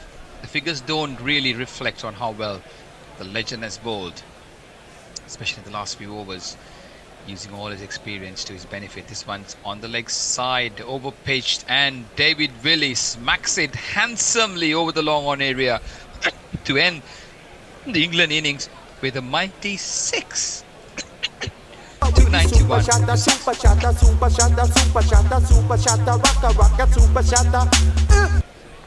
at least that was a decent finish. My word, he launched that back over Saudi's head. Cleared a little space with full free flow of the arms, and away it went over long on, or very fine long on. Yes, indeed, he did really well there in that last over. A few 2s, and then ended it up really well to finish on that. So good finish in the last over or so. From this, are we doing a little summary, Tony, or are we going to? Oh, you're the man. You're the man with the mic. You can give us a very quick run through, and then we'll queue up some not lunchtime, is it? Innings break highlights, tea time, I suppose. Absolutely. Sorry, my computer's gone all the way. Yeah, England being put into bat, scored 291 for 6. Harry Brook 25, David Malan 54, Joe Root was 6, and we had Ben Stokes and Josh Butler putting on a good partnership. It was not really where England would have expected them to be at a certain stage, but they did really well to sort of come back on that occasion. But we had a nice, good little knock from Liam Livingstone, where he had 3 sixes in 3 balls at a certain point, but he did really fail to get on to the next stage of the momentum there. And slowly but surely, England crawled in the last few overs, thanks to a good little cameo at the end from David Willey, taking it on to 291 for 6. Of the bowling, it was Rachin Ravindra, the young left-armer, who picked up 3 wickets for 48 runs, the best bowler for New Zealand. So in Sophia Gardens, here we are, 291 for 6. England will be a bit disappointed with their performance, but as you said, Tony, it'll be easier said than done to watch how this pitch turns out to be in the second innings. Yep, I think so. Well, we're going to take a little break. We'll be back with you, of course, for every ball of the second innings. We're trying to decide what are we going to play, Bear.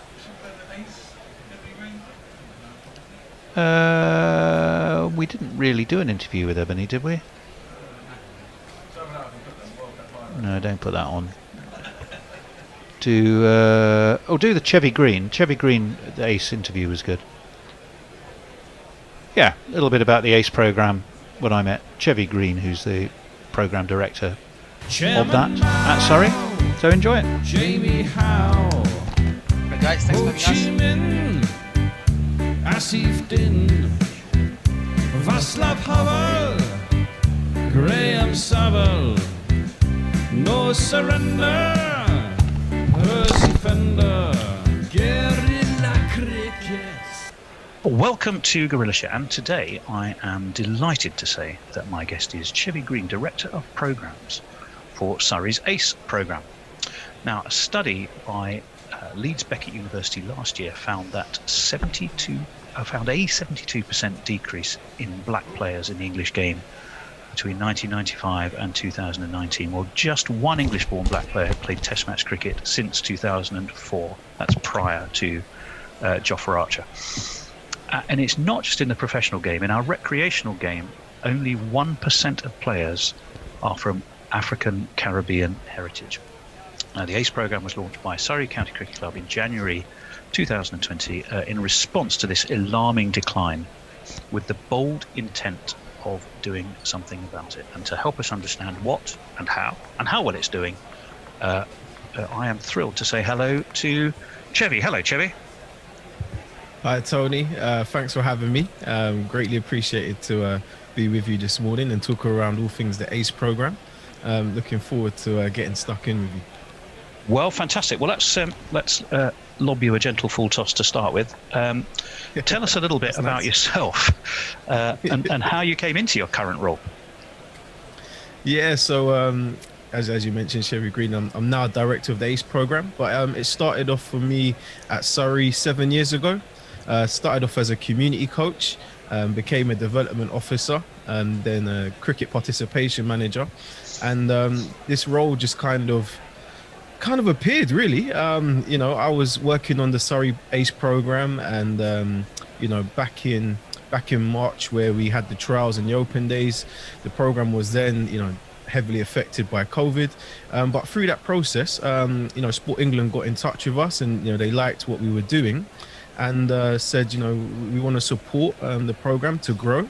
And initially, it just started off as an extension of my role at Surrey as a participation manager, where I helped, make the bid and, worked with Ebony and Richard Gould to kind of put a bit of meat on the bones to the programme. And then, skip a few months down the line, as things progressed, Sport England said, let's make this bigger. Could we make it into a national programme? And we said, okay, yes, let's look at that. And they said, can you work towards making it an independent charity? We'll give you a year to do that. And between Ebony and I and a few others at Surrey, we set up the charity in 8 weeks. And wow. then the conversation said, who's gonna run the program? So then that's where the role came for me. And you were the only one left sat in the room. Yeah. It'll be you. Pretty much. Yeah, so it's kind of looking around, and there's a few rumblings of, Chev, you might potentially get to run this program, and then it happened. So then there's a bit of negotiation between the Surrey Cricket Foundation, the charity arm of the club who I was working for, and the county club and Sport England, and then it was decided that I'd be the director of programs, and I just thankful with everything that's going on this year, the past year or so, to still have an opportunity to progress and develop my career in something that I'm really, really passionate about. And it's exciting. Like, we launched in October as the independent charity, and I'd started on the 1st of December with my new role as director of programs, and it's been quite full on, juggling all the different stuffs with the lockdowns and everything else. And we went as soon as we could get back out in December. We had 3 sessions before Christmas with the current scholars that we've got on the program, and then we had plans to do some more stuff this month, and we was going to have another open day in February, and we launched in Birmingham this month as well, and due to like everything else, it's kind of been put a little bit on the back burner, but there's still a lot of things going on and taking place. So just excited. We'll come along and we'll talk about all of those things in good order, I think. Was so Ebony Range-Brent is chair of the charity, isn't she? Was she directly involved in your appointment? Yeah, she was. She kind of founded the program. There was a few people at the time actually having a lot of separate discussions, but Ebony kind of pulled it all together and kind of led from the front on this. And she, I've known Ebony for quite a number of years now, and as we was kind of working on the bid and putting everything together, and as everything landed, she was quite pivotal in having the confidence in me, putting my name forwards to be director of the program. So I'm thankful that she saw something in me and other people at Surrey, like Richard Gould, the chief exec, and my ex-employer Chris Coleman at the foundation, all saw something in me and believed in me, and that I could be the director and take this charity forward. So just positive, and can't thank them enough for. That's fantastic. Great for you, and great for them. Let's ask another simple question, just for everyone's understanding. We have a very international audience, not just the UK. I might obviously. So it's a fairly simple one. ACE, is it an acronym? I could see African Caribbean potentially in there. Is it just a statement of intent? Tell us about ACE, the word itself in this context. Do you know what, Tony? It's a bit of both, if I'm honest. It started off as the African Caribbean Engagement Program, and that's what ACE stands for. And I remember we was in a meeting, and I kind of just said, how can we simplify it a little bit, and that's where ACE came. But Ebony and I talk a lot about accelerated change. So with ACE as well, we use ACE as accelerated change empowerment. So we want to move things forward as quickly as can and empower the young people that we work with to fulfill the potential that they have. So yes, it's an acronym, and yes, it's a statement. I want one day to hopefully everyone will determine the name ACE as part of our program, and not just a serve in tennis or a card. Or a card, yeah. But yeah, I get. It's funny though, because when I looked at multiple articles about you and social media and your own sites, because you got a lovely section on the Kia Oval Surrey site, but then that links to the charity site. You don't ever actually use the 3 words in full, or if you do, I missed it. So that's why I asked that. It's very rare. It's very rare. I think it's just to simplify it a little bit, but I just want get to a point where everyone knows that it stands for African Caribbean. Well, the mission statement, bold and clear and absolutely restated everywhere, is supporting diverse talent from grassroots to the elite, and you kind of, I think, cite 3 objectives within that. So to sort of get everyone kind of understanding where we are and what we're talking about, I'm going to read those out, if you don't mind. But then perhaps we'll go back to them one at a time, and you can tell us what's going on behind those and what some of the success measures are. So supporting diverse talent from the grassroots to the elite, sitting within that 3 big objectives, which are building grassroots programs, talent pathways, and a better ID within black communities. Providing elite academy programs and scholarships to talented players, allowing them to fulfill their potential. And the development of a diverse coaching and volunteer scheme through targeted training and mentor programs. So that's a pretty clear agenda of things to be done. Let's look at them one at a time. Maybe the first one, building grassroots programs, talent pathways, and talent to open up to the black community opportunity. Tell us a bit more what's behind that and what's been happening and how you do it. Yeah, so for us, we know there's talent out there in the black British communities, and we've seen other sports excel in that. Football's got a high number, rugby recently, athletics, other sports have captured that talent. So for us, there's a long history, I guess, with the black community with cricket, going back to the Caribbean and Africa, and we just want to try re-engage that. And to do that, we're unfortunately we're at a stage where we have to infuse and find the talent out there, and by doing that we have to go to where they are. So we've got a school program that we plan to roll out, and going into and setting up community hubs, and just being an access point. So we've got to really try and get to where the kids go, working with schools and youth clubs and community groups, and doing a series of different, skills and challenges that are cricket based, but also a bit fun. And then from that, we'll be able to draw, some key denominators that we can say that they've got potential or a bit of talent, and then put them into our academy program if that is required. I saw one extraordinary stat, I think, from one of the things Ebony had said. Was it 33,000 black children walk past the gates of the Oval every day? Was it every day, every week?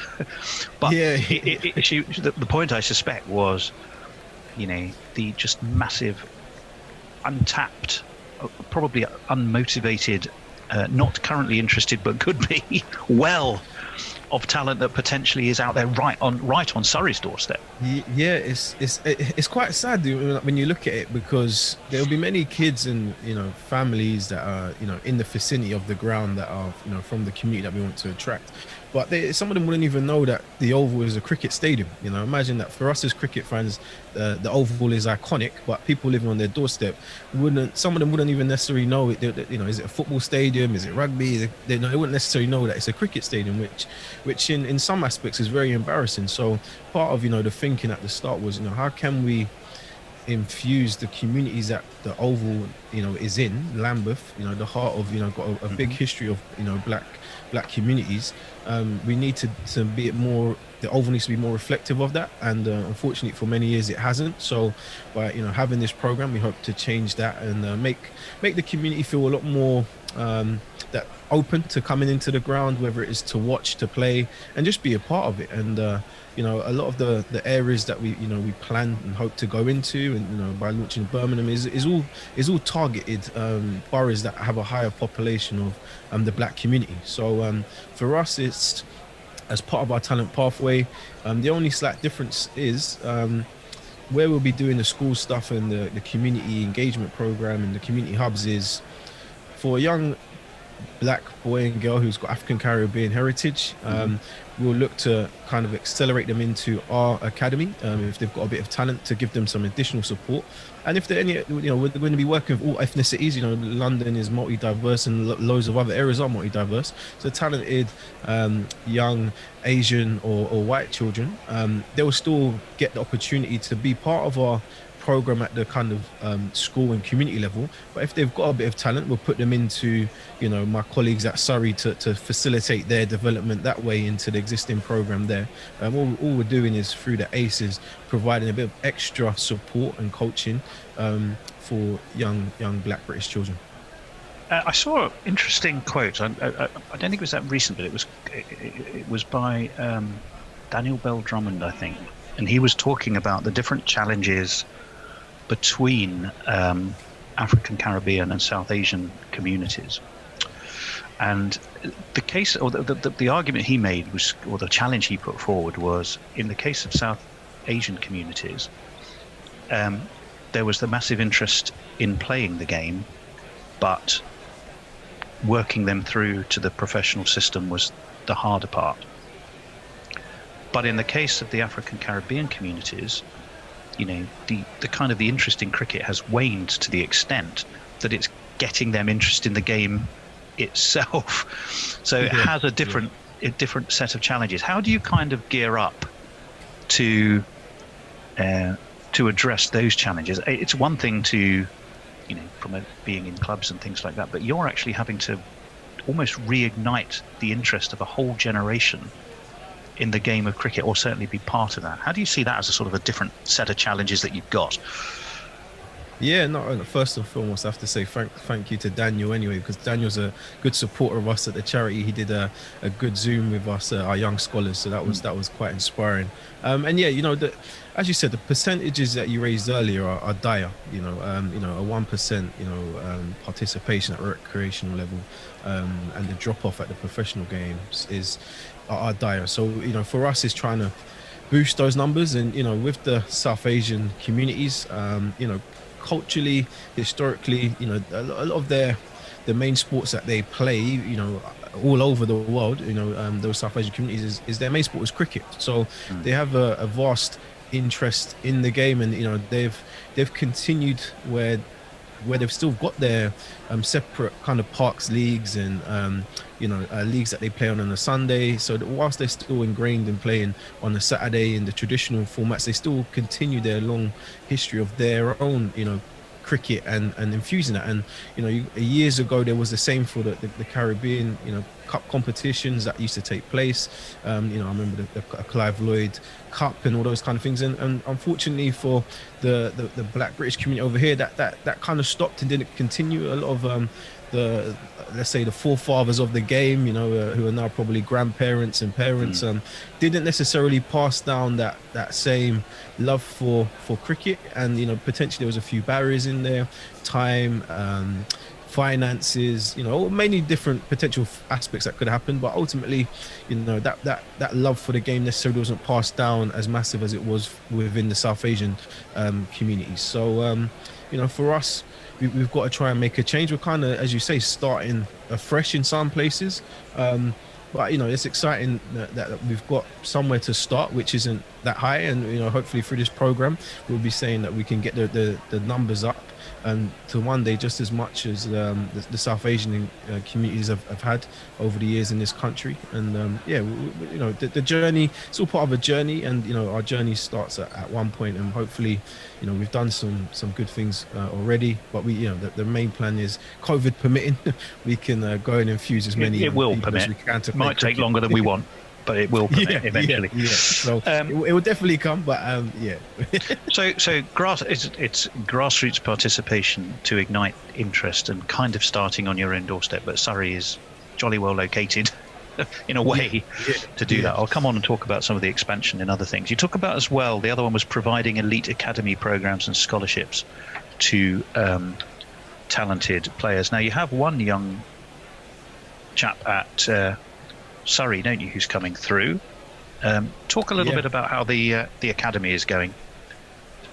Yeah, the academy's good. We've got 26 scholars at the moment from all up and down the country. Actually, we've got a couple players from Bristol that travel down, one from Hertfordshire, one from Cambridge. A young lady travels down from Cambridge. So we've got players coming from all over. We unfortunately, the program has been heavily impacted, like anything else. So we didn't have through the summer as much training sessions and matches as we'd have liked.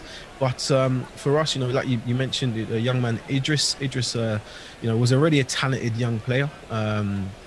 And for whatever reason, didn't make it, and we didn't make Idris a talented player in the summer. The 2 training sessions and 2 games that he played in, he was already talented. All we did was expose him and give the opportunity in front of the right people.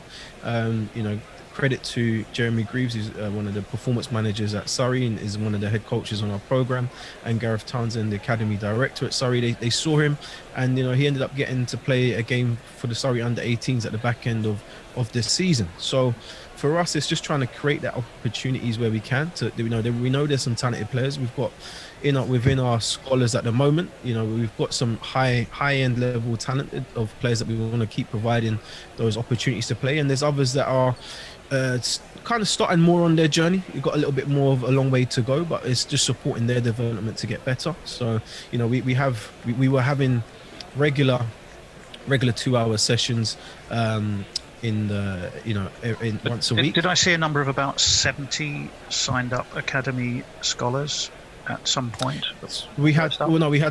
At our trial, so we had at the open days, we had 70 people attend the open days, right. And then we whittled it down to 24, and then over the course of the summer we took on 2 extra as well. So yeah, we've got varied levels in the current scholars of abilities, some at the higher end, some at the lower end, but yeah, we're just trying to support them to be as best players as they can, whether that is to continue their ambition to become to get into a county age group, and for others it might just be a better club player. So we're just trying to manage everyone's expectations best as they can. And in the past couple of weeks, we've had some interest from a lot of parents and players that are currently at some existing county age groups across the country, and feel at times slightly isolated, being one of the only black children playing, or one of 2 within their respective counties, and they've faced, unfortunately, some of them have faced some on the field and off the field racism, and felt that sometimes the support that they've received from the county wasn't enough, and they've reached out to say, what can Ace do for them. So we're kind of working on a mentoring type program to support those existing players at county age groups, and their parents, just being, not necessarily on the playing side. If they need some extra assistance with the playing and coaching, we'll do that, but it's more on the mentoring side, just being a support mechanism for the parents and the players, when they face these issues. So yeah, for every promising sports person going through age groups, there's a parent that gets them where they need to be. Trust me, I know. Okay, so that's very much about the academy and bringing on talent. And the third thing you talk about was development of diverse coaching and volunteering scheme to actually bring through the training and mentoring. Now, the professional game is not necessarily a great thing to look at by and large right now in terms of the number of black African Caribbean coaches. So is it a question of really sort of starting at grassroots level to ultimately change that? Yeah, to a certain extent, that we know there's a lot of existingly there's quite a lot of coaches out there. Well, I say a lot. There's a lot of male coaches out there at the moment. Coaching in the different environments, but we found a lot of them are, say, at level 2, and we want to try and progress them onto level 3 and create opportunities where they can get into the performance environment. And also, we just want to attract more coaches into the game. Try and get we want cricket to reflect society, and like I said, with a lot of these cities, London and Birmingham are very diverse, and I think cricket should reflect that in the areas that they're in. So we want to try and encourage more coaches from the black community to get involved, and we definitely want to get more women involved in the game. We want to get more women coaching. We want to try and get more women and girls playing the game as well. And the other thing we know, Tony, is that the percentage to become a professional in any sport is low. The numbers are low, so what we want to try and do is keep everyone infused, and the young people that we work with and the old ones, we just want to try and get more talent from that into becoming coaches, strength and conditioning coaches, nutritionists, scorers, umpires. It could be the next second 11 or third 11 captain at a club, and the more junior coaches working on programs. So we just want to try and diversify cricket through our program, and like I said, the main thing is I feel like cricket should reflect society, and we live in a very multicultural time, and I think cricket could play a part in that, and hopefully we'll do that through this program to try and get more young coaches. On Guerrilla Cricket, we would 100% support you on that. Let me so you've talked a little bit about the 3 objectives and some successes that we're already seeing there. One of the things you've mentioned the phrase, actually, and certainly Ebony has spoken about it in sort of various interviews I've seen that she's done about accelerating change. Yeah. Let's try and put pandemics to one side if we possibly can. Give that just imagine for a second we could. If you project yourself forward 3 years of accelerated change from where we're going to be having this conversation in 3 years' time, either in a studio or at the Oval or somewhere around the world, because you've gone global. I don't know. Yeah. What are you looking back and saying we have done? What does success look like 3 years from now? 3 years from now, that percentage you first spoke about is going to go way up. I don't want to put a number on it just yet to sabotage myself at the moment, but no, definitely more young Black, British, African Caribbean heritage children playing the game infused. We've got plans to do that by looking at some of the key national programs the ECB do, All Stars Cricket and Dynamos, and working with other partners like Chance to Shine to try and spread the awareness, and going into targeted boroughs and places and cities where we know the higher populations are. So by naturally doing that, we believe that we will be able to get the numbers up, and then not just getting people playing. We want to really transition. We want to transition players. So I'd love to say to you that in 3 years' time, some of the ones in our academy scholars at the moment who are maybe at the moment say 14 or 15, by the time 3 years down the line, we could say they're 18, 19, and hopefully would have had an academy contract, or playing on a rookie contract somewhere at a county.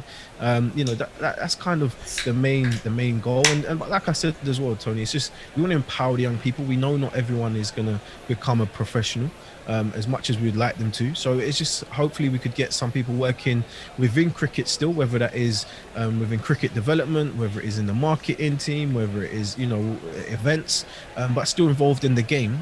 There'll be more of a diverse feel to it, because at the moment you look at many the different county boards. There's not many black faces across the country working in cricket development at the various counties. So that's or one at the thing coaching level, or at playing level, and there's in a nutshell our challenge, right?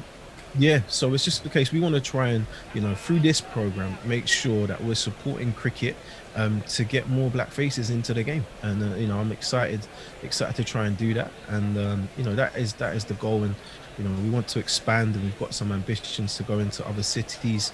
And already we've had some great interest from other counties already that are reaching out to us. So we just want to be in a position to service them. Well, let's talk about that, because you've already, I think you mentioned earlier, you talked about Birmingham and Warwickshire and the high concentration of black African Caribbean communities.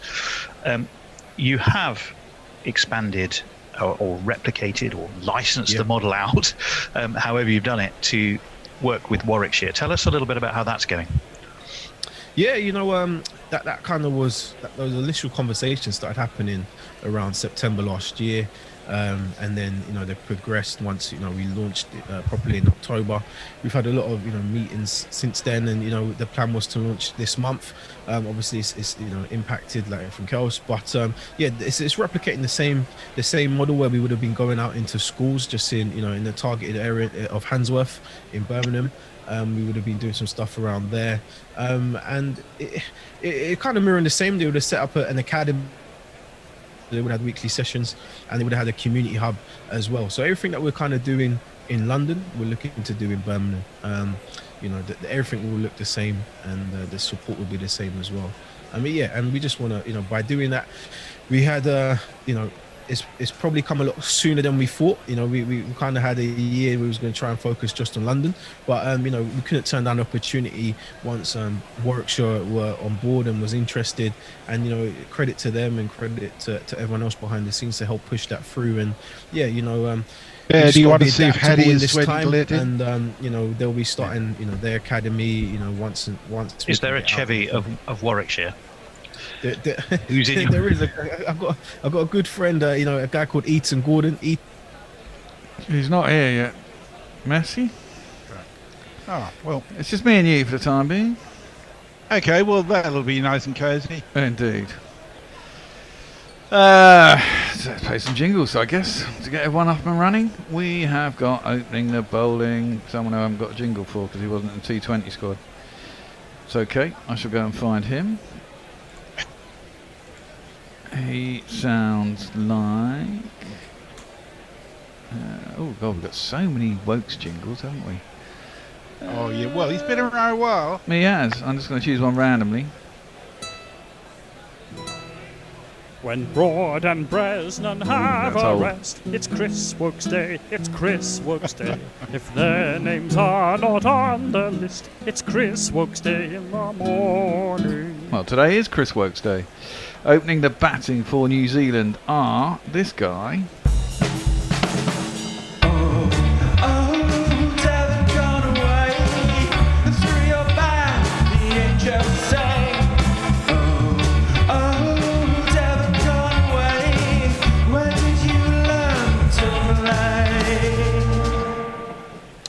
He lets the first ball through to the keeper, and there is no run. Who's the other opener? Oh, they haven't even put it up on the thing. No. Well, it's not Finn Allen. He's not in this squad, is he? Would it be Latham? Devon Conway and Will Young. Will Young. Oh, Christ. I haven't got a jingle for him in here either. I'll find that too.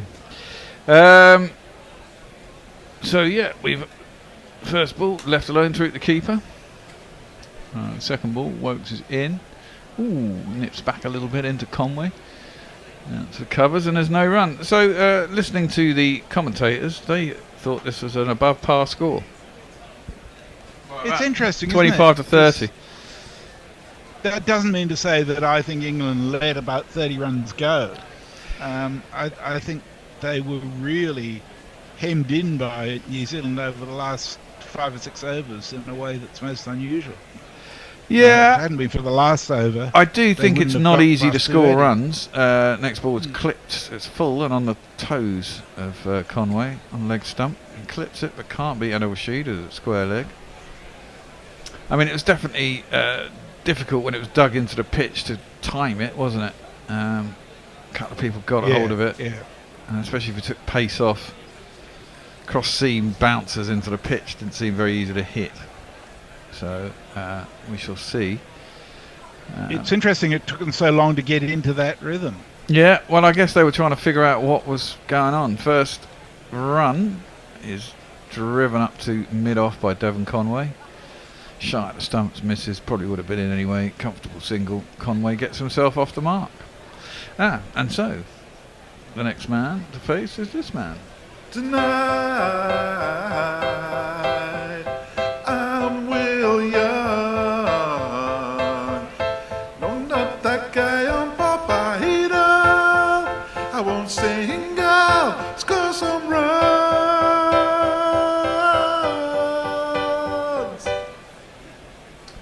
Haven't seen him for a while.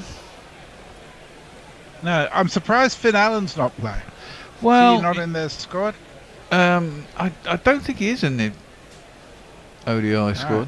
That's clipped. It's clipped or maybe off the pads, go on a leg side. There is no run. I don't know what their World Cup squad is, but I presume this is close to it, and they're all hoping beyond hope that Kane gets back. Yeah, well, he's obviously doing a lot of training to try and get fit. Yeah. I mean, you really want him in your side, don't you?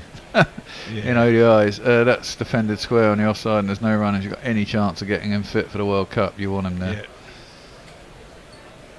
Other than that, they're reasonably well set, I think, New Zealand. Don't think they're quite as strong as they were at the last one. I think they might find it much harder in India than they did have in England. Yeah.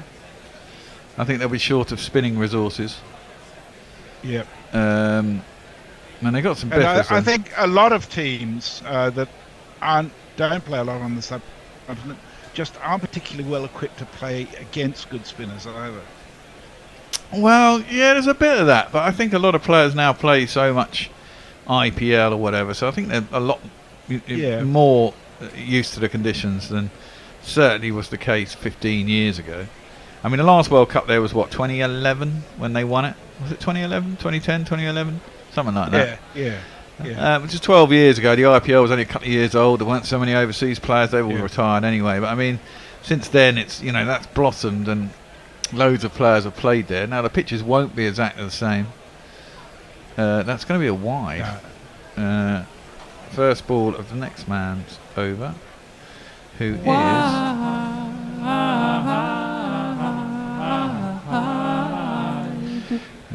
and the England bowler is this dude. KP once tried to kill him, and AB smashed him off the park. Then Boyd ran. A little bit of away movement from him. Conway leaves it through the keeper, no run. Is finally in the side.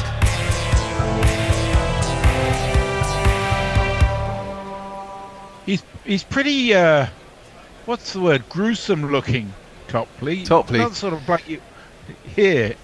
Wouldn't want to run into him on a dark night down there. No, he looks a bit like the guy who eats cow pie in a dandy or whatever it is. Yeah. I know. Defender back down the track and there's no run. Can't remember what that guy's name was. It the dandy? I think it might have been Mbino actually. Was it Mbino? Yeah. Always used to eat pies with horns on the top of them, I seem to remember. What was that? Oh, that's a while back. Desperate Dan. There you go. That's the guy. Yeah. Or it's either that or a sort of Thunderbird type puppet. Oh, no, he's trying to leave that as Conway. Oof. Hit his bat. Gone. England have got two slips in. Rooters at first. It's gone through to him. There's no run. I've gone under 28.5 for the fall of the first wicket. I've gone under edge. Who's at second slip? Is that Brooke? Two Yorkshire lads.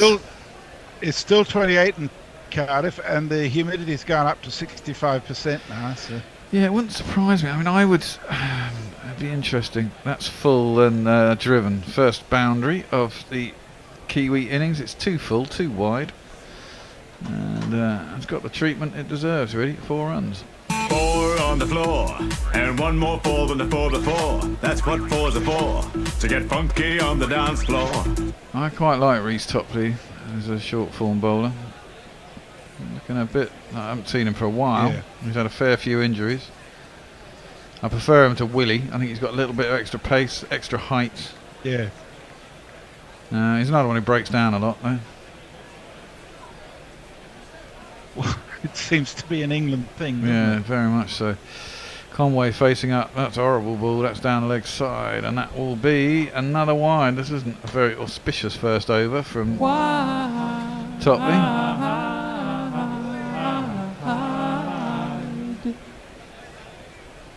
Now just get the one that knits between bat and pad and takes the off stump, and I'll be happy. He's got a pretty good record in ODIs, hasn't he, Topley? Yeah, no, he's a good bowler. That's the thing. I think he's a bit of a rhythm bowler. He needs to get back into rhythm. Oh, geez, wow, that's driven out by Conway. Got a thick inside edge. A bit of Vatican slice past his off stump. And he'll end up getting a single. 1 ball left in the over for Will Young to negotiate. 8 for none. And it seemed to just hold its line after it was swinging away and then straightened, which led Conway to play slightly outside of it.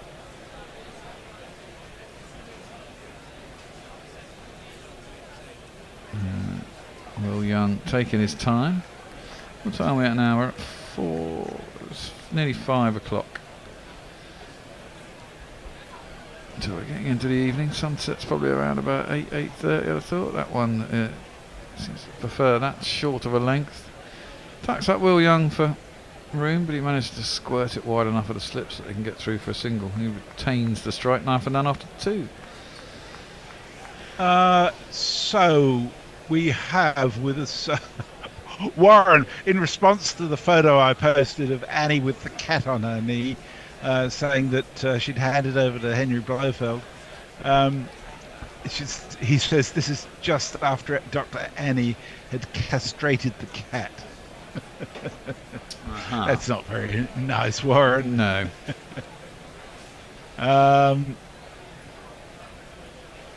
It will be a... Lachlan says, I always want England to lose because I'm Australian and England are the best. If New Zealand win, we ought all to be pleased. Well, obviously not the case. Cuts both ways. Yeah, exactly. I always want anyone but Australia, generally. Yeah. There's very few times I will support Australia. That's defended by Young, up to mid-on. There's no run, except for in other sports, you know. Apart from when they played the Matildas, when they played England in the Women's World Cup, I supported them against whoever else they played.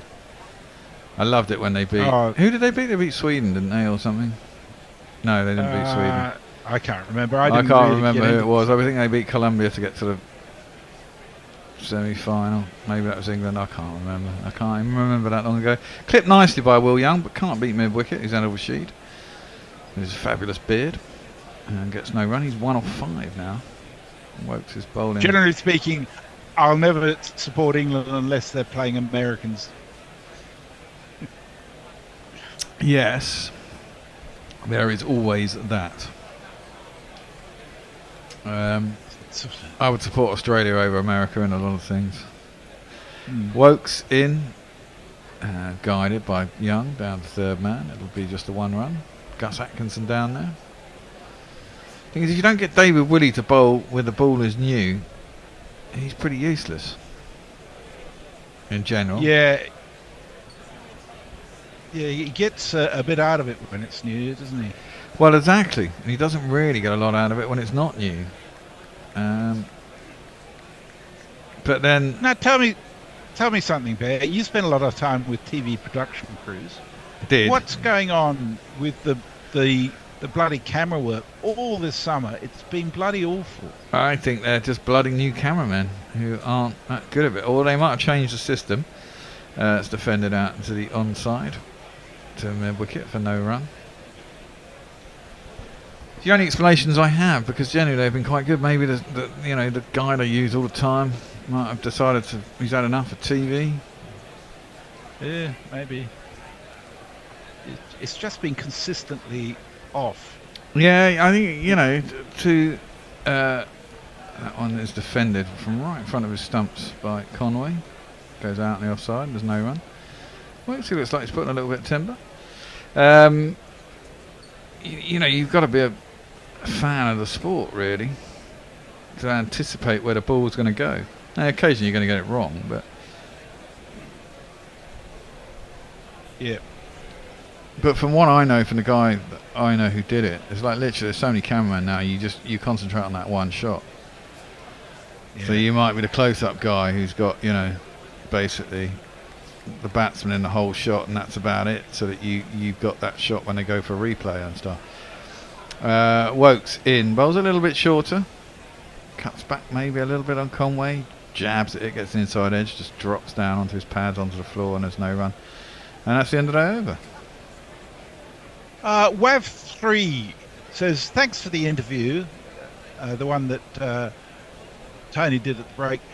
Great, really positive stuff. Just off to practice my bowling, catch the end of the New Zealand innings later. Taught myself bowling at the age of 60. Good on you. Well done. Is guerrilla cricket also you? Yes, we are guerrilla cricket. Definitely. We are guerrilla cricket, yes. Brian Barry. Sorry I was abusive towards the United States in general, Brian, but not you in particular. Yes, well, yeah. He says, it's Messi. Hi, Messi. Doing two more games solo on Sunday in New Jersey. Wow. That's a wide down the leg side. Another one by Reece Topley, whose radar seems to be a little bit off. Don't know how much he's played this season, but hey.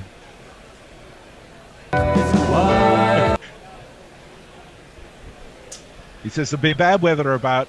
If you thought the pitch there was a dog when dry, the rain will make it an angry wet cat. Brian shared a video of him commentating for 3.5 hours. Sorry, I'll look. That's clipped into leg side again. Can't beat the field. Will Young, no run. What was this? Aussie rules or? No. cricket? This was minor league cricket in the United States. Oh, okay. And they did a pretty good job with the camera work and the technology and everything, but got the pitch. It was rolled mud, but it wasn't rolled very evenly. So sometimes it'd shoot, and sometimes it'd sit right up. Oh mate, horrible. Those are horrible to play on. Yeah, it's not good. Not good for a batsman. A bit too leg sidey here. Reece Topley is containing him a bit. Will Young's not able to get hold of it. He tries to clip that sweetly, but misses it and crashes into his pad. But it's pitched outside leg. It's probably going to still miss leg stump. No run. It's so bloody humid here. It's horrible. Topley goes across this time. Up on his toes, Will Young punches it through the offside out to the point boundary, and that'll be his first boundary of the day. 1, 2, 3, 4.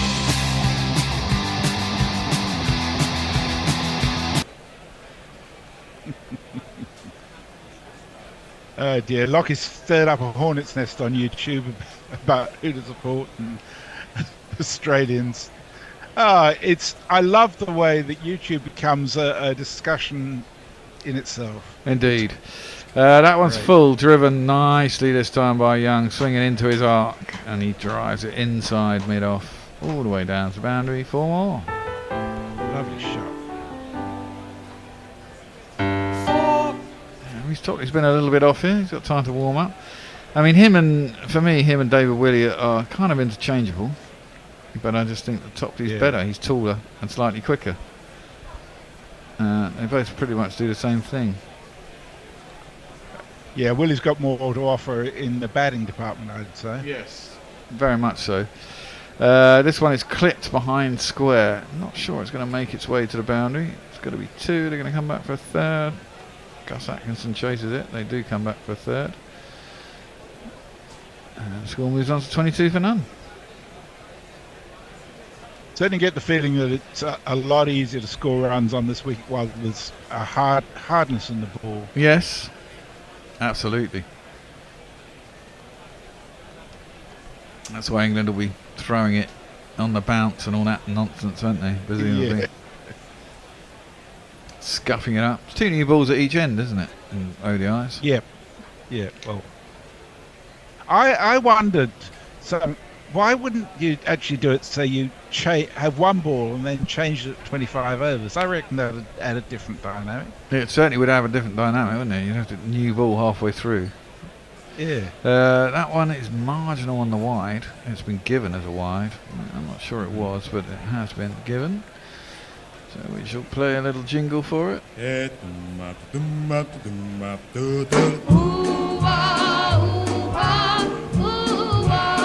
a bit harsh. I reckon probably just was. I think it went over the line, but you know. That one's down the legs, and this is awful from Reece Topley. It has to be said. He's spraying it all over the fucking place. That's down the legs and got what it deserved. Clipped. Beats the man on the 45. I'd be hauling him out the attack after this, to be fair. Yeah. Give Wokes a go. Wokes on the other end. You mean Willie? Oh, sorry, Willie a go, yeah. Yeah, I'll be tempted. Hopefully he gets it sorted for his next spell. Oh, they've got Atkinson too, haven't they? Yeah. They have. They've got 4 seamers. Potentially 3 spinners. Well, 2, yeah. I suppose they can give Root a few overs as well if they really want to. I think Root might be quite good with this ball when it's got a bit soft. Yeah, possibly. Round arm. Hold up a bit. Yep.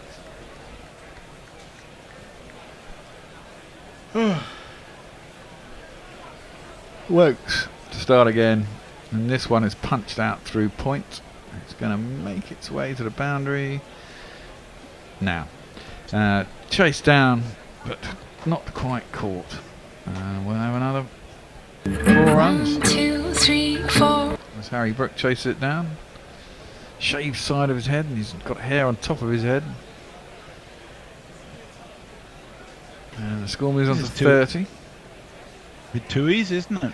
Well, it certainly is. That last over was poor, I think, from Topley. Just couldn't maintain a line. I just gave too many balls that were there to be hit. And they're looking to see whether he hold it back, but he didn't. And Paul Rifle. God, I remember watching him bowl when he was actually a bowler. He wasn't a bad bowler. He wasn't. He wasn't too bad. He had a touch of the Glenn McGrath about him, but yeah, a little not bit. Quite the threat. Yeah. No, not quite the height or the being able to bowl that length. Yeah. Clipped by Young out to mid wicket. Rooty seems to be fielding, and there's no run.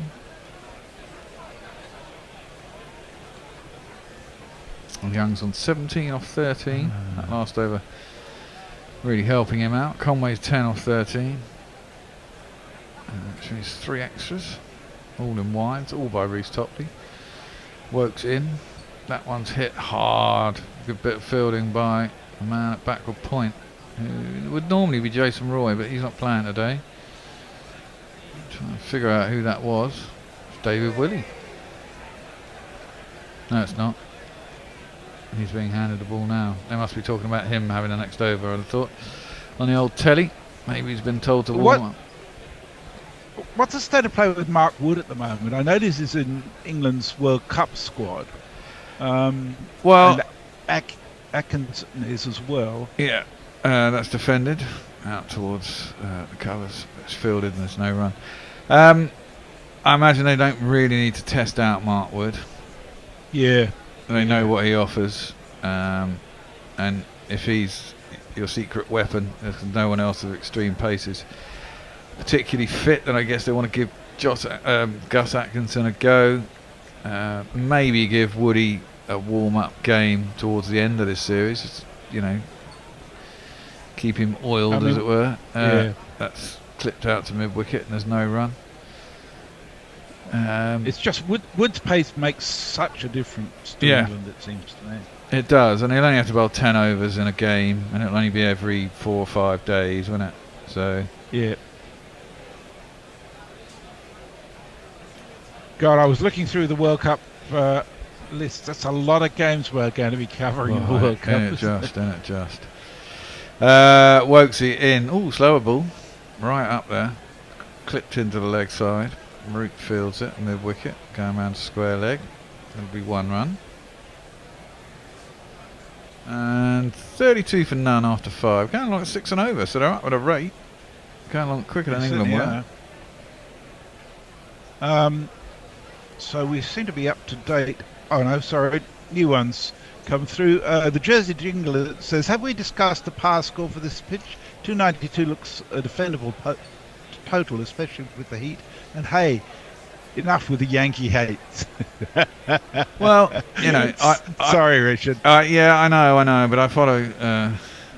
I do follow my American politics and all this shit going on in Georgia and stuff. I mean, it's fucking crazy. Yeah, it's enough to make you relieved you're not there. Yeah. And Brian Barrish says it's okay, Messi. Whatever you said about Americans was probably true. Bear, that pitch was so bad that a couple of weeks ago the Philly team were bowled out for 51 and won by 13 runs. Jesus. A lot in it for the bowlers, one would say. Sounds like a pitch I'd like to put down. Absolutely. Anybody would like to bowl on that. Jeez. Just a matter of pitching it. Ah, well, Which David Willey is sometimes into the attack. problem for me. His first ball is driven. It doesn't beat the man at mid-off, and there is no run. Sorry, there is 1 run. I need to get a jingle for David Willey, don't I? You do.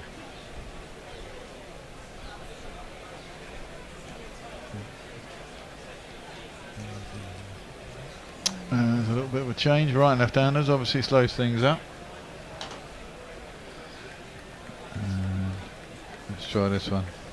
You think the people would have had enough of Willie name jokes? His name's Willie.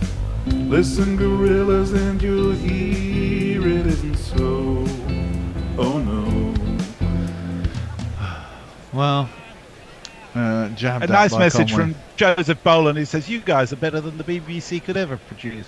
Why, well, thanks. the BBC try to improve themselves by stealing our graduates, but you know, they just don't have the freedom. They don't have the freedom to do anything and say, fucking hell, that was good, and things like that. You can't do that on the BBC. As that's mistimed drive by Conway up to mid-on, and there's no run. And get really upset when England are doing bad, and Australia are doing really well. Yeah, it's the fun. Although some of the commentary lately has been pretty woeful that I have come across from the BBC. Yeah. In terms of some of the people they've had on the white ball stuff. Well, I think that I guess there's a massive difference, isn't there, between TV and radio for a start. I mean, when I'm watching cricket on the Beeb, it tends to be on the TV itself. So that's I'm not sure if that beat inside edge, but Conway got a little bit cramped. It was too high for an LBW anyway. Hit his back thigh over the top of the off stump. There's no run. So I guess you don't really have to describe their the ball, radio do you? commentary team tended to be pretty good, but their TV people are pretty ordinary. That was the impression I got. I didn't enjoy a lot of the commentary from the 100. That's defended, back down the track. There's no run. I mean, I think part of the reason we can get away with it is because we are fans doing fan stuff, and we're doing it on the internet. I think a lot of people complain if Gorilla was doing the BBC's commentary, but you know that's what we're not there to do. You know, exactly. It's well, it's there for them if they want it that way. Yeah. Yeah. But, well, exactly. I mean, you just come in across some them countries, anyhow. Yeah. And they'll hardly ever read your tweets out. That's the other thing. Well, that's the other thing, of course. David Willey is in. That's not bad. A little bit of late shape. Reasonably full. Defended by Conway. And there's no run. And his first over just went for the 1 run. Better than Reece Topley, 33 for none after 6. The Kiwis, over to you, Messi. Dara Azizi reckons Rifle was a poor man's alderman. Yeah, he didn't have. Yeah, he was a bit of that too. either, Yeah, exactly. And he wasn't particularly quick, was he? No, but he was a plugger. You know. He was consistent. Don Diego says, I love Wood, but I want Curran too. That leaves spinners, Rashid and Ali. I still reckon Sam Curran is overrated. I think his brother's underrated. I'm not sure. Tom's had a go at international level, and he might have improved a little bit this year, but I mean, over the years, he's not been great in an England shirt. I mean, Sam did have a fantastic World T20. Can't deny that. Probably player of the tournament, wasn't he? Wokes continues. He's only gone for 7 in his 3 overs so far, and that one is defended by Young. Back to the bowler, and there's no run. See, Wokes is bowling short of a length. It's difficult for him to get away. Dara asks if Crawley's in the squad. No, well, at this stage, he's not in England's World Cup squad. There's just not room for him. No, and if there's not room for Brooke, you wouldn't put Crawley in. No, exactly that. I mean, Crawley is captaining the experimental squad against the Irish. At least there's a reasonable excuse for that, I think, as that one is played down to the 3rd man for a single. I mean, they are literally flying out the day after that. It does seem a bit mad. You might as well give them time off. There's 3 of the potential injury replacements are playing in that squad and flying out straight after. But James Armstrong says commentary failures. Sky having Stuart Broad on for the Burnley versus Notts Forest game. Yeah, I heard that. What was that all about? Forest fan. Yeah, I mean, I think he's actually quite good on the cricket, but on football doesn't seem appropriate. Yeah, exactly. I imagine he just gets overexcited like a kid. Down the track comes Conway. I'm not sure he timed it perfectly, but he got enough of it, and he's beaten the offside track field. Managed to get it between point and cover, and he'll get himself 4 runs.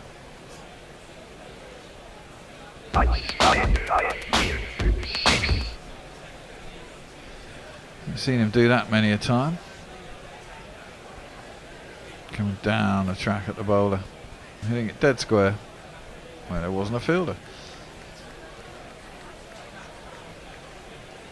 He moves on to 14 off 19. Young's 20 off 20. 38 for none in the 7th over. Tries it again and beats cover, the other side of cover this time, and he'll get himself 4 more. Good batting by Conway. It's just another score. It's just another 4. Adil Rashid, who's not the youngest in the squad. I don't know why he's quite fielding at cover. The guy got a little bit of a palm on it, but couldn't get enough on it to stop it from going away. Round the wicket this time, Wokes into the pads, and this time it's turned to mid-wicket, and there is no run. Keeping up at 6 and over in this power play. Conway's got an ODI ton, hasn't he? I'm pretty sure he has, yeah. Didn't he announce himself with an ODI ton? Or something like that. Pretty early in his career. 138 is his top score. Works that down to Reece Topley, who's on 45. And he's got 3 ODI 100s, in fact. Was his debut test in England against England? Was that the one where he got a double ton? Or was that just his first 10? Was his debut test? Yep. At Lord's 2 years ago. Yeah. Yeah, he's done pretty well in the circumstances. Yeah, he has indeed. His test average is 50. His ODI average is 45.8. That's not bad. That's not bad going at all. A little bit of a break, as we have had 7 overs now. 42 is 42. Sorry, is the score. England were 37 at the same stage, so not a lot in it, as you wouldn't expect really at this point in the game. Don Diego comes back at me and says, "Look at the stats, Jez. Sam Curran is a winner." I'd say his stats for T20s are very good. For ODIs, not so much. Yeah. Which is over 30 in ODIs. I know he played a key role. Sorry. Defended like young inside edge onto pad, no run. We yeah. Up there.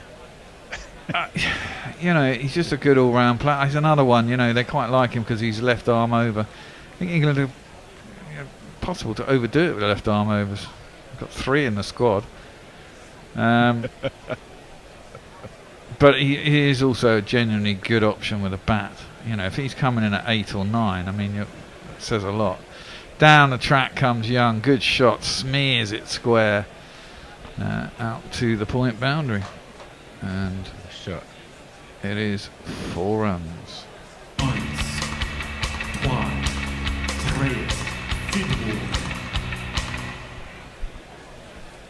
good start here for New Zealand. Of course, everything changes after 10 overs. More fielders out. Yeah, well, you don't want them going on too long, do you? You got a party to go to. Well, I'm leaving about 7 o'clock anyway. Whatever happens. That's played square. Out to Livingston, who's at point. And there is no run. I mean, what are we at? 20. We're 5:15 now.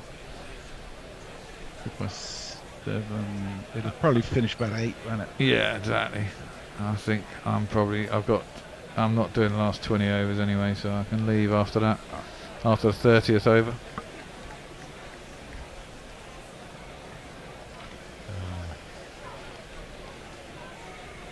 Willie's just gone for 5 so far. He's 8 balls. It's not bad. Yeah, good start. Reasonably good start there. I like Kiwi's approach coming down the track, trying to hit the batsman. That one is just dropped into the leg side. There's a shy at the stumps at the bowler's end. I presume it's been backed up. Indeed, it has, and they get through for a quick single. Richard Peel comes back at you. He says, "I laughed out loud at the bed, deriding someone for getting overexcited when on commentary, like he's a model of calm and irrational delivery." Of course I'm not. But it's the way they try to hype up what isn't exciting. Well, really that's the point, isn't it? I mean, at least if it's dull, we tell you it's dull. We don't try and, not doing ourselves any favours in that respect, but... enjoy what's in front of you, but don't overhype it. That's pulled by Conway, well in front of square. And there is only one man out, deep mid wicket. And it's too far in front of him, and it's 4 runs.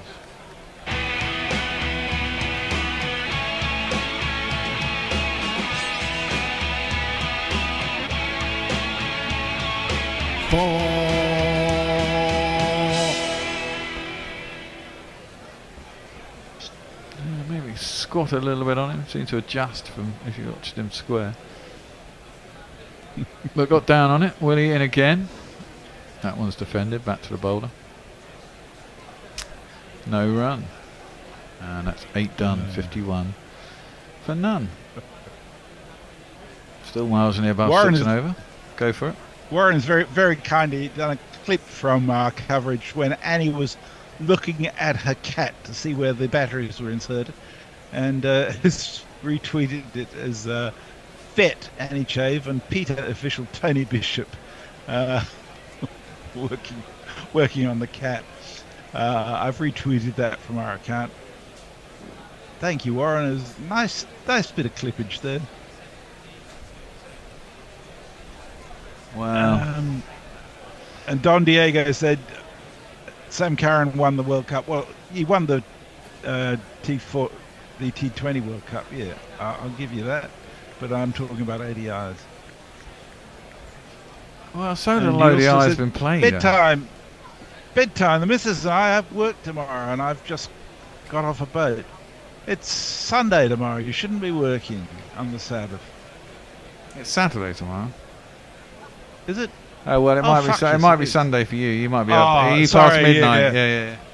Yeah. So it's Friday afternoon. I looked at the top of the computer. Yeah. All over the show. Yeah, it's just gone midnight here. So, even so, you shouldn't be working on a Saturday, Dara. It's just not. Yeah, exactly. Leave it Good alone. time to be working. That's for the kids and their, Saturday jobs.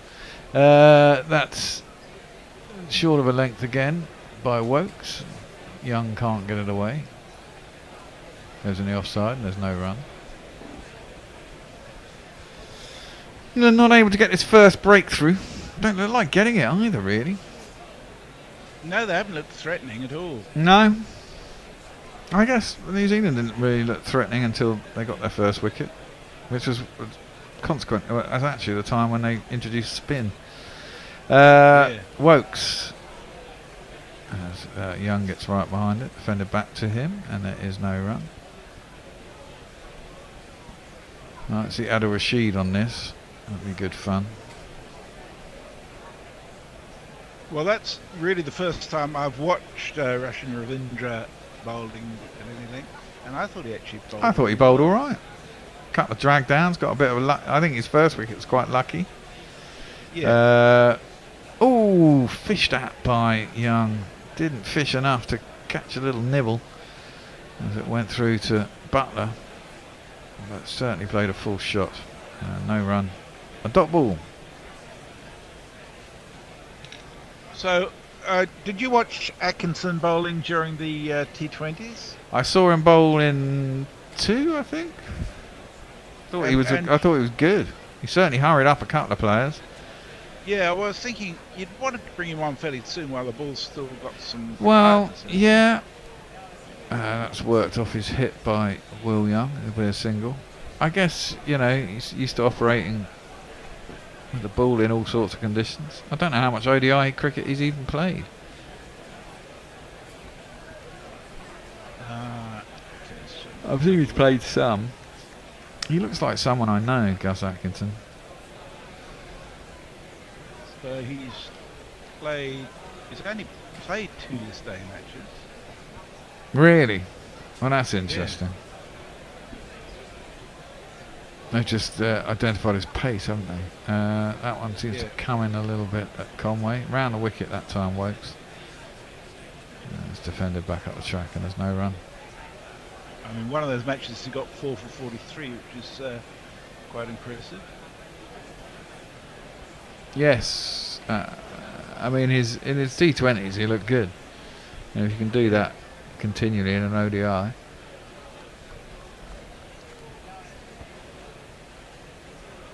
I imagine. Seems to be a healthy spate of fast bowlers coming on for him. Yeah, well, and they were explaining this earlier. I was watching a game during the 100. That's defended back to Wokes on his follow through by Conway, last ball of the 9th. 52 for none. New Zealand. They've got this new umpire technology where they can basically, it's kind of like Hawkeye, but sort of mobile Hawkeye that's done by the umpires. And they've been especially, keeping tabs. Now they've got better data on bowlers who bowl properly quick. And so they've got things that they've got stats and data that they can follow up and then follow these people. So I think they're getting identified properly earlier, which is a good thing. I'm sure this technology will spread to all parts of the world. That's 2-leg sidey. David Willey onto the pads of Will Young, who again clips that very fine this time, and it's 4 more runs.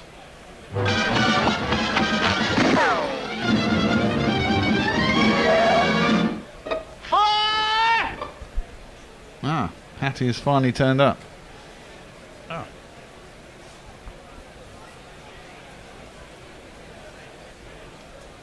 She will join us very shortly. As Willie comes in, and that's defended up towards mid-on, and there's no run. All right, Hattie. You're probably on mute. Or you're connected. Audio's still connected. Connecting to audio. Hi there. She's on, but she is now on mute. You are now on mute. Unmute yourself. Bottom right hand on Zoom. There we go. Hi, Hattie. Hello, I'm so sorry. That's okay. Willie in. Oh, has he got up? That's gone up in the air and there's a big appeal. They're going to give him out? Oh, that's interesting. Try to work it around the corner, did Will Young. Well, no. Butler's not interested, so he didn't get an under edge. I thought maybe there was a bit of an under edge onto his thigh and then it ballooned up. But no one's convinced of that, so they're not going to review it. And the appeal went nowhere. No, it didn't. We're going to have a change at the end of the server. Hattie, you're going to do some ball by ball. Yeah, for once in my life. Yeah, Jason is going to join you in the social chair, and Ajit is supposed to be joining over from as that's played up to mid-on. Bit of a slip by mid-on as he tries to throw down the stumps, but they home easy out. I don't know if Ajit's going to chirp either. I hope he does. No, my apologies for leaving you two in the lurch. I was so transfixed by Tony telling me I was doing ball by ball next. I just didn't focus on doing summarising first, so I left you two. I'm really sorry. It's okay. Oh, we're consummate professionals, Hattie. We managed perfectly fine. I'm sure you did. You know, two men in a boat and all that. Exactly. Willie in, driven hard, beaten the fielder who's short mid-off. This is going very well for Australia. Kiwis. Australia? Ooh, they'll be upset about that. No, don't talk to me about the Australians right now. Please. Okay. And it is 4 more. Giuliani had his reasons for selecting his landscape seasons. There were 4. I don't know what Willie's looking like that for. Was nowhere near any fielders or even chance of a wicket. Ooh, left alone outside the off stump, and there is no run. Haven't had too many. And that's 10 overs done. We are due a change. Hattie, you're going to take over. Jason is going to jump into my chair. I don't know where Ajit is. You have to let him in if he turns up. People not turning up on time today. So Mr. P says this is just a below par England, both batting and with the ball. I think that's a very good observation, actually. They just don't seem to be on their sharp edge, do they? Dara Azizi says this is leg theory without the pace or the bounce. Yeah, it doesn't work too well like that. I mean, there's been flutters of brilliance. You know, you see like Livingston kind of coming back to some sort of what we've known him to be and why he's been chosen. But then New Zealand, you can see why they're such a successful side as well. So, but then this 10 overs has been not great. I mean, you look at 6 and over, you can say, yeah, runnable, not bad. But then that over by Topley was shocking. Absolutely shocking. Was awful, wasn't it? Okay, I shall love you and leave you. Hello, Ajit and Jason, we're up to date on tweets. Great, thank you. Hello. Good evening to all listeners of Kerala Cricket. Happy to be here. We're having interesting our move. first look of spin.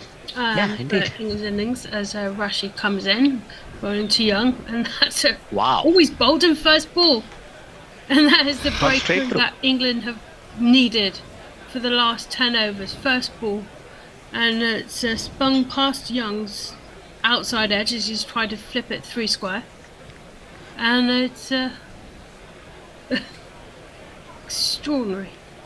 It's a great ball actually to start off. That's a Possibly pretty good clipped nut his to get bat all the first way ball, through. really.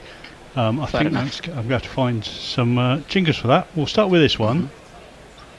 The crowd says, the crowd says, the crowd says you're out. And see if I can find what I'm looking for. The best Someone jingle found that. of them all. What I think is. Let's see what you think, Ajit. If it's the same one. Well, It's great ball. talk witter a bit amongst yourselves whilst I'm trying Well, to find this. there's one jingle of Rashid which I think is the best jingle made by Men with One. Absolutely. Well, I'm let me do that, and we'll then bring in the next batsman. And a Rashid on the 45. And a Rashid on the 45. And a Rashid on the 45. And a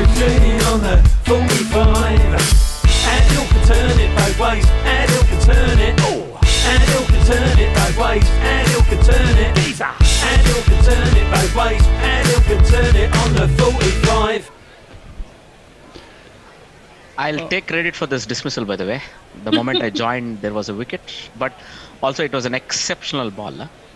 I mean, it pitched leg hit off to be able to control that, and it was slightly short of length. Now that we look at it side on, I think he overplayed it rather than hanging a little back. He could have easily played it out. I don't know what he was thinking, but exceptional bowling. All credit to a leg break bowler who, it's a tough art. That's 100 ODI wickets for Adil Rashid. That one right there, the wicket of William. So well done to him. Oh, those are 100 wickets in ODIs in Wales, by the way. So 100 wickets at home. Yeah. And the new batsman is... Let me just find his jingle. He's not in the cart. I'll have to search for it. Well, a man for all seasons, as far as New Zealand are concerned. Yep, and one of their test stalwarts. Here comes Rashid again, running his first ball to, and that's wide outside the off stump, but Nichols tries to play it through the offside and just bottom edges it, and then Butler's ball to slip in now for Rashid.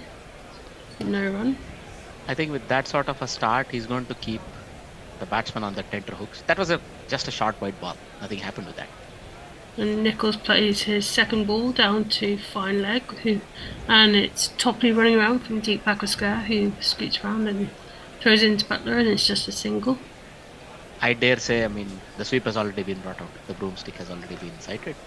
It looks like they're resorting to, it's a sort of a credit if you're a bowler, if they're ready to sweep you off the first over. They're sort of, either they know what you're all about or they don't at all. So let's see how Conway plays him. And that's just hit down to Stokes at mid-off, Conway, and no run there. Absolutely. So that was a more authoritative, more confident shot, getting on the front foot, beating the ball on the up, driving it straight to mid-off. And that's hit with quite a firm power, through a cover point by Conway. And that's 4 runs. And he's gone to a runnable 30 now.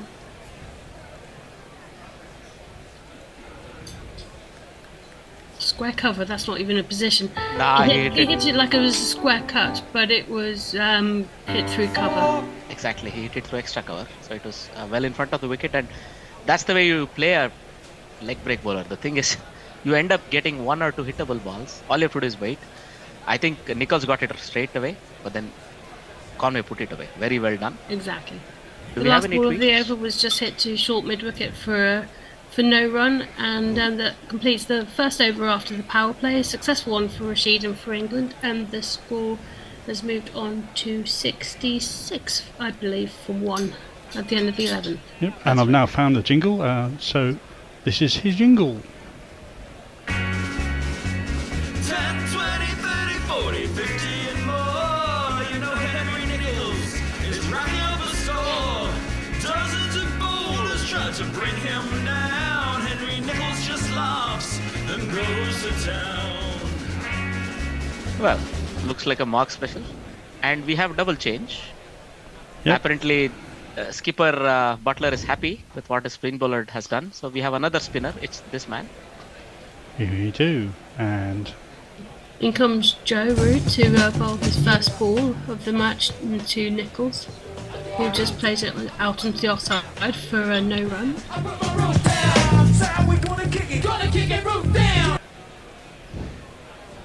No, all right. That's a terrible ball.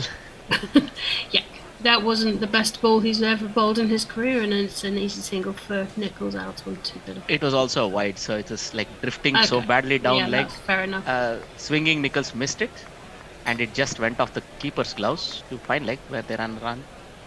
But he's always a deceptive bowler, Joe Root. You wouldn't want to take him. He'll to get height. wickets out of nowhere. And that's a better ball on or outside off stump, and that's played back to Root in his follow-through. He's hitting good lengths straight away. You can see that, he's prepared. He's come prepared to Different bowl. lengths, I would say, different lengths. That always questions the batsman's ability. And that's again outside off stump and misfielded by, I think it's Stokes at extra cover, but it's picked up by Brook on the sweeper boundary and just for a single. I think he was well away from the ball. he held himself back. That's why he slid. I think the ball was much away from all him. energy. Doesn't matter. All energy. All energy, of course. And that's a drag down, is to put it nicely. And if it kind of pulls it gently, and I think that is Stokes on the square leg boundary, and for an easy single for Nichols. No, but it's Atkinson. These people, fielders who have these full length goatees, are enough to confuse anyone now. Easy single to man on 45. No, they've come back for 2. Right. So in this case, Conway is playing the lens very well. He saw that the ball was angling down leg and going away from him. He just tickled it wide of the field at 45. At 5 leg. He's been in a while now. He's seeing the ball well. Indeed. And the same Atkinson had to run around from a square sweeper all the way to fine, and they got 2. And that's played to the man on 45 again. And Conway's crossing himself because he feels like he could have easily got at least 1 for that shot. But it went straight to the fielders. There was no run there. And it's the end of the over. Brian Barrett says, "Yay, Hattie! Hattie on ball by ball!" Exclamation mark. So you've got a bit of Hattie love there. On YouTube, Mr. P says, "If Wokes is the only seamer bowling with any decent economy on a difficult to score on wicket, Ingda in the poo here." Darazizi says, "Our spinners can win this." Yeah. Mr. P has his fingers firmly crossed.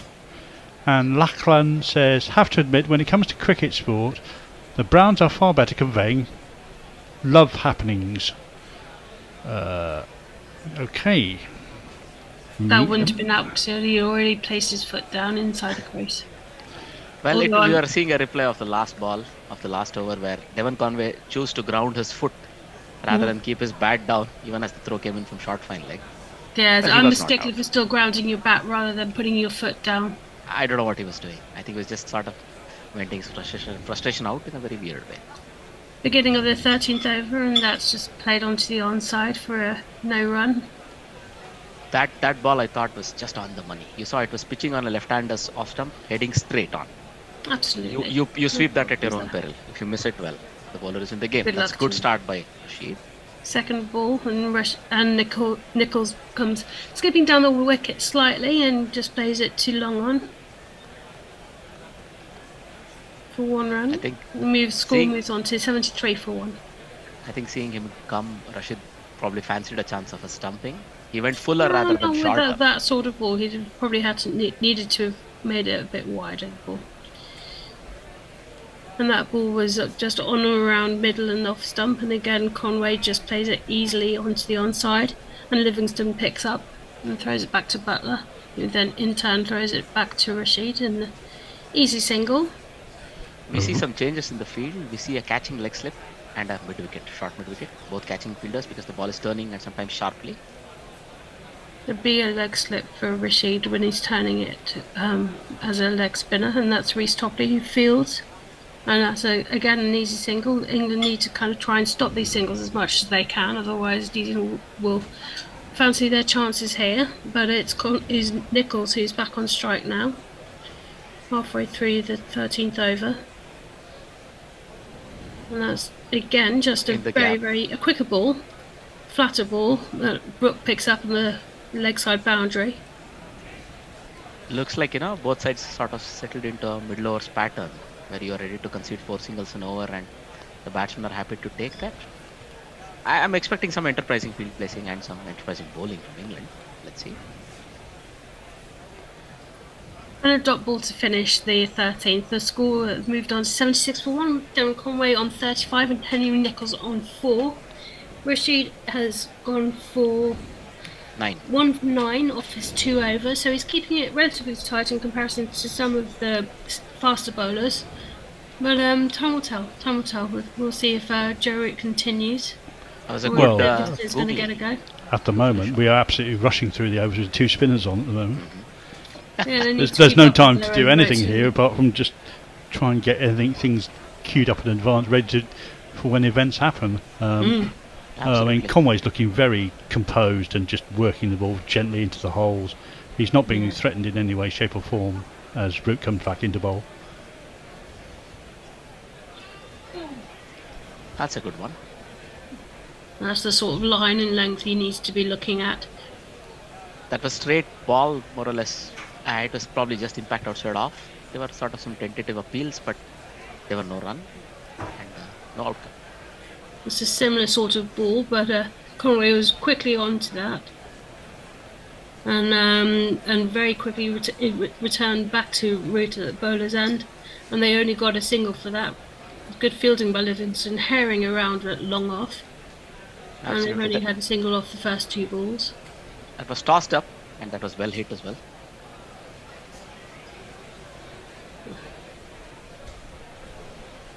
Short and wide, but Brook cleans up on the sweep of the boundary. They only got a single for that. 78 for 1, halfway through the 14th. It is kind of the optimal game plan on this wicket to bowl it into the deck and make people hit to the longer boundary square. I think that was the plan. So the only thing is they would be disappointed with the length. So next ball. 79 for 1. That ball was drifting into Conway's pads, but a bit too short. It would be the feel of my. Absolutely, it was just bunted to long on for an easy single.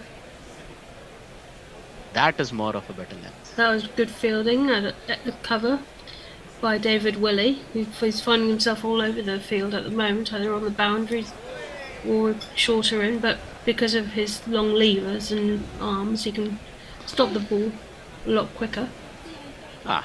And Nichols on the last ball tried to go for a sweep and missed completely. The only thing it hit was his body. And, I think he nicked so it. that prevented any sort of run or extra, and the score remained at 79 for 1 after 14. He hit it into his body. Pokey Bum Figure on YouTube says he's not bad, but his old dog is way too hot in this late summer sun. He keeps on having to soak her in water, but she dries out in no time. And Dorothy asks, how old is your dog? Yes, how old is your dog, Pokey? No. Anything over a dozen is a good age. Yes, exactly. Yeah. And so what are we thinking? The scores of both the teams are on even keel after 14 hours. New Zealand have considered 1 wicket more, but England had 4 left when the innings ended, so they'll be okay. So this partnership for me is going to be very crucial. There's a drinks break. We see the batsman enjoying the drinks while Rashid seems to be setting himself up by placing his cap on the stumps while he's arranging his what looked like shin guards. Actually, I'm very surprised. We get a look at that ball that he got, the first of his spell. There was a considerable amount of drift, excellent amount of turn. That's more or less an ideal ball if you're a leg break bowler. I think you may bowl 10 of those in all your I think career. A lot is going to rely on how any other spinners bowl on this wicket, because I think spin and pace off is the key to this. I'm interested to see how Atkinson goes and how much full pace deliveries he bowls on this, because I think full pace could go around the park quite a lot. Yes. Right. We've seen that the current left-handers Topley and Willie haven't bowled with that much control so far, and therefore the ball's gone off the bat a bit. So hopefully when the ball gets softer, they'll have a bit more control with the pace bowlers. Alright, we're set to resume. In comes Rashid and bowling to Conway, who's on 37 from 40 and quickly on to 38 from 40. Again, this is like good batting from Conway, who hung back, let the ball turn into him and bunted it straight up to long on. Just hit the ball where it's coming from sort of work. Just very sensible batting. He's not doing anything ridiculous. He's not going for big shots. He's just playing sensible cricket. That was a risky shot. And there's no run there off the second ball of the over. Score remains at 8. This ball was slightly shorter in length, giving it more time to turn, but it was faster. So it spun straight back into the stumps. Nichols was dancing all over the crease, but couldn't get away. The ball, he only hit it to mid-off.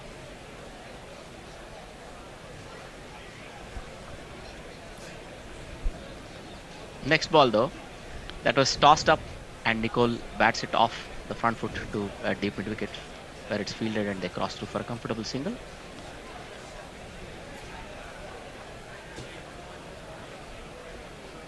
Nice shot off his toes there by Conway, and that's fielded by Brook, again sweeping on the onside boundary. The score moves into 82 for 1.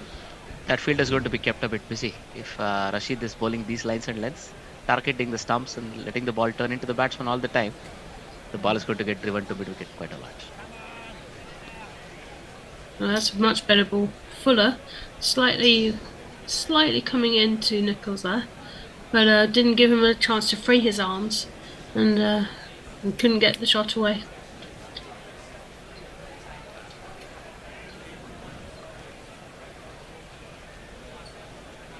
Final ball of the over, doesn't go for a run either. And where Conway seems to be more fluid in his stroke play, going at nearly a strike rate of 100, Nichols is going at a strike rate of less than 50. So they've been like chalk and cheese in their strike rates, but yet they seem to be complementing each other very well. They know each other's game very well, and they're just backing each other very well as well. This is good batting simply because you get an occasional dot or even two. I think that was well bowled by Rashid because he varied the pace and also the lengths of those two balls. But at the end of the day, you don't want to give your wicket away because there will also be twos and there will also be boundaries coming through when there's either a short ball or... And the change we expected, I think, is about to come because, as I was about to make, was that they are keeping up with the rate without really taking any risks. Anyway, I think we're just checking to confirm that he's not bowled so far. This guy may be about to come on to make his bowling debut, his ODI bowling debut. Yeah, his ODI, yeah. Let me see if I can find his jingle, because it's not in the cart. I think we have one for him. Talk amongst yourselves whilst I find it. Oh, that's a terrific start. Gus Atkinson making his 50 over debut for England today. Makes a very good start, pitching on and around off stump, and Conway just plays it nicely to backward point for a no run. We saw while we waited that we saw his List A stats. He's played just 3 List A games, taken 5 wickets at a good rate, but that means his limited overs experience is a bit less. And that's wide down the leg side, not far wide, but wide enough for umpire Russell just to stretch his arms and say, nope, you've got to roll another one of those, lovely. And have another Pace go. was up. The pace was up for that ball. It was 87 and That's not rifle, I beg your pardon. It looked like rifle briefly. No, I see the confusion. I think it may have been Alex Varf. It was the sunglasses. Yeah. And the pink shirt. Of course. But no, I've been very impressed with Atkinson. He just does what he does best, and just taken to international cricket like a duck to water. Really, he just bowling like he has done for Surrey all season, and just turn up and play. Really, I think that's been his attitude. That's all I've got to do. I've just got to turn up and play like I can do, and he's done terrifically well. The previous ball was blocked to cover, but this one was shorter. He's pulled that to deep fine leg where Rashid cleans up. He could have done a bit better, I think, Conway will feel. But this is still a very good start. Hetty, sorry. He's hardly... Undoubtedly, yes. Yeah. And we have a jingle finally, so shall I play it now? Oh, go for it, yes, please. Gus Atkinson, he's not one to complain. He hopes he's not like Jafra, breaking down after every game. Well, we hope so. I don't follow that. I mean, some jingles you think, yeah, I really get that, but Gus is not quite sure. I'm sure it'll grow on me. I think the reason was because he has a very similar attributes in terms of his run-up, which is quite sort of pigeon-toed, short steps, exactly. And he's got very languid, loose arm delivery. It's very similar to Jofra. Okay. Meanwhile, Nichols bunted the next fuller one to mid-wicket. They ran a single, and for the next ball, just let through to Joss Butler for no run. Yeah, I mean his run-up. I mean he does like a backward step like Mark Wood as well. But, I mean I hadn't noticed the similarities with Archer, I'll be honest, but I had noticed during the T20s the Wood similarities. So, but you know what will be. I'm sure we'll find out in due course. It'll all become apparent, I'm sure.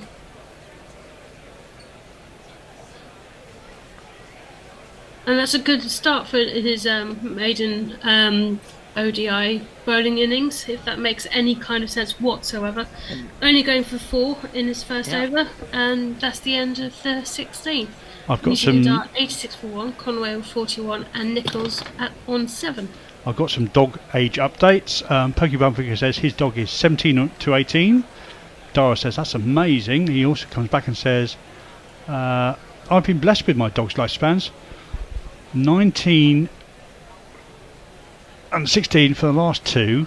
Breaks my heart seeing them going at 10 to 12. I've been lucky. I think you have. Hmm. 19 is a very good age for a dog. Oh yeah. Oh great. I mean, what's that in 7? If you multiply it by 7, that's a 133. indecent number. 133. Isn't it? Absolutely. That's that dog has done well, and may he stay comfortable until his time comes.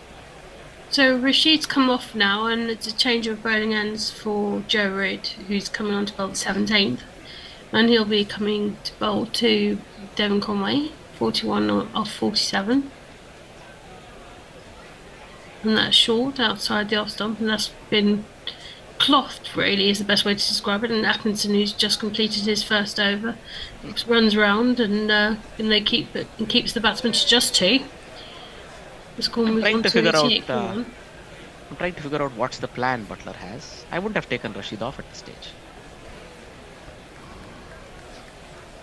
That's disappointing. It was hit relatively hard, but not that hard to Willie at extra cover.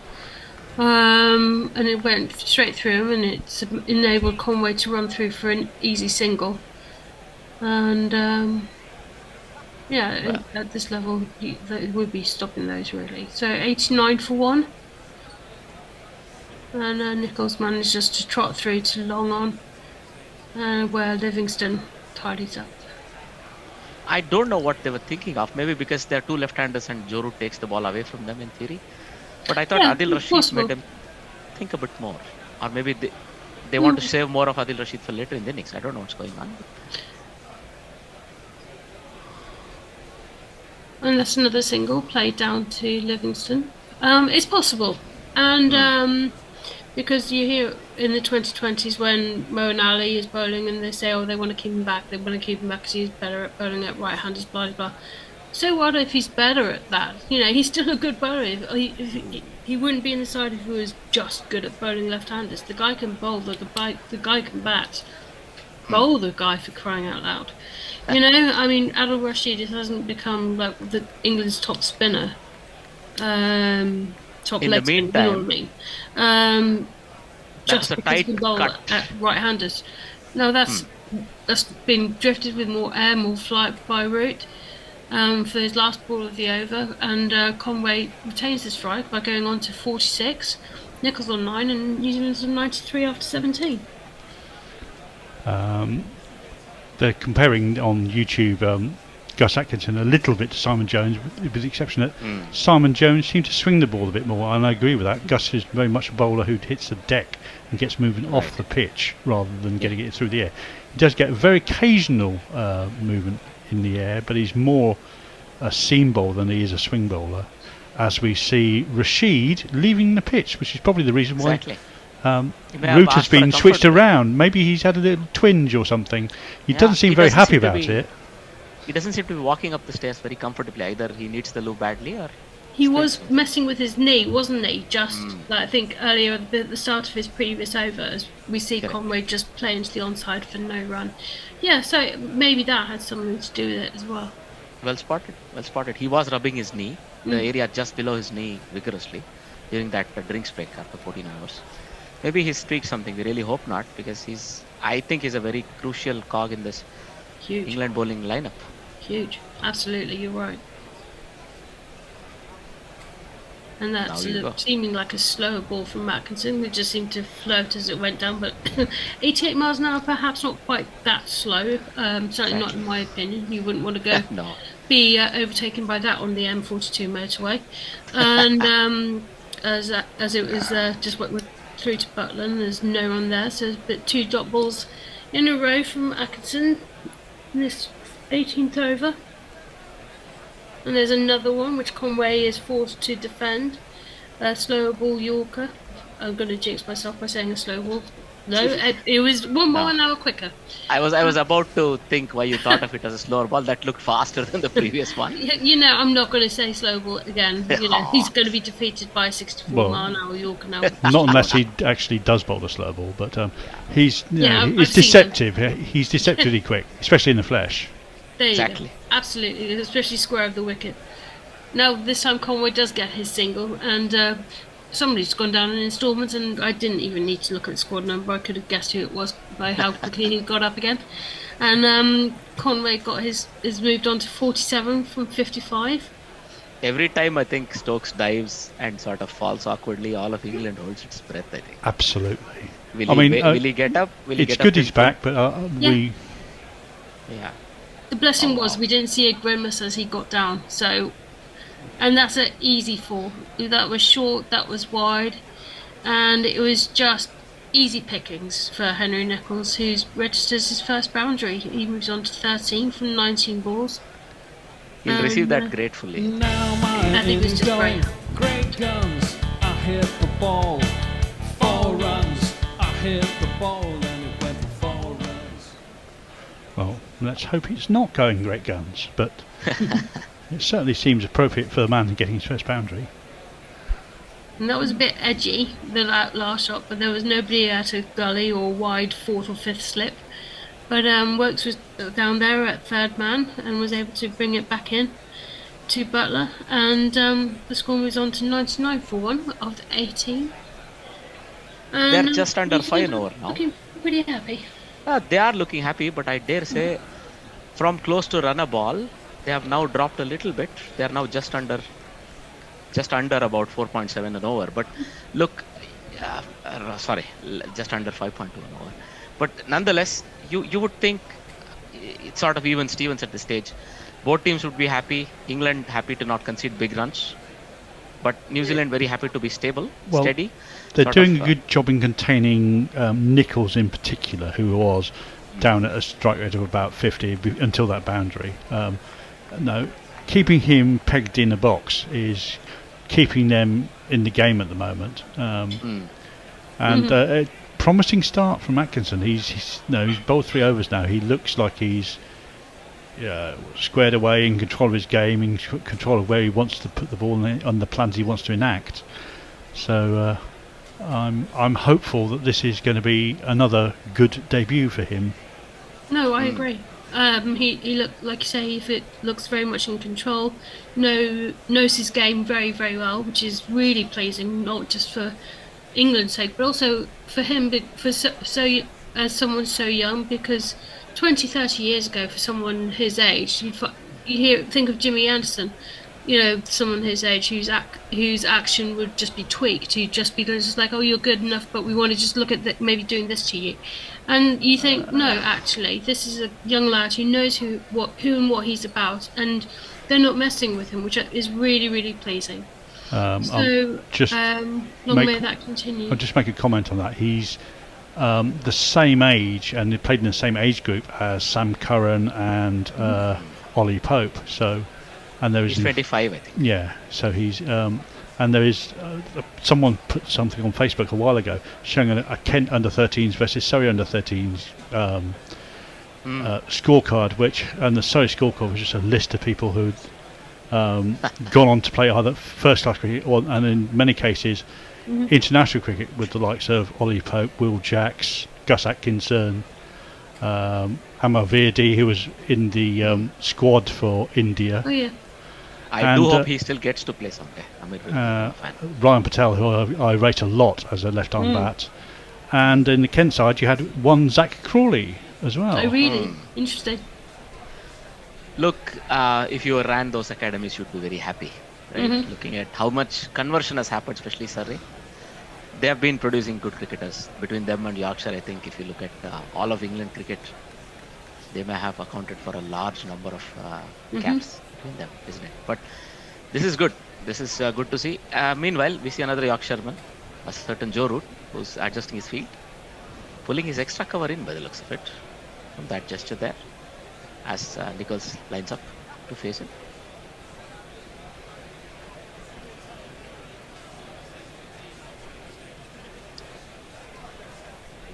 That was just an up and down ball. Length ball, a ball after a break almost. That was just bunted straight to extra cover. No run there.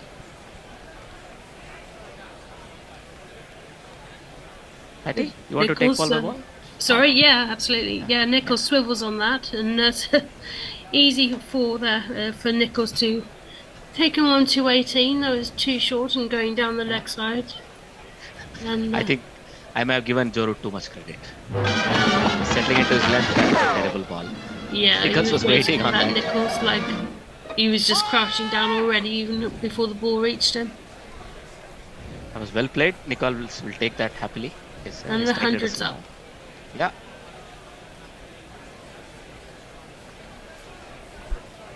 Livingston ready. Again, almost like Nichols on the previous ball. He was crouching down ready for the ball even before it got to him. I think it was there at long off. Set piece, right? So I'm going to ball it full, you're going to bunt it straight to long off, and we'll have a single set piece. At the same time, we see a pensive looking Kane Williamson on the balcony. He probably wishes he was playing. Oh yeah, he would have come in at one drop. That was a shortish ball. That's been just hit to straight extra cover. No run there. Even the very best players get nervous when they're approaching 50. Oh yeah. Conway is absolutely smashed that through cover for 4.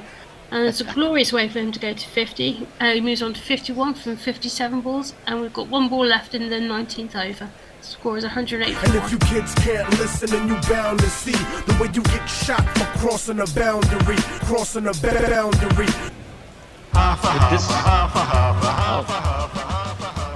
In 19 matches, Conway's made 4 50s and 3 100s. That's quite some conversion rate. And the last ball is just patted back, and Butler scoops up, and the score remains 108 for 1 of 19. Root's gone for 25 off his 4 overs. I have a feeling that Root experiment may have come to an end. We may see Liam Livingston or maybe Adil Rashid has come back on the ground, I don't know. Do we have anything on the social media? Yeah, I was just looking, and George McPherson says on YouTube, England need wickets. What are the bowlers doing? How hard is it to get wickets? And David in the UK says, I really thought 300 was a good score on the Welsh pitch. George McPherson saying England have lost this. I'm not quite so down on the England performance so far. I think they are hanging on at the moment. I think New Zealand are managing the situation quite well. Nichols has upped his rate quite a lot now as the new over starts. Absolutely. And that's played out to backward point for no run by Nichols. This is an interesting experiment to have somebody with the pace of Atkinson. Look, the ball is not exactly old because there are 2 balls available. So he still has enough to work with. So he's bowling with potentially a 9, 8, 10 over ball, right? So he has a lot that he can do with it. But I think he's bowling really well. He's hitting that back of length. He is, Nichols is disappointed. He knows he could have slashed that over Butler's head up through cover, through backward point, absolutely anywhere he could have smashed that, but he missed it. The score hasn't moved on in the last 2 balls. Atkinson, like you say, is bowling with pace, he's bowling with aggression, and he's doing very, very well. He's not fazed by the occasion at all. And that ball, Nichols always wanted a single there, and he's going to get more than that. It's absolutely played as straight as anything, past the umpire, past him, and for 4 runs. Score is 112 for 1.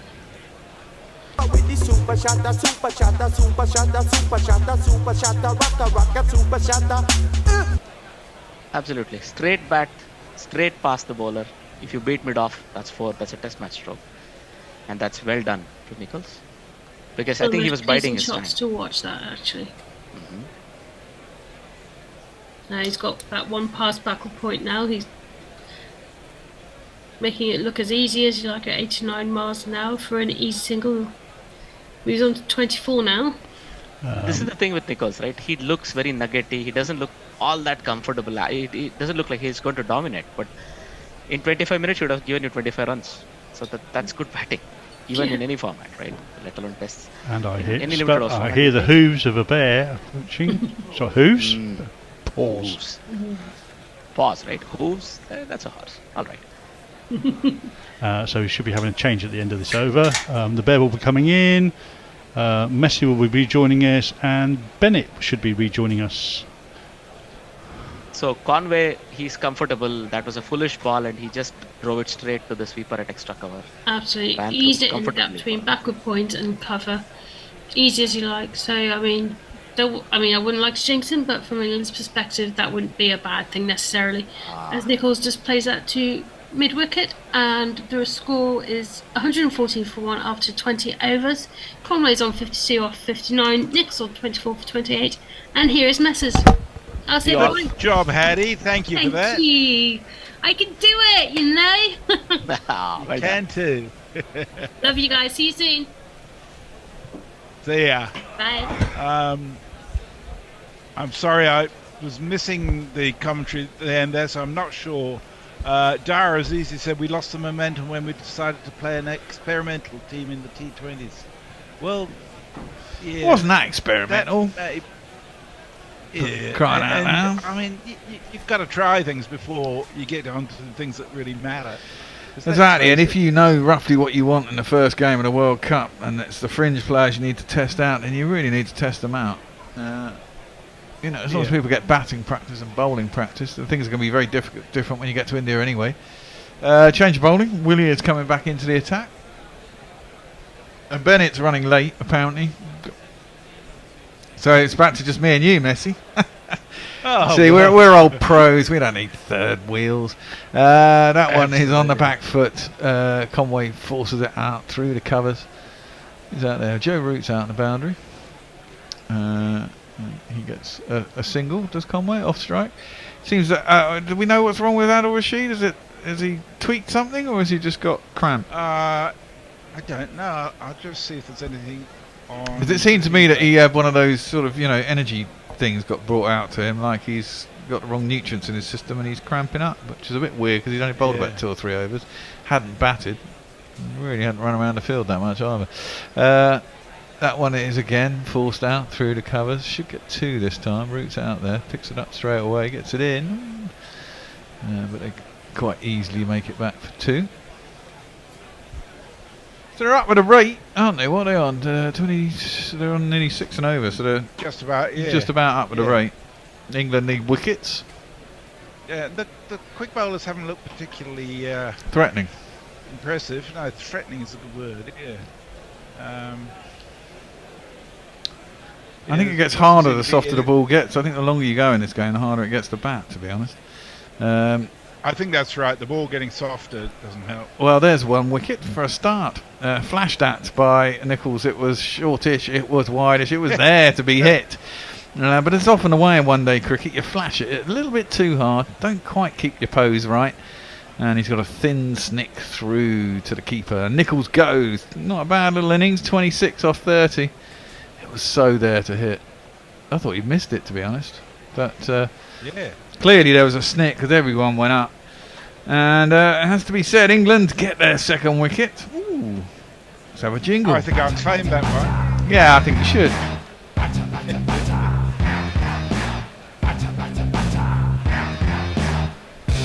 On your bike, mate.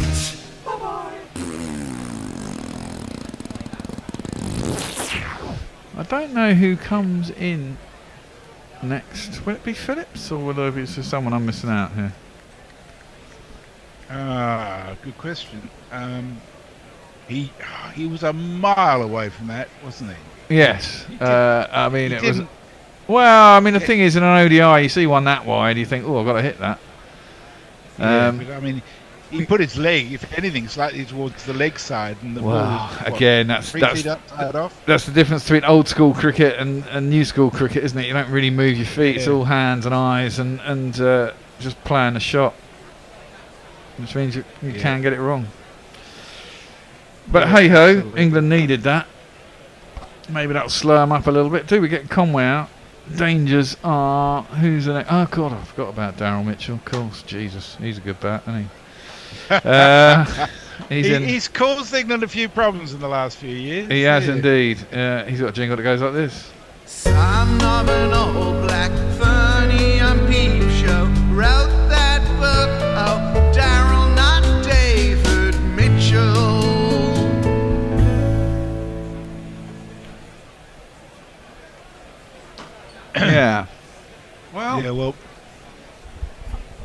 David Willey. I'm liking that this is a contest that puts some pressure on England. I think that's a really good thing for them.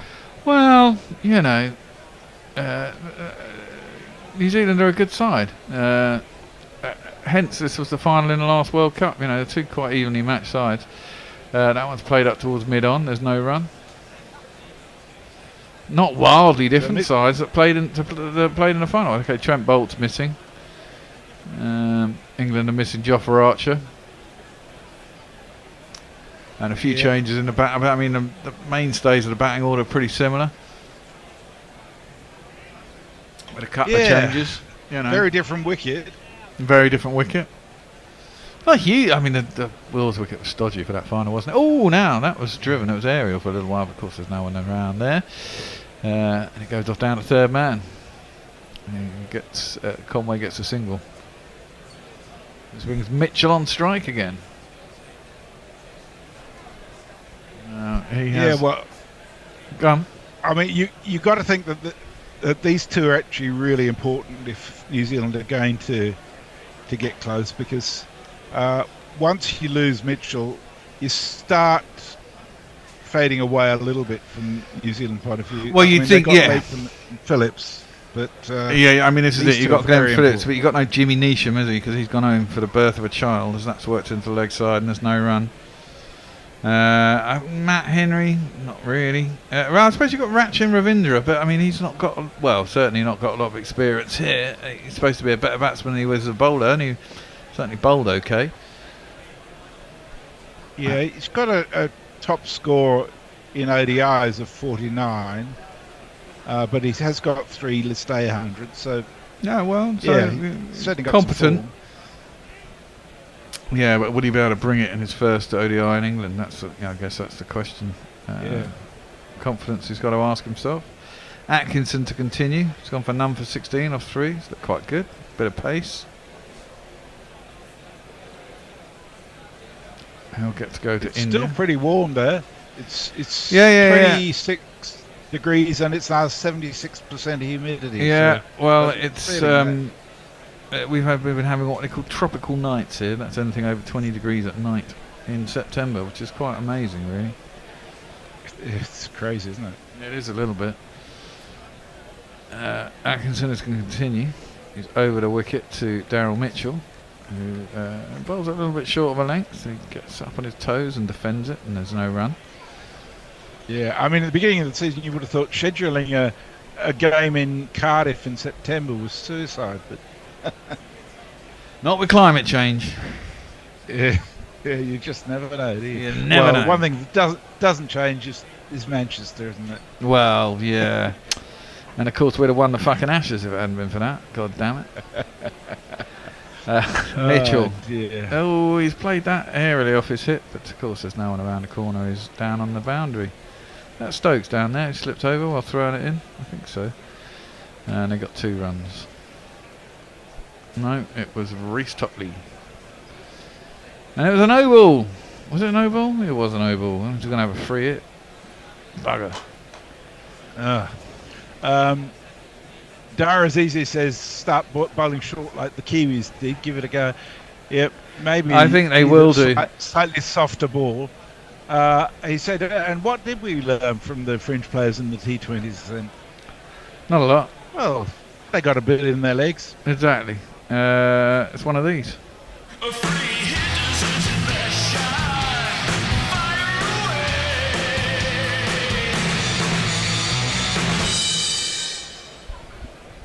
Atkinson in for the free hit. It's going to be down the leg side, is it? No, it's a wide. So presumably the no ball continues, doesn't it? Yeah. So the free hit continues. Yeah. Gee, it was a big no ball he bowled too. I only just saw the replay. I wasn't watching. I didn't see. Oh well.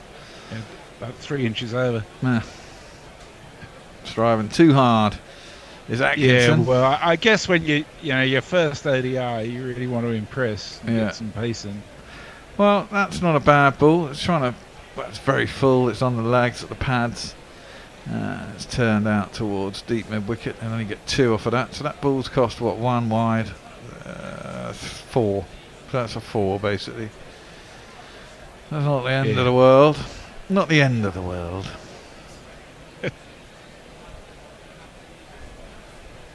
Yeah, it would be interesting to see how Atkinson goes in this 10 overs, given that 4 is his limit normally. Well, exactly. Defended back down the track by Mitchell. And there is no run. It's interesting because I thought Conway was motoring along, but he's actually only 54 off 61, isn't he? So, they're still not quite dragging it back. Would they be on a 6 and over? Would they be on what, 120? 700? Yeah, they're on about 6 and over. Yeah. Just got to keep chipping away at the wickets. At this stage of an innings, that's perfectly acceptable. Wow, now that is a shot by Daryl Mitchell. It's full and in the slot, and much like Liam Livingston did to somebody, I can't remember who it was, Mitchell just played through the line of that ball and smashed it back over the bowler's head for 6 runs. Lovely shot, held the pose. It was right up there. And it's gone over where the temporary stands were. That's where I was, in one of those spaces in that steelwork was where the comms box was for the World Cup. That looks luxurious. Yeah, it wasn't luxurious at Cardiff. That's defended back down the track. There's no run. BBC and all the nice people had the nice comm boxes at the other end of the ground, but there wasn't enough space in there for everyone else who was involved. So the temporary ones were at the other end, which is where we were, and they were basically plywood boxes, open to the elements. Well, I tell you what, Bear, whatever hassles you may have had during the World Cup, you made up for it in story time. Well, exactly. Clipped off his legs by Daryl Mitchell. Aerial for a while, but of course there's no one in where the ball went aerial, and they'll get a single to end the over.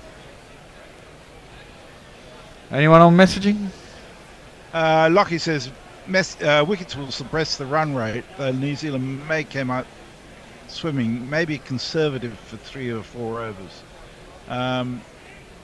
But he also says they could win by 3 or 4 wickets. Well, by 4 wickets.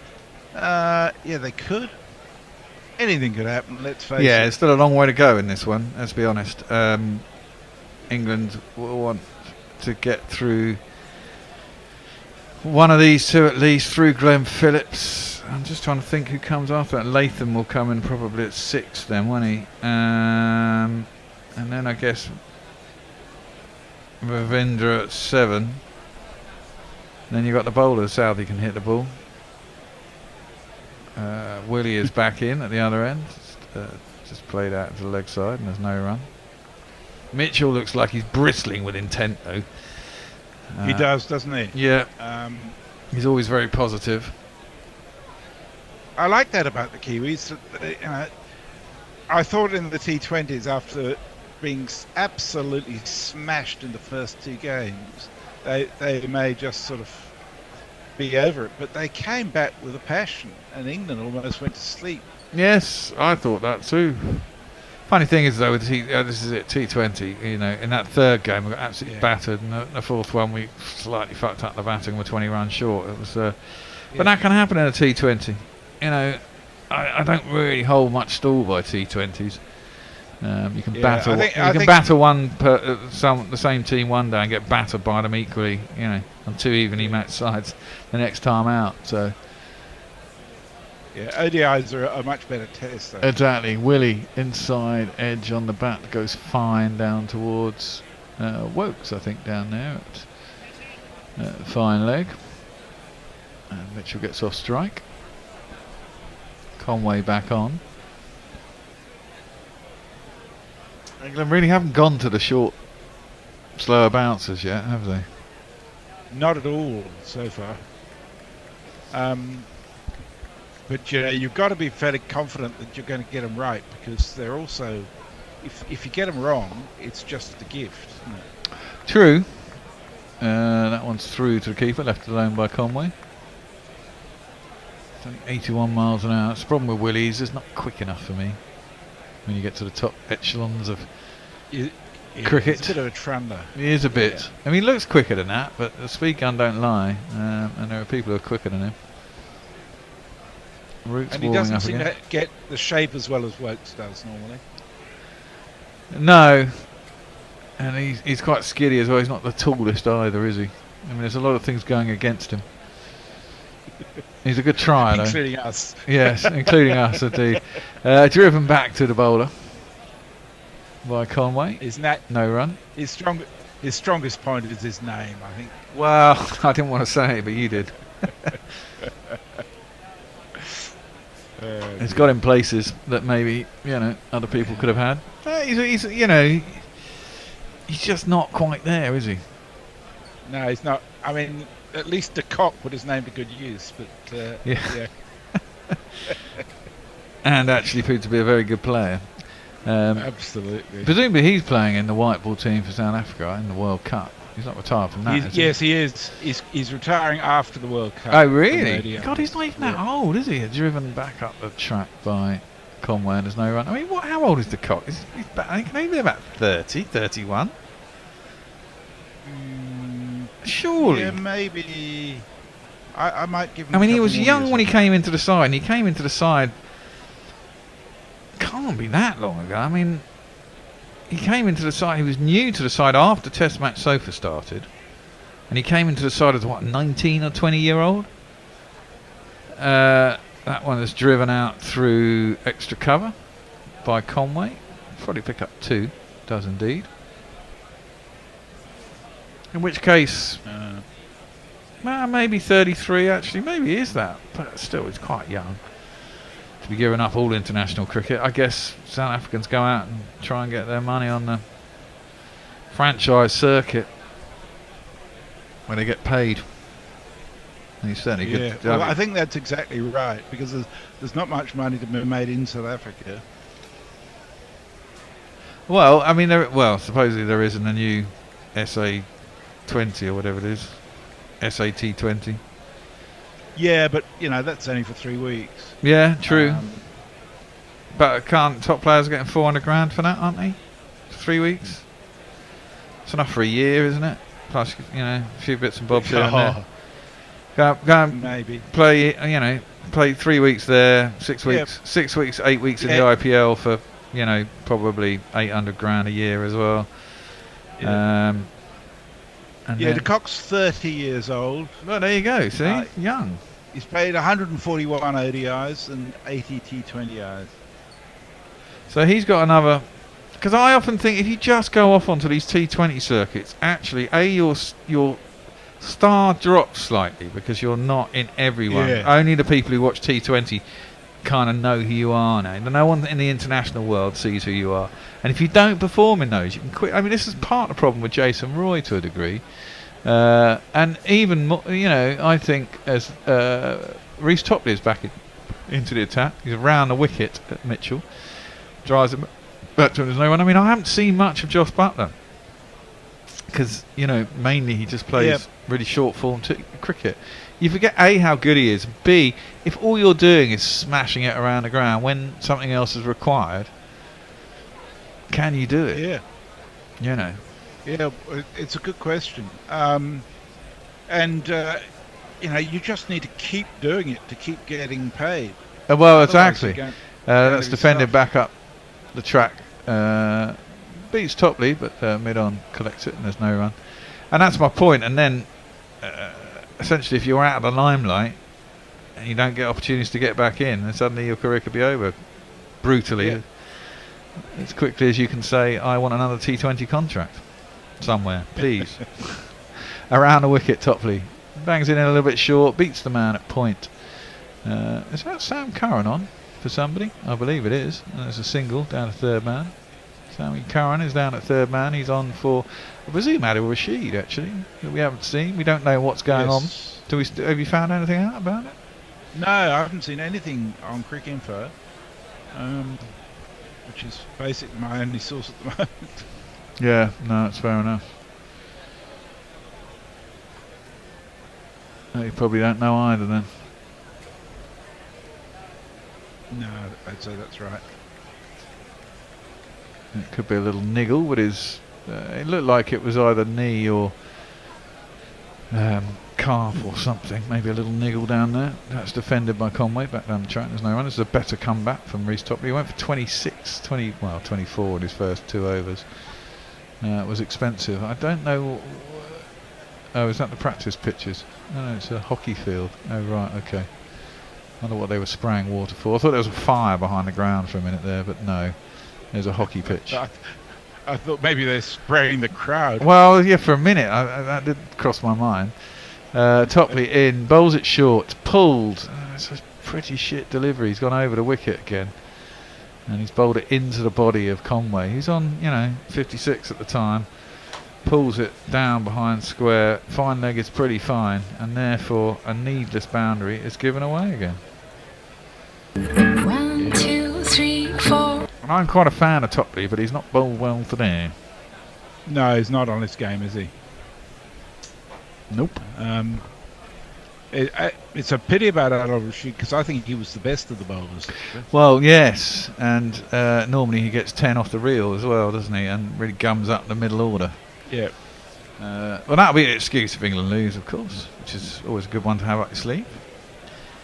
141 for 2 after 24. Over to you, Messrs, if anyone is still interested in this game. Well, there's nothing happening on YouTube. On Twitter.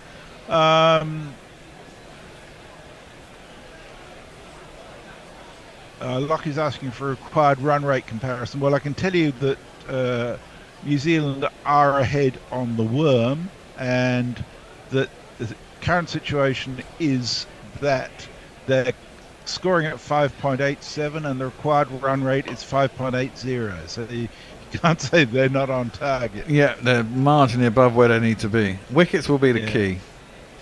England need to take wickets.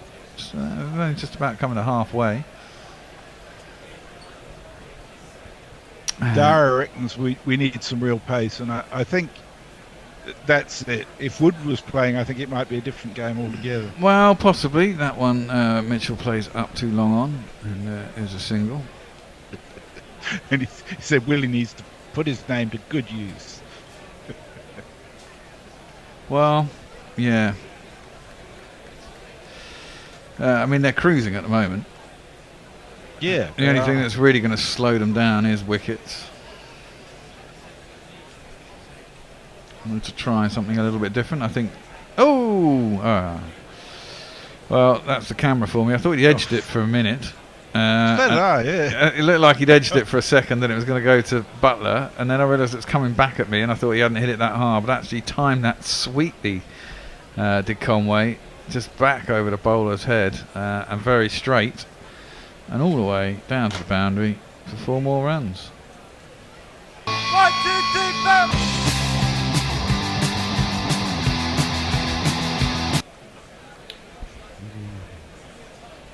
And this over has started well.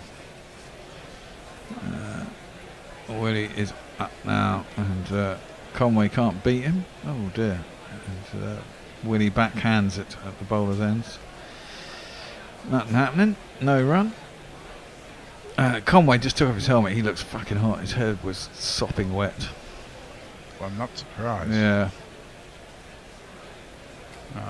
I mean, it may be getting late there. What time is it over there now? It's about 5:30. The sun will be dipping. I mean, it's September. It's still early September. It's still light till 8. Well, I mean, sunset's around about 8ish. Short wide. Might have been given as a wide, but Conway actually had a flap at it and hit it straight to point, so they got away with that. It's a dot ball. England desperate to find a wicket. Sammy Curran will be thinking, I'd like to have a little bowl here, but he's not in today's game. Yeah, it's still 25.3, 77 in the old money, and humidity is up to 75% now. So, yeah, not a nice combo. No, it's not a nice combo. That is very tropical. Indeed, indeed, indeed. Surprised I haven't tried Liam Livingstone yet either. Yeah. Well, maybe because it's 2 lefties in. And it's not. Obviously, Mitchell's a righty. That's driven straight back past the bowler. They think about a run, but David Willey got some hands on it, which stopped them going initially, and then mid-off was able to get around to cut it off, so they turned it down in the end. But I think sometimes sides get too carried away with the matchups and not putting in bomb bowlers until their particular bunny is there or whatever it is. Yeah, exactly. There's very much like that in the modern game. But you're a bowler down. If Adil Rashid doesn't come back to bowl, and again drives it back. Tempting to beat mid-off this time. Mid-off is straight enough just and stops it. But every time it's aerial from Conway. Just wide of the bowler and just short of the man at mid-off. No run to end the over. Any more social? So, I'm assuming Twitter is all right. I haven't had anything on here for 15 minutes. But it's the boring middle overs. Everyone's bored. Yeah. As Lachlan says, a runner ball will get him home from here. Stakes needs to bowl up a hat trick to get the crowd involved. Sunset is at 7:44 in Cardiff today. This is Sunny Jim. Thank you for that. There's always someone there is going to get the info for us. That's what I love. I know. I love that. That's what I love about guerrilla cricket followers. You ask them a question, they can usually fill in the answer. Yeah. Well, the Kiwis are very well ahead where England were. England were 123 for 3 at this point, and New Zealand 146 for 2. So they're pressing home their advantage and making it look quite easy, to be fair. Yeah. England haven't bowled particularly well, it has to be said. Oh, that's a slower ball. Cutter. Mitchell has a big swing, no ding. It didn't carry to Butler anyway. Yeah, he rolled his fingers across it. It was like a spinner. Yeah, well, I mean, Topley's going at 10 and over so far. Well, exactly. I mean, Topley's been... I was expecting more from Topley, but he's bowled quite poorly. This one's better, shorter, and Mitchell gets right behind it, and there's no run. If he can drag it back, that'd be a good thing. Get a wicket, that'll help him. Certainly would. I mean, I don't know how much... He looks very miserable, doesn't he? Yeah. I don't know how much he's played this year either, because he started the year injured. He often gets injured. He got injured in the World T20, didn't he, at the beginning of the year? In the first game, wasn't it? Went over on his ankle or something stupid. That's down the leg side. Is it going to be giving us a wide? It is giving us a wide. It didn't touch anything on him. God damn. Should have peeled just for the hell of it.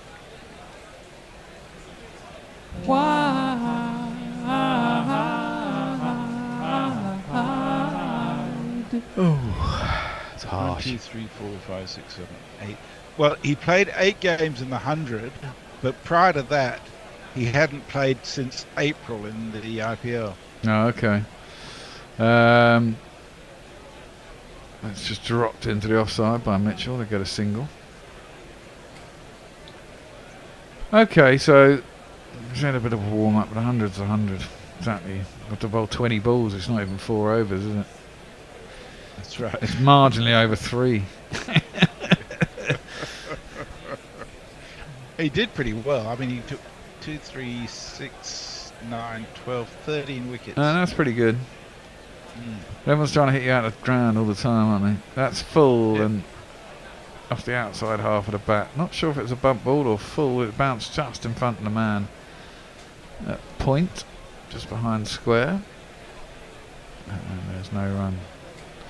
So going on at 5.77, required is 5.92. Clearly they can up the rate when they need to. England, as I keep saying, require wickets. Really bowling balls that look like taking wickets.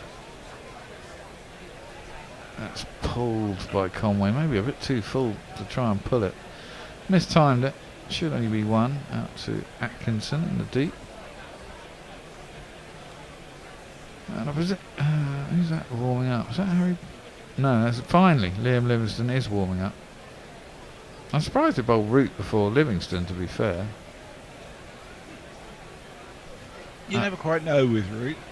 No, I mean he has. I think Root is a handy stopgap spinner. To be fair, he's got better as time has gone on. It's defended in the onside. There's no run. I think. What's that? Brown Barry says, "Hey, wait, is that the Texas Super Kings legend Devon Conway?" Yes. No. It's just nuts, isn't it?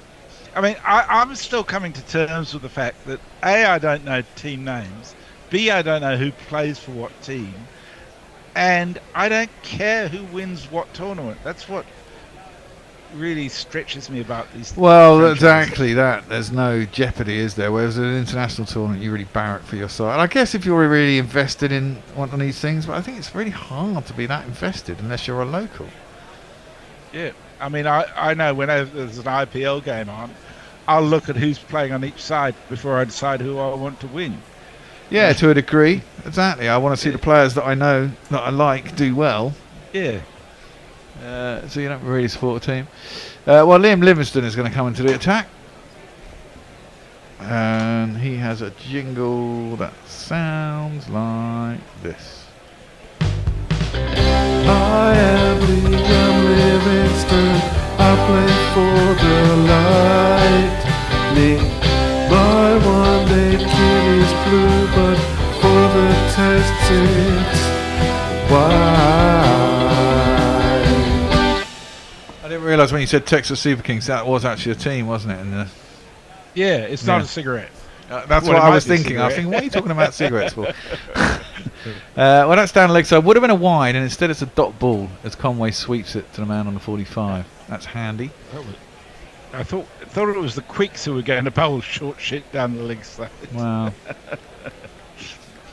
Oh dear. I presume he doesn't bowl a googly, does he? I think we discovered that in the last game. He's got off breaks and leggies.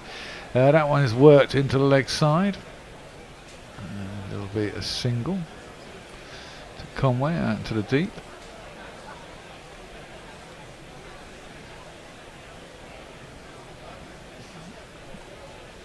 I don't think he's done a lot of bowling at international level, has he? Well, no. He's doing more and more, though, isn't he?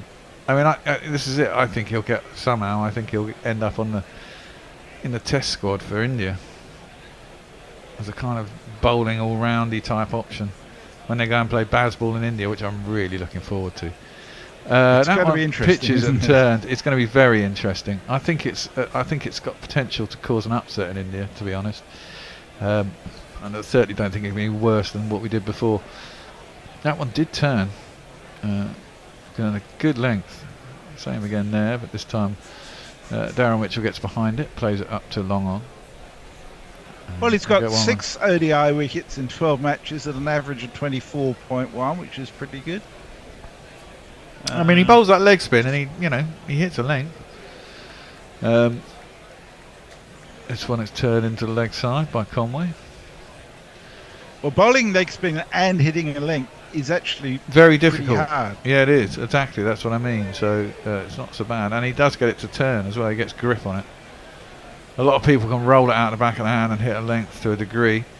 Don't really get any revs on it. He does manage that.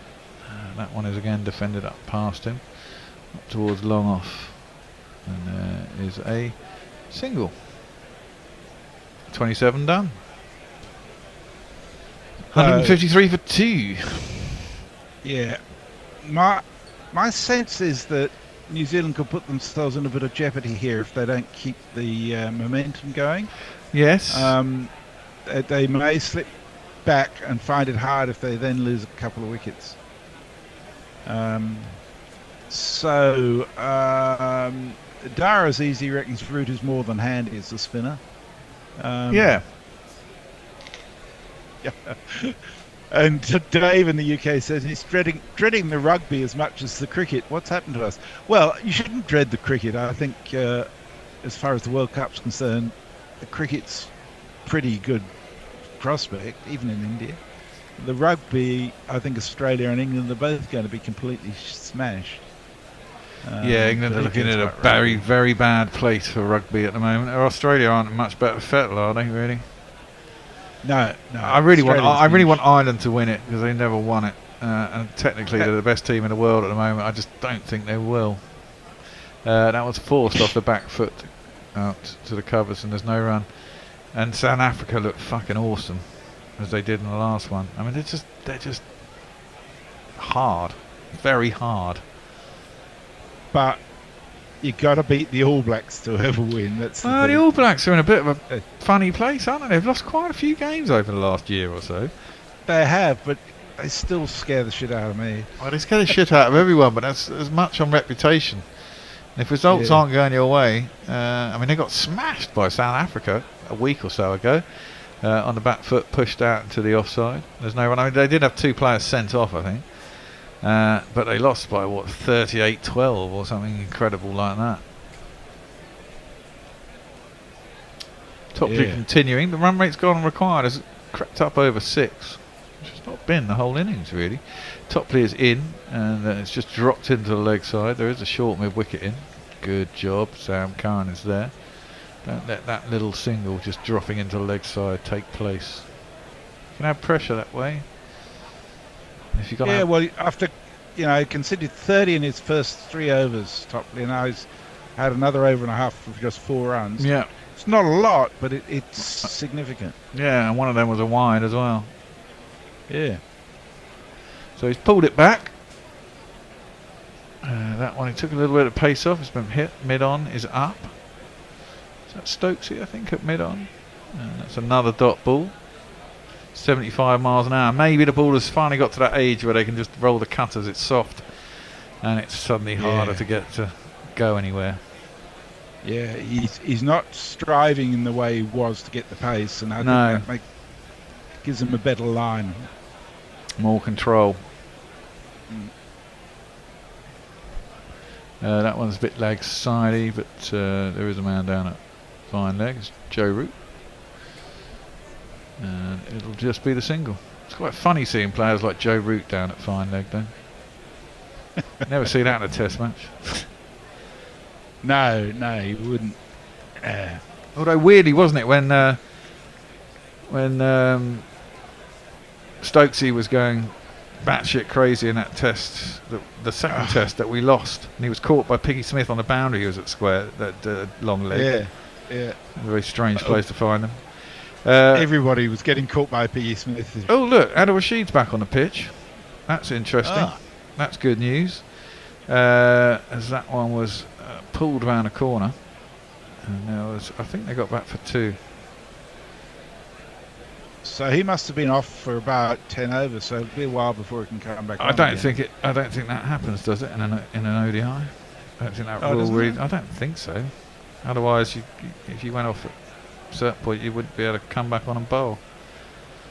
I think if you're part of the designated team, you can come back on and bowl. Might have to wait a couple of overs.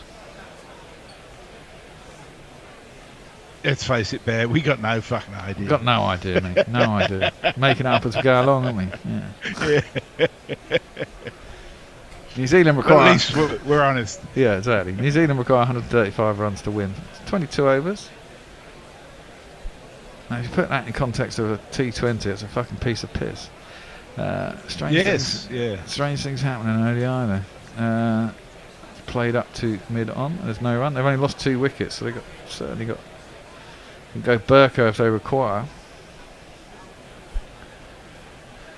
Now that's worth an appeal. I'd be tempted with that. Has it come back enough? Because if it's hit him in line, I'd give that a review. You know, might not have turned back enough, but I think that's hit him and vaguely in line. But it might be sliding past the off stump.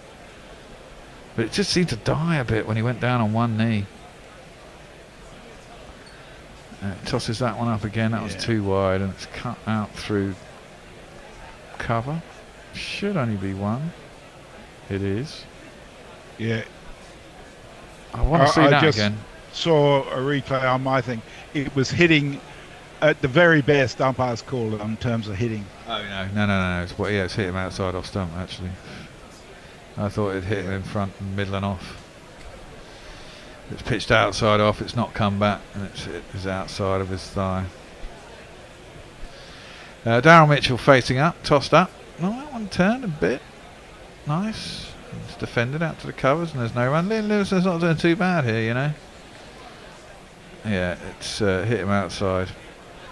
It's certainly not come back enough to hit the stumps. Swept hard. Oh, is there anyone out there? There is a man out there. It's Gus Atkinson. Should. Oh, they've gone back for 2. I think they made it. Yeah. They might go upstairs and have a look, but I think my gut tells me that they made that quite easily. Yeah. Good running.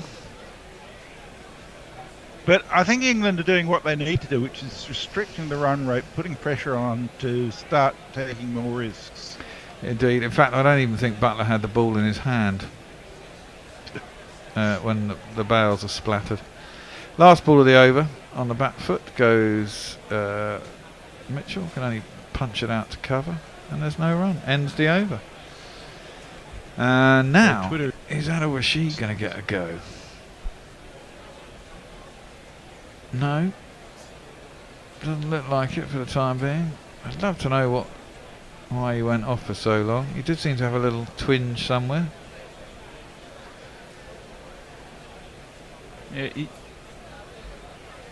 but he seems okay at the moment. He's running all right. Yeah. Well, I mean, they wouldn't put him out there if he couldn't run around, I guess. And if he can run around, then he should be able to bowl. Certainly didn't look like it was any. Well, it certainly didn't look like it was anything to do with his shoulder or his arm or anything like that. Yeah, I don't know if you're going on the Stokes standard of fitness. Well, this is true. Pulled hard by by Conway, and Atkinson can't get across the cover. That went very quickly across the outfield. It's made itself to the mid-wicket boundary, and it'll be 4 runs. 4.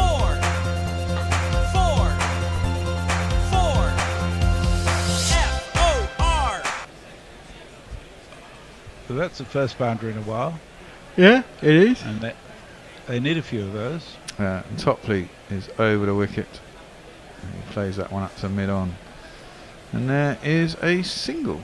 Stokes picks it up. Stokes is wondering, where can I bowl? We're due a change at the end of this over. This is my last over today. I've got to head off after this one. Bennett's supposed to be coming on. I don't know if he's going to turn up, because he didn't turn up for this session. Tony and Ajit. And Jason if Bennett doesn't show. Next ball, Mitchell tries to pick it up but misses it. Street the keeper and there's no run. Yeah, I need a break before coming back on. What's the time over there now? It's 1:45. Ooh. I wasn't going to do the second innings, but when Hendo had to pull out, I said I could. Need to get yourself a Coke dealer. I didn't say that, but you know. It's defended back down the track and there's no run. You'll be fine. Dear. Oh, yeah. Help with the diet. Yeah. Methamphetamine. All these things, they keep you awake. Yeah, it may have some slight side effect. It may do. A few. 165 for 2, England. Dear. Topley is around the wicket. Short, pulled. Very well pulled. Out to cow corner. There's no one out there. And it's 4 more runs. Yeah. I think if he's going to bowl at short, he needs to take the pace off at the moment, I think. Yeah. Cut it into the deck, make it stand up, try and get a missed time. Something or other. Yeah. I mean, that looked easy for Mitchell, who looks in good form, that has to be said. He's 28 or 31. Conway 74 off 86. Last ball of the over. Short again, and this time he turns it around towards deep backward square leg. They're going to come back for 2. Brooks out there. It's just an easy single.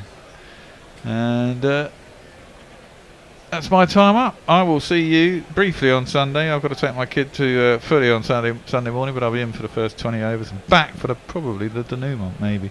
I'm going to hand you over to the capable hands of... That's Ajit. Ajit's a good lad. He turns up.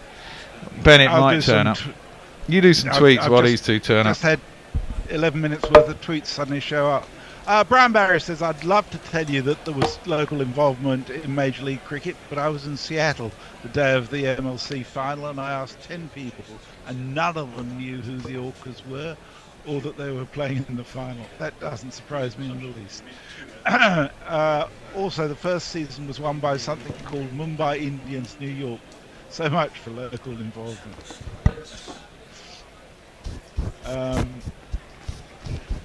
And we've got Livingston bowling to Mitchell. Is somebody on ball by ball? Yes, me. Livingston in and a wide down leg.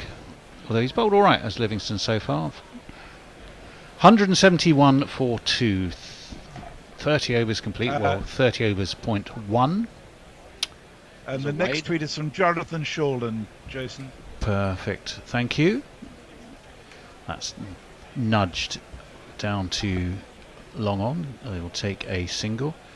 Well, England's innings was an interesting one, wasn't it? I mean, New Zealand ahead on the power play, 61 and 50. England seemed to meander. We'll just wait for Livingston. That one's a leg break, turns into Conway, but he works it away. Back with a square. Topley jogs across, can't be asked to bend down and get it, and leaves that to an exhausted looking Willie. If nothing nothing is more geared to waking up the pawn bot than me mentioning an exhausted looking Willie, but we'll see. All right. Livingston decides not to bowl. I think he was not quite some mind a games, man I think. Wanted to see. Yeah, a bit of that. How Mitchell would shape up. He's over the wicket again. Mitchell just defends into the offside this time. But it's almost as though, if you look at the number of England players who made runs and seemed happy to kind of be where they got to. Buttler playing himself kind of into form. This is swept, uppishly swept. Is there going to be a man underneath it? No, it's going to plug and drop well short of Gus Atkinson, who's down at deep square. They'll take another single. So Milan made a 50. Buttler makes 70 odds. 72. Ben Stokes 52. Stokes made 50. Milan made 50. Livingston Brooks at least showed he can open. Oh, that's hurried Conway, who might have worn that in the gentlemanly accoutrements. No, I think in his breadbasket. It was a bit higher. It wasn't his breadbasket. Oh, was it? All right. Let's see. If there's this is okay. Not his breadbasket, we're told. It's at the end of the over anyway. He survived without any wedding tackle damage. It's 174 for 2, 31 overs complete. New Zealand appear to be cruising comfortably enough. Jace. Yep, that's the consensus, I think, on the on Twitter, where Jonathan Yorland says, "Good morning from New Zealand. I've slept through most of this match so far. Can England take the wickets to make this a closer finish than it looks at the moment?" I think England has slept I think England slept through most of this innings too. Did our friend say they were in New Zealand? Yes. Oh, well, yeah, you may well want to stay awake, because I think your boys are going to give us one hell of a beating. Well, I don't think it's going to be one hell of a beating. It's going to be more of a sort of a gentle jog towards a comfortable win. The way our very own, Sean T, with yet another account, I think, says, "Good evening." Good evening. And Warren says, "Oh, you're still on. Is this a With and I sequel focusing on Uncle Monty? What, we want the finest wines of the land, and we want them here and we want them now?" Oh, I can't be bothered to look for Wokes. There should be a Wokes jingle. He's not in the cart. If he's not in the Chris cart, Wokes' he day. Doesn't get played. It's Chris Wokes' day, obviously. Yep. Right. Not to be confused with Chris Woke, of course, the seam-up fighter for all things right and woke indeed. Over the wicket he comes, stoutly defended with a big high elbow to the manor born by Mitchell. No run. So to answer your question about the England innings, it looked like they were almost, always in the third or the fourth gear, never getting into top gear per se. But it did. Occasionally they got away, and we were saying, well, probably it's pitch. New Zealand, to be fair, if you look at the run rate now, they're just marginally, I think, behind it. Exactly. It's about 6.3 to but it's very marginal. They have all these wickets in hand. That's a pull away to leg, and Mitchell doesn't get hold of it. So this is a bit the work England were suffering from. Ball not quite coming onto the bat. Topley that time, who's down at deep mid wicket. It does have to field. They come back for 2. Takes the score on to 176. Yeah. The way I look at the bear is going. I'm just thinking it's not a pitch where you simply can come and start hitting from ball one, even if you're Glenn Phillips. Well, it takes some getting used to the pace of this pitch. Yeah, no, I would agree with that.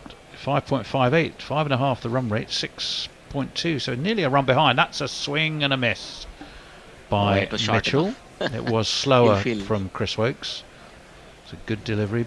Every player out there, including the batsman, I have to say, look utterly exhausted. We don't know why Rashid went off, do we, Ajit? But no. it kind of looked Some like knee cramp. trouble by the looks of it. Oh, you thought that? Oh, I thought possibly it was cramp. Yeah, we thought it was his knee because he was looked like he was fiddling with his knee support before he went off. Well, yes. Well, we think he was off for about half an hour, so therefore can't bowl for about half an hour. So if they want him for the close, this one's defended into the offside. No run by Mitchell. When you look at New Zealand batting, you don't see. Oh, there's an edge there. Oh, did it not carry then? No, it didn't. It didn't carry. It fell in front of Butler. Yeah, well, that's again hence the sort of an example. looks. Yeah, indeed. I mean, you can just about, carry those off and not be overly concerned on a normal day. But this is such a hot one. This one again is defended back to Wokes, who fields tidily. There is no run. I'm sure that bright black polyester is probably not the best thing for a hot, muggy day. Yeah, look at Mitchell. Oh, wow. Every time Mitchell, did you see he bent his head Yes. slightly there, and literally a torrent of sweaty water fell from his helmet. Well, you have to say he's follically challenged. There's nothing to hold the water there. He is follically speaking as a fellow follically challenged. Wow. Not very far away type. But I can say I have more hair. I than- have that sympathy. This one's short and slightly mistimed pulled, kind of shanked away down on the 45. Rashid fields sprightly enough. Was Rashid there? Yeah. So it doesn't I think he may appear have gotten to a be rub any down, damage. sort of got his muscles back in place. So to say. Yeah, I'm surprised. In a way, I'm surprised they put him back out there. I wouldn't have thought they'd want to take any risks at all at the moment. I was literally watching him when he did his brace for the throw and thinking, no, is that how he would normally do it? And I think he's probably all right. That was the end of the over. Oh, well, over to you then. And Message Airs is responding back to Warren Davis with the Uncle Monty quote. He's going, "Oi!" And as you anticipated, the porn bot has been roused. He said, "I have pills for a tired David. I'll meet you behind the Greyhound Stadium." Is this one? Sorry, I missed that. Hold on 1 second. As this one steered away into the offside off the bowling of Livingston, who gives that plenty of air. I seem to have lost wireless reception here. Livingston is doing good. That was a floated ball no, it's back. that Mitchell came down the wicket to counter, but he couldn't hit it far. He just bunted it back to the bowler. It was 292 the target. A feeling England was slightly south, but it's not been easy going for New Zealand, as that one is fielded by the man on the 45. They take a single. Livingston bowled pretty well, actually. No, they don't actually. I think it was a dot ball. Oh, thank you. 177 for 2. No, but I think Mitchell looks comfortable, over. but he's not able to get the ball away. Livingston, plenty of air, a little bit of turn, but it started off outside, off stump, and went a little bit further wide. Well, that was his leg bowling, break. by the way. Let's hope this is a sweet spot where the ball's dead and they have to put all the work on it. Well, that seems to be the plan here. That's where Livingston is aiming. He does so again. They might get a run this time, though, because Mitchell just leans into it, steers it out to... Is that Harry Brook out there? He's on the... He seems to have been banished to the boundary. Yes. Given the chance to graze somewhere cool. I don't suppose there's much shade. One hopes, right? So with all this dot balls, at least this guy doesn't get the pressure and do something silly. Livingston bowling from the cathedral end, we think, here at Sophia Gardens. Guided into the offside again. They take a single. Score moves on to 179. It's the end of the over too. Yep, some 179 for 2. Now, remind me what the pawn bot said? That I have pills for a tired David. I'll meet you behind the Greyhound Stadium. Oh, I see. It's a tired Willie, indeed. Yeah. Now, that is a beautiful sunset. Yep. Over South Wales, right on the banks of the River Taff.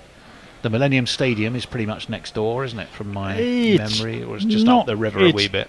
10 minutes walk, not that far. Really not that far away. Yeah. But you're into the park. It's lovely parkland around there. and some very nice well, the park. Did you buildings. know? The park. See, I'm queuing you up here. You are. Have you been reading my sort of? I did read your notes. Nonsense notes that I'd scribbled down. Well, the park is actually named after a Scottish lady, or she was Scottish. She was Sophia Crichton Stewart, and she was the wife of the Marquis of Bute.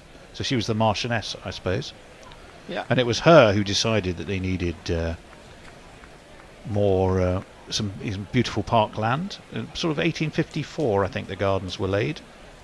Nice. It's got some other interesting other things that have happened here. Buffalo Bill's Wild West show was took before there was a cricket ground. With Barnum and Bailey's Travelling Curious Circus and Menagerie had performed where the wicket is pretty much now. Nice. Wokes continues and is in and swivelled on by Conway, but really just down to fine leg. Where I think is that Joe Root they've sent to graze out there. I suppose you have to in these ODIs, doesn't it? They don't get to hang around and slip, do they? There's no privilege anymore for the people, for ex-captains. No, you've just got to go where you got to go. Well, if you're a good fielder, I think you get sent out into the deep to try and prevent some sharp boundaries. So look around the crowd. Look at Mitchell when he puts his head down. He literally, it's like Niagara Falls. He could be in India for that. In comes Wokes. Short, pulled, high, handsome, long, and one bounce over mid-wicket. Slaps into a Visit Wales ad. I'm beginning to think England are probably sorry they did. And it's 4 of these.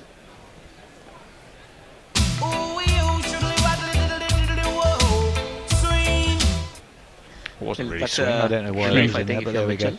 He has hit that possibly to the longest part of the ground. It's right into the corner of the pocket. It was the corner. Absolutely. Everyone talks about pockets now. As this one is a little bit of swing back into the right-hander, but he's able to just guide it away towards mid-wicket and take an easy single.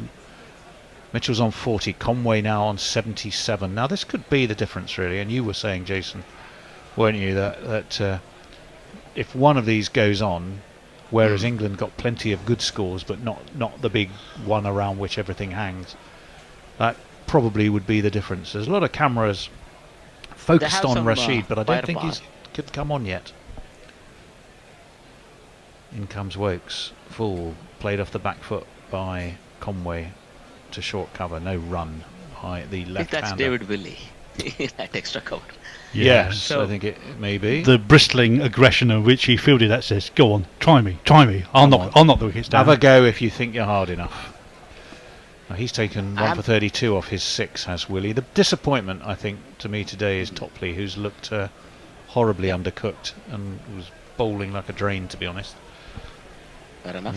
One can only hope. And again, he's another one who came straight in, a few sets here and there in the 100 does not prepare you for 10 hard overs, especially in this kind of heat. I suppose you've got to get him into it at some point. This one is guided by Conway out to long on, takes a easily strolled single. Well, there's your friend Topley fielding the ball. Well, he's a lovely fellow. I've got nothing against the lad. It's just he did not bowl well today. That can happen. Look, I was only thinking, right, from here New Zealand will want 30-35 odd runs in the next 6 and a bit overs. So if I were New Zealand, I would be looking at 220 maybe, right? 220 and then you're set up 72 off the last and you can chase it down. Because they are slightly behind now. The difference is about 10 between the number of balls and the number of runs required, but that's nothing if you have wickets in hand. No, I think those wickets in hand are worth their weight in, well, probably not gold in a match like this. Pewter, I don't know. As this one is steered backwards, worth their weight in copper, yes. I don't know what that would be. Leather, linseed. Leather, linseed, who knows? Bear, the Wi-Fi in here is rubbish. It just I keep losing it on my Anyway, phone. whilst we're all fiddling with the Wi-Fi, I should tell you over. It's 187 for 2, Jason. Mike Taylor says, "These might be the boring middle overs for you lot, but I'm up a ladder in Paris, pissed, doing electrics. That doesn't sound good. Up a ladder in Paris, pissed, doing electrics, did you say? Listening to you in a race against time before the rugby starts. Now, where did I put that stray live wire? My lord. I can tell you, though, I remember my Paris You should have turned all the power off when you're doing the work. This was the mid-90s, and we had an electrical problem in our flat, and I can't remember what it was. And an electrician came round, and he just kept going, "Iffy, iffy," and I kept thinking, "What? It's an unusual word for a French electrician to say something was iffy." After a while, I realised he was saying hi-fi, and half of the flat was wired with fucking hi-fi wire. Oh, without all the correct insulation. He kept going, "Iffy, Livingston, this is launched by Mitchell. Has he launched it far enough?" Oh, you bet he has. That has gone way over long on, carried on going, and it's one of these.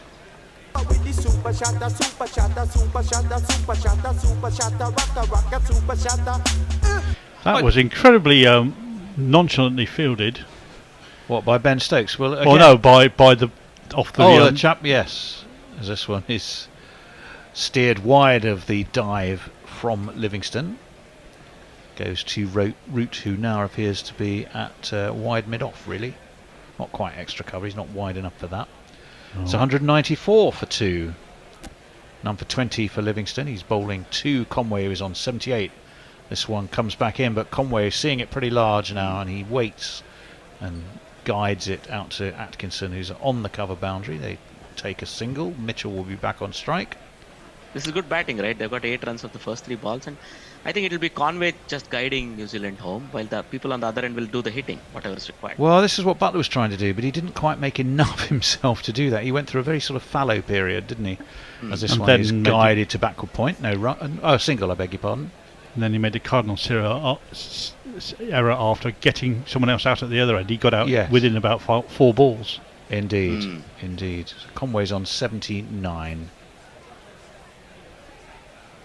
Leg break from Livingston. Conway can wait, nudge it, and stroll as if he was on a Sunday morning along the banks of the Taff, taking in the sights, sounds, and smells of the Welsh This city. is classic chase, right? This is classic chase batting. Well, it is. And then It is. Oh, that's a horrible ball. That was a drag down from Livingston, was it? and actually it was almost a catch. Now I think that might have burst through the hands of. Yes. I think that was a catch. Yeah, I think that was a drop. It went through. I was accusing it of being a horrible drag down. It was I a think plan, he I actually think. meant it was Chris Chris Wokes at mid wicket. Means Mitchell has got his 50, but he's a lucky boy because, to be honest, if Wokes had had his wits about him, he wouldn't have got it. He would have been out. But as it is, it's a milestone, and it's one of these. Half a half a half a half a half a half a half a half a half a half a half a half a half a century. And that's the end of the over, and we're in the drinks break, so I shall rattle Marvellous. through some. Rattle through. At least there's something to rattle through, Jason. Well, there's a one to rattle through. Well, just take your time with it. Leah says, "Hello, I'm back, everyone. I had a meeting for Hanover's Queer podcast, but all was roses and rainbow-coloured farts there, so I'm back for the thrilling conclusion." That might be over the conclusion a little bit. Rainbow-coloured farts? Yes. All nice and kind. Look on YouTube. It's normally a conversation or two going on YouTube. Dorothy is heading out on patrol. Come on, England. He's been asked to stay safe by Pokey Bumfinger. George McPherson says, "This is a total shambles from the England bowlers. Get a move on and get some bloody wickets." No, I think we may see a bit of a move on, but from New Zealand, by the looks of it. Yeah, they're looking to accelerate. That's what George is also saying. England should be docked some of their wages. I don't think they're quite that bad, but they do seem to have had a kind of a. It's almost as if the intent here it's has very just flat. been to play players into form. Yeah, it's very flat. It's a bit lacklustre.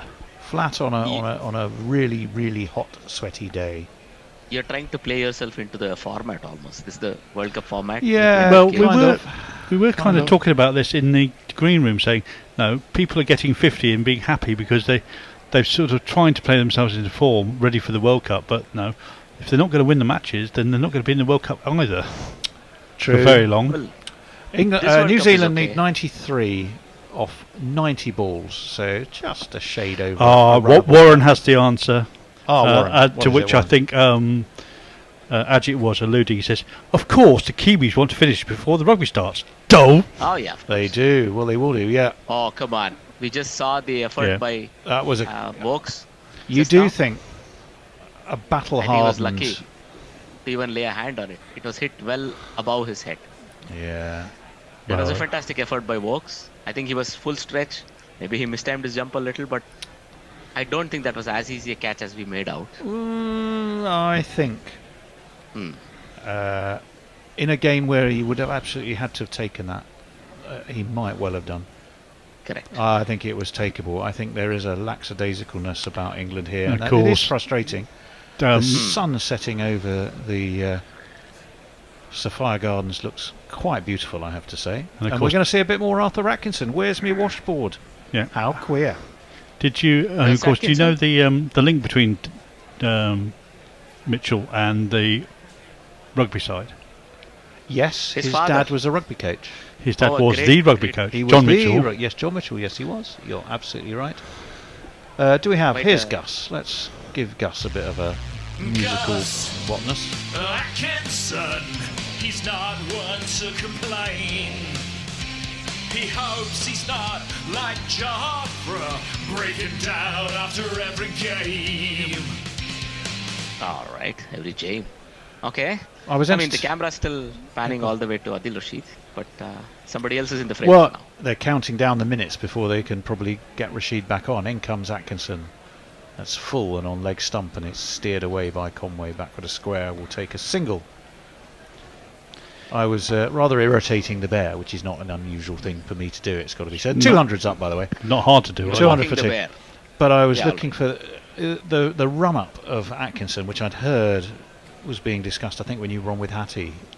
I called it a bit pigeon-toed and stuttering. Well, no. So Exactly. I googled xylophone music for comedy cartoon run, and it was exactly that. It was that sort of as played on a xylophone, which you'll find in any sort of Warner Brothers cartoon or anything like that. Perfect. And it would have been perfect for him. Meantime, New Zealand have raced the 200 for 2 in a ball Yes, after they 25 have. overs. Yes, they have. Well yes, done they so have. far. In comes Atkinson. That's steered off his legs easily by the half centurion Mitchell. He'll get one more. It'll move him on to 52. Look, I was thinking even if Rashid were to come back, these are two set batsmen, a left-hander and a right-hander, both good hitters of the ball. He might not have as easy as a time as somebody in the England camp may think. So, but he has the experience, and I don't think he minds conceding 2 boundaries for a wicket. No, I'd agree with you. Atkinson in again. Oh, that was slightly mistimed. And it was mistimed back to Atkinson. How did he go in the ODIs, our Gus? I'm trying to find out where is 4 he? for 20 in the first one. He did 2 get for 4 30 in the second one. 2 for 31. Very good. You're doing that from memory. Very good, I am. Jason. And he got 8 not out as well at some point. I think he got that at Edgbaston. Nice. Yes, he wasn't so good the second time round. This one Oh, wow. is pulled off his hip by Conway. He should get 2 to move him on to 83. Did they come back for 2? No, they just No, took only a one. single. He hit it too well. It went to the deep fielder. Well, I hit it too well, and I've got to be honest. Genuinely, who wants to be running quick singles in this heat? In the evening sweltering mugginess. I popped down during my off spell to go and have a chat to the cats downstairs. They were both stretched out, barely able to move, poor things. This one is pulled down towards fine leg. There is a man there. It'll be 1 more to the score. It's sort of going to plan if you're New Zealand, right? 5 runs an over, even now for another 3-4 overs. Yeah. Set it up with, 68, required a 60. You're fine. Well, I think, you write their script for the day. Comfortable win, couple of beers, win for the All Blacks. Off to bed. Job done. That's not guaranteed with France, though. France are I say no. second best team in the world. If you were probably. to write their script for the day, this one is slightly miscued by Conway, who I think was looking to move it into the offside. Got a little bit of an inside edge, and it just went past Wokes, but was backed up. Sorry, Atkinson. So it means that Atkinson's gone for 33 off his 5 so far. Hasn't taken a wicket. Only 2 wickets, 2 fall. It's 203 for 2. Conway motoring along very nicely. He's top scorer for the day on 82. Mitchell has made his 50, and we are, Jason, going to see a bit The of prodigal returns, apparently. a bit of a fitness test. See how he goes. It's going to be Adil Rashid on the 45. Well, it's not. He's got the ball in his hand. Adil Rashid on the 45. Adil Rashid on the 45. Adil Rashid on the 45. Adil Rashid on the 45. Adil can turn it both ways. Adil can turn it. Adil can turn it both ways. Adil can Well, turn he's been it. launched. I don't know if he's turning it at all. That has been a clear message that you probably would have wanted to stay off, Adil, because Mitchell has absolutely taken one big stride down and launched him high back over his head to send a little message that says you probably wanted to stay where you were, and whether it was cramp or a knee or whatever. I'm not going to make it easy for you. We want to be watching that rugby very soon. Oh, good effort by the guy walking down the steps with a beer in one hand to catch One of one these handed. Rashid pushes this one a bit fuller, and it's deftly tickled around the corner by Mitchell. Too fine for long leg, and Paul Rifle signals 4. It's 10 off 2, and not the best return back to the action for Rashid, I'm afraid. That wasn't a great ball. It was. Nah, he bowled it way too wide. 10 off 2. What can he do this time? Better ball as a leg break, and it's on off stump, but they will take a single. Forced off the back foot towards mid-on by Mitchell this time. I think he gave away enough runs. Now he's going to be forced to try and buy that wicket. Remember, 2 boundaries for a wicket? Yeah, well, that's tilted the equation much more firmly towards New Zealand, and he waits and dabs and guides. That's going to go as well, I suspected. No, it's going to be fielded just short. And that's beautifully waited for by Conway, and he just put enough bat on it to help it on its way down towards third man. But it was hauled up just short. 76 from 80. New Zealand now stretching that gap between runs needed and balls to get them very much in their favour. This one doesn't really turn from Rashid. It's outside of off stump. It's steered backward a point. Atkinson fields. Very Another competently single. done so far. You would think, right? So Mitchell, who was sort of struggling with the strike rate close to 85, suddenly is now better than run a ball. Yeah. He scored, I think, 11 runs of this over already himself. Well, 10 off 2 is a great way to start the over. It's a horrible way to start the over. He's got the for power Adil straight. Rashid, That's the thing. who tosses this up, gives it more air. It's on off stump, and will get a single, I would imagine, out to extra cover. This partnership has reached 100. It's 101 off 100 balls. Yeah. So it's probably the definitive partnership in the game. Sorry, Jace. Yeah. The Pawnbot asks you, me, has Tony Bishop been poking the bear? Question mark. Well, click here for more details. The very thought of it would be horrifying. We did see a picture of a much slightly more attractive bear in his younger days. Oh, well, now, hang on. Yeah. That's the implication there, is being he's not attractive. I didn't say that. No. I just said I certainly have not been poking It was quite a shocking juxtaposition to the bear as he looks now and the bear as he looks then, because he was somewhat thinner. Very few of us are able to still be as svelte as we gorgeously alluring as we were in our younger days. That has been top edged, but he's got away with it as a pull, and it will drop just past where Paul Rifle is stationed at square leg, and short of the man who's at deeper square leg, and they'll get another single. 219 for while Butler jogs up, right, to share a piece of wisdom with his bowler. I think, to paraphrase Mr. Frazier the older from the TV series Frazier. Yes. Yeah. Oh, yes. Sands of time don't exactly flow up the hourglass; they flow down the hourglass. Yes. I can't remember the name of the actor. John Mahoney. John Mahoney, of course. He was Irish. Yeah, John Mahoney. There he was. Yes, he was. Yeah. Yes, he was. You couldn't. Mind you, the best acting, to be fair, done on that series was by the dog Eddie. Yes, very much so. My Daphne other Moon. son, I used to maybe. quite like Yeah, Daphne all Moon right. as well. She was rather good. I love the series actually. This one is a good ball from Atkinson. It's faster, fuller and on-off stump, and that one is no run on this occasion. So put yourself, Ajit, inside Joss Butler's head. What did he jog down, and what advice do you think he was imparting to young Gus there?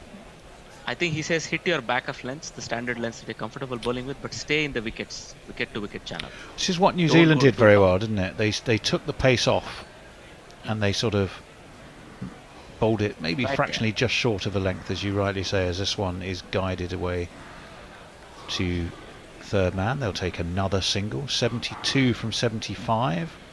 With that sort of a ball, either you have to block it, or if you're good, you're going to get only a single because you're going to hit it into the gap. You will not be adventurous as if the ball is short. Or I don't see Gus Atkinson having the maturity to bowl slower balls and that sort of stuff yet. Well, maybe he has it. We'll get to see. Oh, poor old Mitchell. There he is, positively dribbling and dripping his sweat from his helmet. And Atkinson, who had to pull out of his tiptoey, I can't really make the noise of the xylophone, diddly diddly diddly diddly diddly sort of run up. I think he was a bit distressed by that water dripping off. Oh, yeah, I think he was.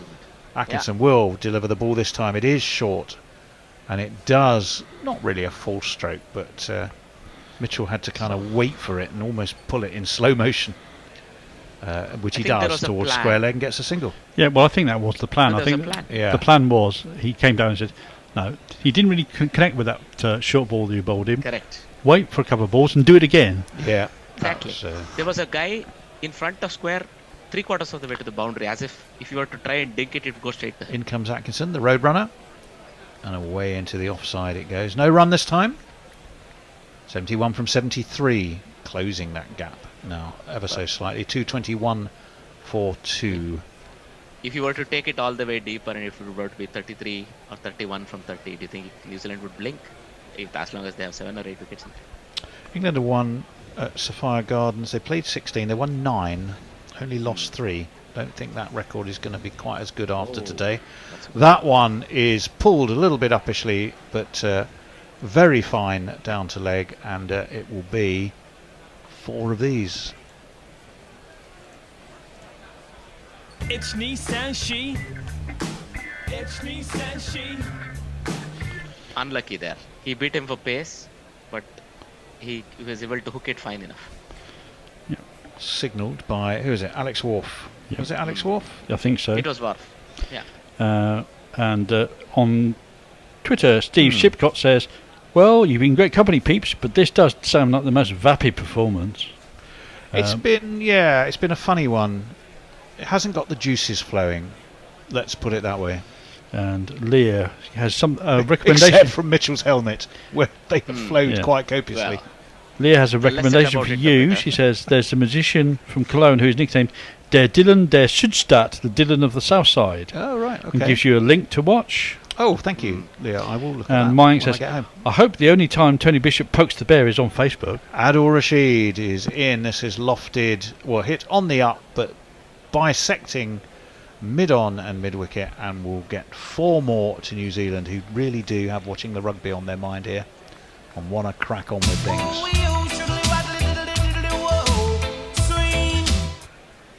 I think this is a clear tactic, right?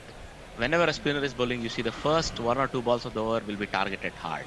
Even at the cost of potentially, taking a risk to give their wicket away. But So I wonder if we far do it they're in very reverse. It was 6-4 last time. Is he going to try? No, it's Fuller and swept around the corner. And there won't be a run. There's a man right on the 45, short fine. And it goes straight to him. And it means Mitchell is frustrated. No, but it's been a very accomplished chase for both of these. They are now still, the difference is now 229 for 2. That one, that was a big dear. swing by Mitchell, who was eyeing up cow corner, I think, and he ends up holding the bat with one hand, down on one knee. It was a beautifully choreographed manoeuvre. Unfortunately, it made no connection at all with the ball. That's a lovely googly. It was a googly. He didn't pick it at all. Rashid in again. That one's a leg break and defended by Yeah, it Mitchell. was a Good google. comeback. Great comeback so far, right? So he considered a 4 of the first ball, that's okay, but then he beat him in flight the next 2 balls, or the next 2 or 3 What's he balls. going to That's do well this bowled. time? Plenty of wrist, plenty of flight. Mitchell this time though can just ease it away into the offside. Milan does the fielding. This is what experience brings Just you a if you're a single. spinner, right? To hold the ball back, bowl it that much slower. But you're not tempted to go closer because you know that guy has the reach and the power if you're close to him to loft it straight over your head. This is really good bowling by Rashid. Well, it certainly has been. You are absolutely right. This one is guided out towards wide mid-off. Is that Milan fielding again? Yes, I think it was. It's a Milan good always comeback, looks too cool for school, doesn't he? He doesn't. He never goes anywhere. He never goes anywhere quickly. Isn't he an expectant dad? I think he's waiting any moment for Mrs. Milan to pop deliver. one out. Well, yes. Give him some good news. So he may not see this series out. In the meantime, Conway has entered 90s. He's 91 not out. Mitchell 72 of just 67 balls. So he's really doing well. And now Gus Atkinson is having people like Ben Stokes in his ear. He's getting all the advice from the senior pros, isn't he? How much he wants it, I don't know. He's getting it anyway. He's got Ben Stokes and Chris Wokes. Got the full Stokes-Wokes advice axis going on here. And he gets folks' advice when he's in Surrey. And he gets it. Yes, he does. Yes, of course he does. Indeed, he does. Probably the sanest of all three there. Very soon. You think Wokes is a very good-looking and a very stable-looking guy? I doubt it. I think he has some crazy things. I'll tell you the other thing he reminds me of, Jason. I'll tell you in a minute. It is still cartoon-related. But we'll just wait a minute. We've talked about Roadrunner. We've already had that one as Atkinson is in. This one is flicked off his hip by Conway. He's on 91. He should move on to 92. Yep. He Bring plays Mitchell what is back called onto as a strike. Nataraja shot. The Remember when cosmic dance guard.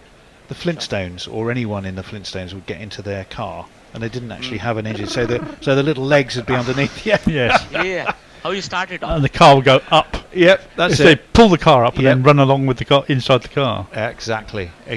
Well, his legs kind of remind me of that when he starts his run up. They're looking at Topley, who looks a bit listless. Well, he looks rather pissed off, to be honest, and he hasn't had the best of days, it must be said. Short, pulled, and that will go backward a square all the way for 4. He's on it like a flash, was Mitchell, and away it went for 4 runs.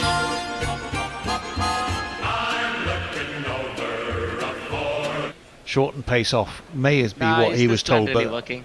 Didn't quite get the pace off. It was too short, and away it went. Well, he's got all the answers to all the questions at the moment. Mitchell, he is such a class act. Absolutely, I'm the a maturity, huge fan. the way he's built this chase. Here he comes. Better ball, defended the full face of the bat by Mitchell. Who says, "I've got my runs for this over. Exactly. I know where He our can run take, race is, run the rest chase of this is." over off if he wants. 3 balls. But I think they'll look for 1 or 2 singles. This is very good batting. So if you remember, I was saying with 6 overs left, New Zealand will be happy if they get to 225. Well, at 40 over. Atkinson, he's not looking happy. He looks like someone's knocked the ice cream off the top of his cone. And this one is pulled and just wide of short mid wicket, and we'll get him another single. 80 miles an hour. Plan now. That was Milan going down in instalments, wasn't it? It was a wee bit. I did think it might have been a chance. 55 is what New Zealand need from 62 balls. It's 237 for 2.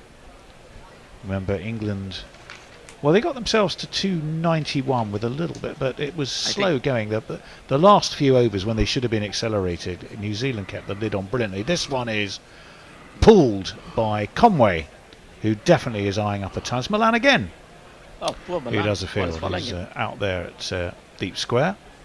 I think they got 10 runs more after Butler got out, I dare say. Yeah. Willie hit a couple of lusty hits towards in the last over. He did. He did.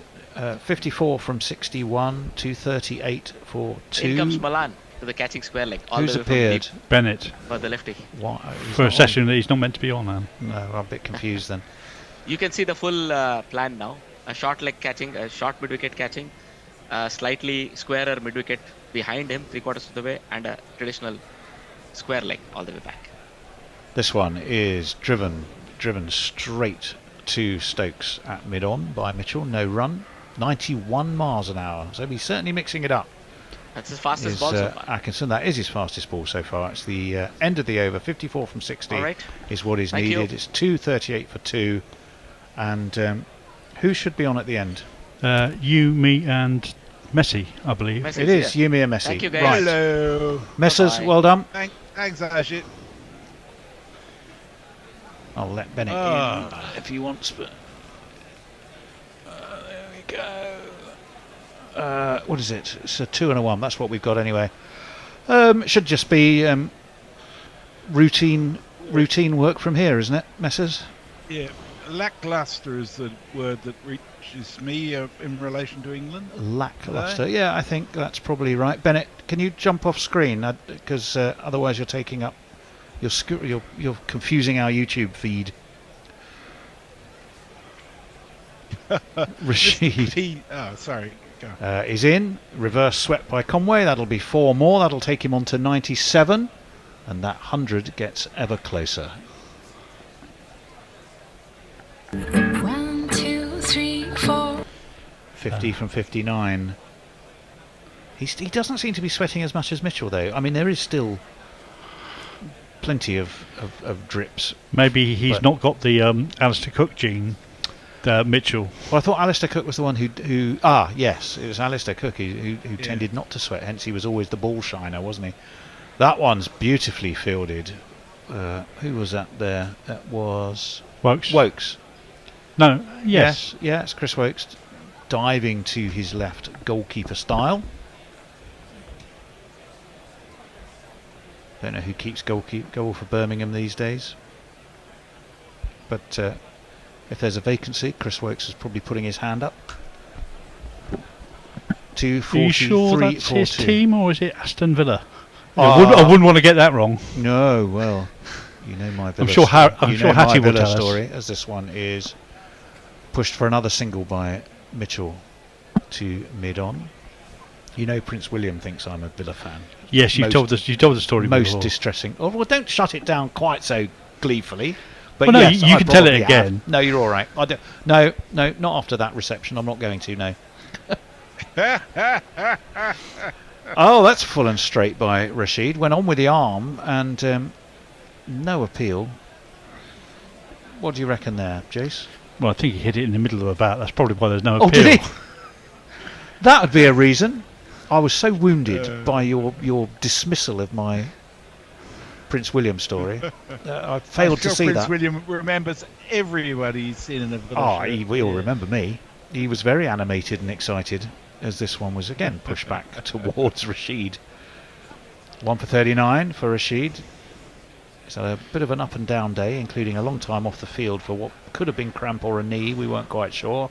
That'll be a single for Conway. 99. Speaking of ice creams, we mentioned ice creams earlier. Well, he's got a 99 now. Yep. He won't want to be holding that for too long, I don't think. I was just going to say, to be fair, you do come out of the story quite well. I think so. Your partner putting you in an awkward position, not quite so much. Well, hang on. No, I didn't put her in an awkward. She did No, her part of the job. she put you in an awkward magnificently. saying, no, I bet you can't do this. No, I said that to her. I said, I bet you can't. When he ushers you away or steps back, make sure, just say to him, oh, by the way, good luck to Aston Villa for the season. And then she did it. And that was a bit I didn't think she would do, but she did. So then, having had done that, he got very animated, sort of almost not quite chased after her, but took 2 or 3 steps towards her and went, are you a fan? Blah, blah, blah. Except obviously it's not Prince Charles. And she said, no, but my other half is. Oh, is he here? Yes, that's him over there. And I get the double thumbs up. But I'm sure what he thought was, yes, he's a fan of Aston Villa, which obviously I'm not. I should write to him and put him right, but there we go. Conway's on 99. That's the most important thing. He's on strike 2, and he steered Livingston, but he steered him straight along the ground, though, to mid-off. And he'll have to wait. 2:45, I beg your pardon, 4-2. That should be it. No! Adil Rashid is on the 45, as indeed he should be. It is his place. Conway steered it around the corner. Straight to him, still on 99. Livingston in. That should be it. Whipped out to mid-on. Misfielded. The New Zealand balcony rises to the man, including Kane Williamson, who they seem comfortable with his fitness, but at this particular moment is all about Devon Conway, who's got his 4th ODI 100 in his 19 matches. Made that double ton on his test debut, didn't he? He did. At Lords. Had a decent spell with Somerset, I recall, as well. And he's got himself 100 here, 115 balls. And it should, I suspect, be the innings that will see New Zealand comfortably to the first win of the series. But for now, it's been a fine knock. It's been magnificent partnership by these two, where England had the partnerships, got into the 50s. They didn't go on. Conway has. That one is reverse swept by Mitchell. Straight to the man on the 45. There is no run. Mitchell will now be eyeing up the chance for his 100. Livingston in. As long as leg break pushed out to the mid wicket. No run. Messers, sorry. Conway's increased his ODI average by 6 runs with his innings thus far. This one is guided towards cover. No run. Sorry, say that again, Messers. Conway's ODI average is now 52. So has the rare distinction of having both Test and ODI averages above 50. Ooh. Well, he's a quality act. There's no doubt about that. Yeah. But will it stay above 50 if he gets out? No, it won't. Is he not as well, I think, from memory, a bit like some of the best English cricketers, i.e. basically from South Africa, or have I got that wrong with Conway? Yes, he had to emigrate from South Africa to get international cricket elsewhere. He did, that's he was what I born in thought. Johannesburg. Well, this was a fine knock. He was indeed. He played for Dolphins, Lions in Johannesburg. He's been playing for the Texas Super Kings as well in the Major League. As this one is steered around the corner by Conway. He'll move on to, I would think, 101. Yes, he will. No man on the 45, because the man on the 45 is bowling. Well, it is, yes. Well, they can, of course, put a man on the 45 if they want one. It doesn't have to be Rashid. Just because. but it so often is. Well, it is so often. They do have a slip, though, interesting enough, for Rashid. Launched by Mitchell. He's taken a liking to Adil Rashid. And that, I think, is both the highest and the longest today. Up go the rifle arms. And it's a very big one of these. The number of the day really hops and kicks. The number of the day is 666. That's right in his golf swing arc. Oh, absolutely. Launched it quite magnificently. So 84 for Mitchell. What's he got? He's gone again. Lofted it. He'll get 4 this time. So it's another 6-4 in the early part of this Rashid over. Second and third ball this time. That was launched over mid-wicket. Couple of skips before it jumped over that boundary. But nonetheless, it's 4 more. Giuliani had his reasons for selecting his landscape seasons. There were 4. I think this is probably time to Rashid to admit defeat today. And the better side has just down won. the track, launched again. Oh, has he got enough? I think he has. Yes, it's 6 more in front of that sight screen. Wow. They definitely want to watch the rugby, do New Zealand. They don't want to be sweating away in the humid smugness. What's the word I'm looking for? Humidity. The humidity on the banks of the Taff. They've got. But anyway, off that one went. It's another 6 pennyworth. Oh, that's why the slip was there, because that one was a perfect leg break, and Mitchell missed it. Well, but he's got the taste for the big hit now. They want to gallop towards the conclusion. He's a big hit away from a ton himself, and he's got a good 10 minutes time to play with. 1-6-4-6. Rashid in. Launched this time. Oh, I'm not sure he has got enough of this. It's gone out to cover. It'll drop well short of the man on that cover boundary, and he should get a single. He'll move him on to 95. Yes, it will. But he'll keep the strike though. I don't. To be fair, I don't think he was farming the strike. He absolutely didn't mean that. He just got a bit lucky with where that plopped. It's a bit of a comeback from Rashid. He's got plenty of time. The game doesn't actually start for 35 minutes.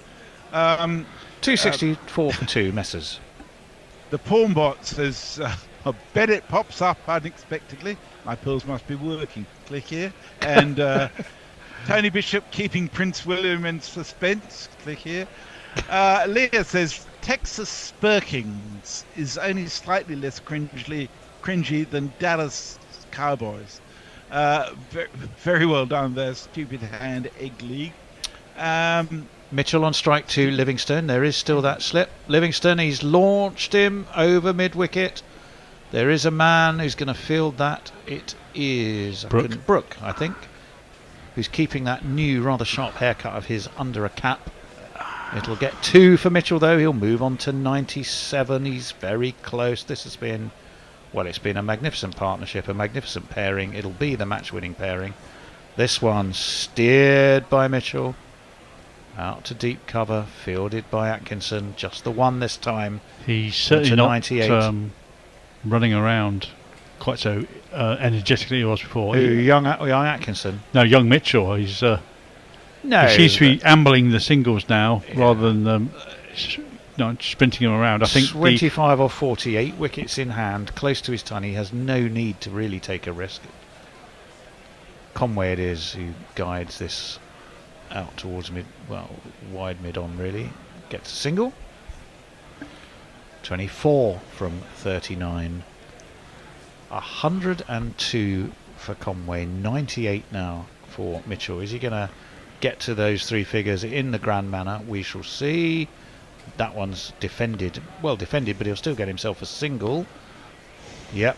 And as to your point, Jason, potentially there were 2 there, and they don't think they've got the energy or the inclination to try and do I think it. He's huffing and puffing, isn't he, now? The heaters got them now, I think. Livingston dabbed by Conway to short third. Easy single. Mitchell back onto... No, was that the end of the over? No, he's got 1 ball left and he's on 99. Mitchell on strike. Conway spent, what, 3 balls on 99? Yeah. Not long enough to call it really sort of hugely nervous. I doubt he's nervous at all at the moment. No, I genuinely... I'm sure he's not thinking about the rugby this split second, but you know, they could not have timed this more effectively, really. Nudged to short mid-wicket, single taken. Mitchell has his 100. He's joined Conway. That is some knock by the pair of them, some partnership by the pair of them. Mitchell's done his part as well now. And that really has been the difference. Where England stuttered and got their 50s, 70s in Joss Butler's case, they didn't do them quite quick enough. New Zealand have. Mitchell certainly has. It's 100 off 84. He's taken a real liking to Adil Rashid. 2 overs he's carted him for 10 off 2 balls. Since Rashid came back, which doesn't necessarily suggest bringing Rashid back was the best idea. 84 balls has got him to his ton, and it's been a magnificent knock, Jace. Yep, he's been powerful straight to the short boundaries, and then he's just worked everything else around the ground. In comes Rashid, launched back over his head, all the way. It's 6 more. This is just cannon fodder that poor old Adil Rashid is serving up. And Mitchell says, get me in, get me that beer, get me that shower, get me that beer. Case in point. Case in point, as you rightly say. Here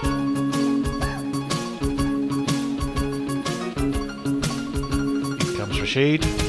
That one is up and over extra cover, 1 bounce and 4 more.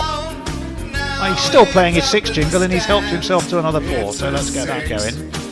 It's beautiful and it's mine. Just 4.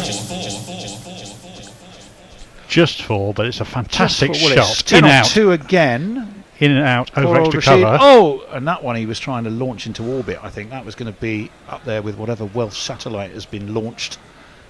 wherever the Welsh space sensor is, but he, as it was, he bottom toe ended it onto his I'm own not sure toe. there's a separate Welsh space sensor. I think they're both at Leicester. Are they? I'm sure the Welsh must have one in the field somewhere. As this one is guided out towards cover. Just a single. He's raced on. He's got past his 100. He's raced on to 111 now. Off 88 has Mitchell. 10 is all that is needed. 32 balls to get there. Some thinking for England to do. That is for sure. Certainly some thinking for poor old Adil Rashid to do. What's he going to serve up this time? It's wide of off stump. It's carved by Conway out towards deep cover. Just a single. I don't think Rashid would have got anything like this punishment if he'd been able to keep bowling early on. I think that was hugely significant in the context of this. No, I think you're right. And the wisdom of bringing him back is, well, not looking terribly wise, to be honest. That's a good ball, though. Forced off the back foot by Mitchell. He won't get a single this time. Yeah. 51 miles an hour, 283 for 2. Rashid will be happy that that over's finished. He's conceded 70 from 8. Mitchell's very much in the set to hit now mode. He keeps on jumping across as soon as the ball's being bowled to get himself into the position to give himself a strong base. But the damage has been done now. This game is won. It's just putting the nails in the coffin. It is. It certainly is. I was just trying to look at what this partnership is. 166. Am I right? Yes. 166 runs this partnership. It wasn't that long ago we were going as a 100-run partnership. We were saying how well they'd done. Quite extraordinary. It's been Mr. P huge. says. So Mr. P says this whole match has just felt processional, very weird. Like neither team really wants to be there. When it's 38 Livingston, degrees or whatever it is, 28 degrees. Squirted off the outside edge of Conway's bat. Livingston looks shattered and frustrated and generally fed up. Well, you get the feeling he thinks he's bowling for a single there. He's bowling quite well, and he's still getting carted around. Well, less so Livingston. He's number 34 off 7. That's about a third of half of what Rashid's gone for. Remember? Oh, that's launched high. As I maybe not got enough of it this time. Oh, he has. It's over long off. It's just beyond that long off boundary. It dropped probably a foot and a half past the sponge. It's 6 more to Mitchell, who moves on to 117. Let's talk about 6. Let's talk about Just 6. 2 needed. Let's talk about That 6. should be one of them, possibly 2 of them if England can't be asked to get the throw in very quickly. Atkinson Fields, no, they walk, stroll, meander, stagger. That's it, Mitchell. But they got a single anyway. Get the red inker. They should get the Mitchell should get the red inker because Conway's on strike. Livingston is going to bowl what will probably be the last ball of the match, and Conway launches him back over his head, going to finish it in the grandest of manner, dismissively firing him high and handsome for 6 runs. Butler looks as miffed as you could look. New Zealand have won this at an absolute canter by 8 wickets. I suppose I should just jingle up that 6. Use this one. So this was in substitution for the extra super over that never got played at Lord's, I presume. So they get the World Cup now? Well, it was 1,517 days since that happened. It was, however, the last. Is it really? I think so. Yeah. It's the last time that they played a one-day international. It was the last one-day international these two teams played against each other. They seem to be seeing a lot of each other in various other formats. That's for sure. Yeah. Hands are shaken. England look somewhat crestfallen. They probably should because they haven't turned up today. And New Zealand have decided to put down a bit of a marker. I think this is very definitely a reality check on England and their aspirations for the World Cup. I think this is not the standard which is going to get them very far in the World Cup. New Zealand are proving themselves again to be a very competent side, playing close to the top of their abilities with most of their top players. I mean, there are a couple of players absent. I mean, Neesham is one person that would come in. I'm not sure who else would come in on the bowling side. Maybe Adam Milne. Yeah.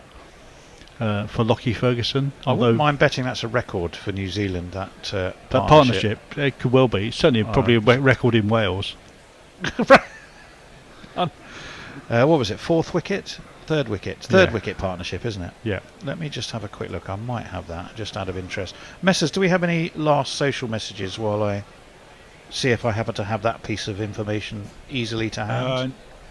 Not on Twitter, as far as I can tell. Basically, George McPherson says England failed to play baseball. If they played that way, then it would have been a lot different. Yeah, I think that's right.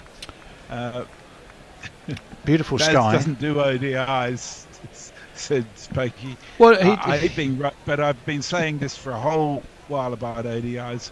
We barely played it, and we lost when we did. Yeah. What I can tell you is their third wicket partnership for New Zealand is they're well short of it, actually. It's Kane Williamson and Ross Taylor, 206, against England at the Rose Bowl in 2015. Oh, fair enough. But still a heck of a 180 something, 181 I think in the end. Was still a magnificent effort. I suppose we should give kudos to another player who put his name on this match, which was Rashin Ravindra, for his 3 wickets in the first innings. Yeah, didn't get to see him bat. As we keep saying, Ian O'Brien was talking in glowing terms about his batting and not really talking about his bowling. So if that's what he does with the ball, I can't wait to see how he goes with the bat. 3 for 48 for him. Yes, probably the star from a New Zealand perspective, bowling wise. England, well, Butler 72, Milan 54, Livingston 52, Stokes 52. But the difference was the 2 Kiwis, Mitchell and Conway, just kept going and went on and accelerated at just the right time, whereas England seemed to get to a point and then go, that's probably enough then. It means New Zealand have won this by 8 wickets. We are going to love you and leave you for the day. It's been wonderful to have your company. Thank you to Hattie. Thank you, of course, to Messers. Thanks to Bennett. Thanks to Forthy. Thanks to the Bear. Thanks to you, Jace, for your company as ever. And I think we're going to go and look for a beer somewhere, aren't we? One final stat for you, Tony. The real decider in this game, of course, was the count of the number of boundaries, which New Zealand won by 5. Well, there you go. They won it anyway. They won on all measures, all metrics, measures, and however, this never looked like being KPIs. Close to a tie, though. Let's be honest. Actually, no. Let's not have KPIs because it's got KP in it. We don't want KP's eyes. Thank you very much, or any part of him, right now. Okay, 8-win wicket for New Zealand. Thank you all very much. We will see you on Sunday. Let's hope England can turn up at least a little bit more convincingly than they did today. I've got a beer with my name on it, and I intend to go and find it. Thank you and take care. Where's that? Is that in... Thanks, Tony. Night.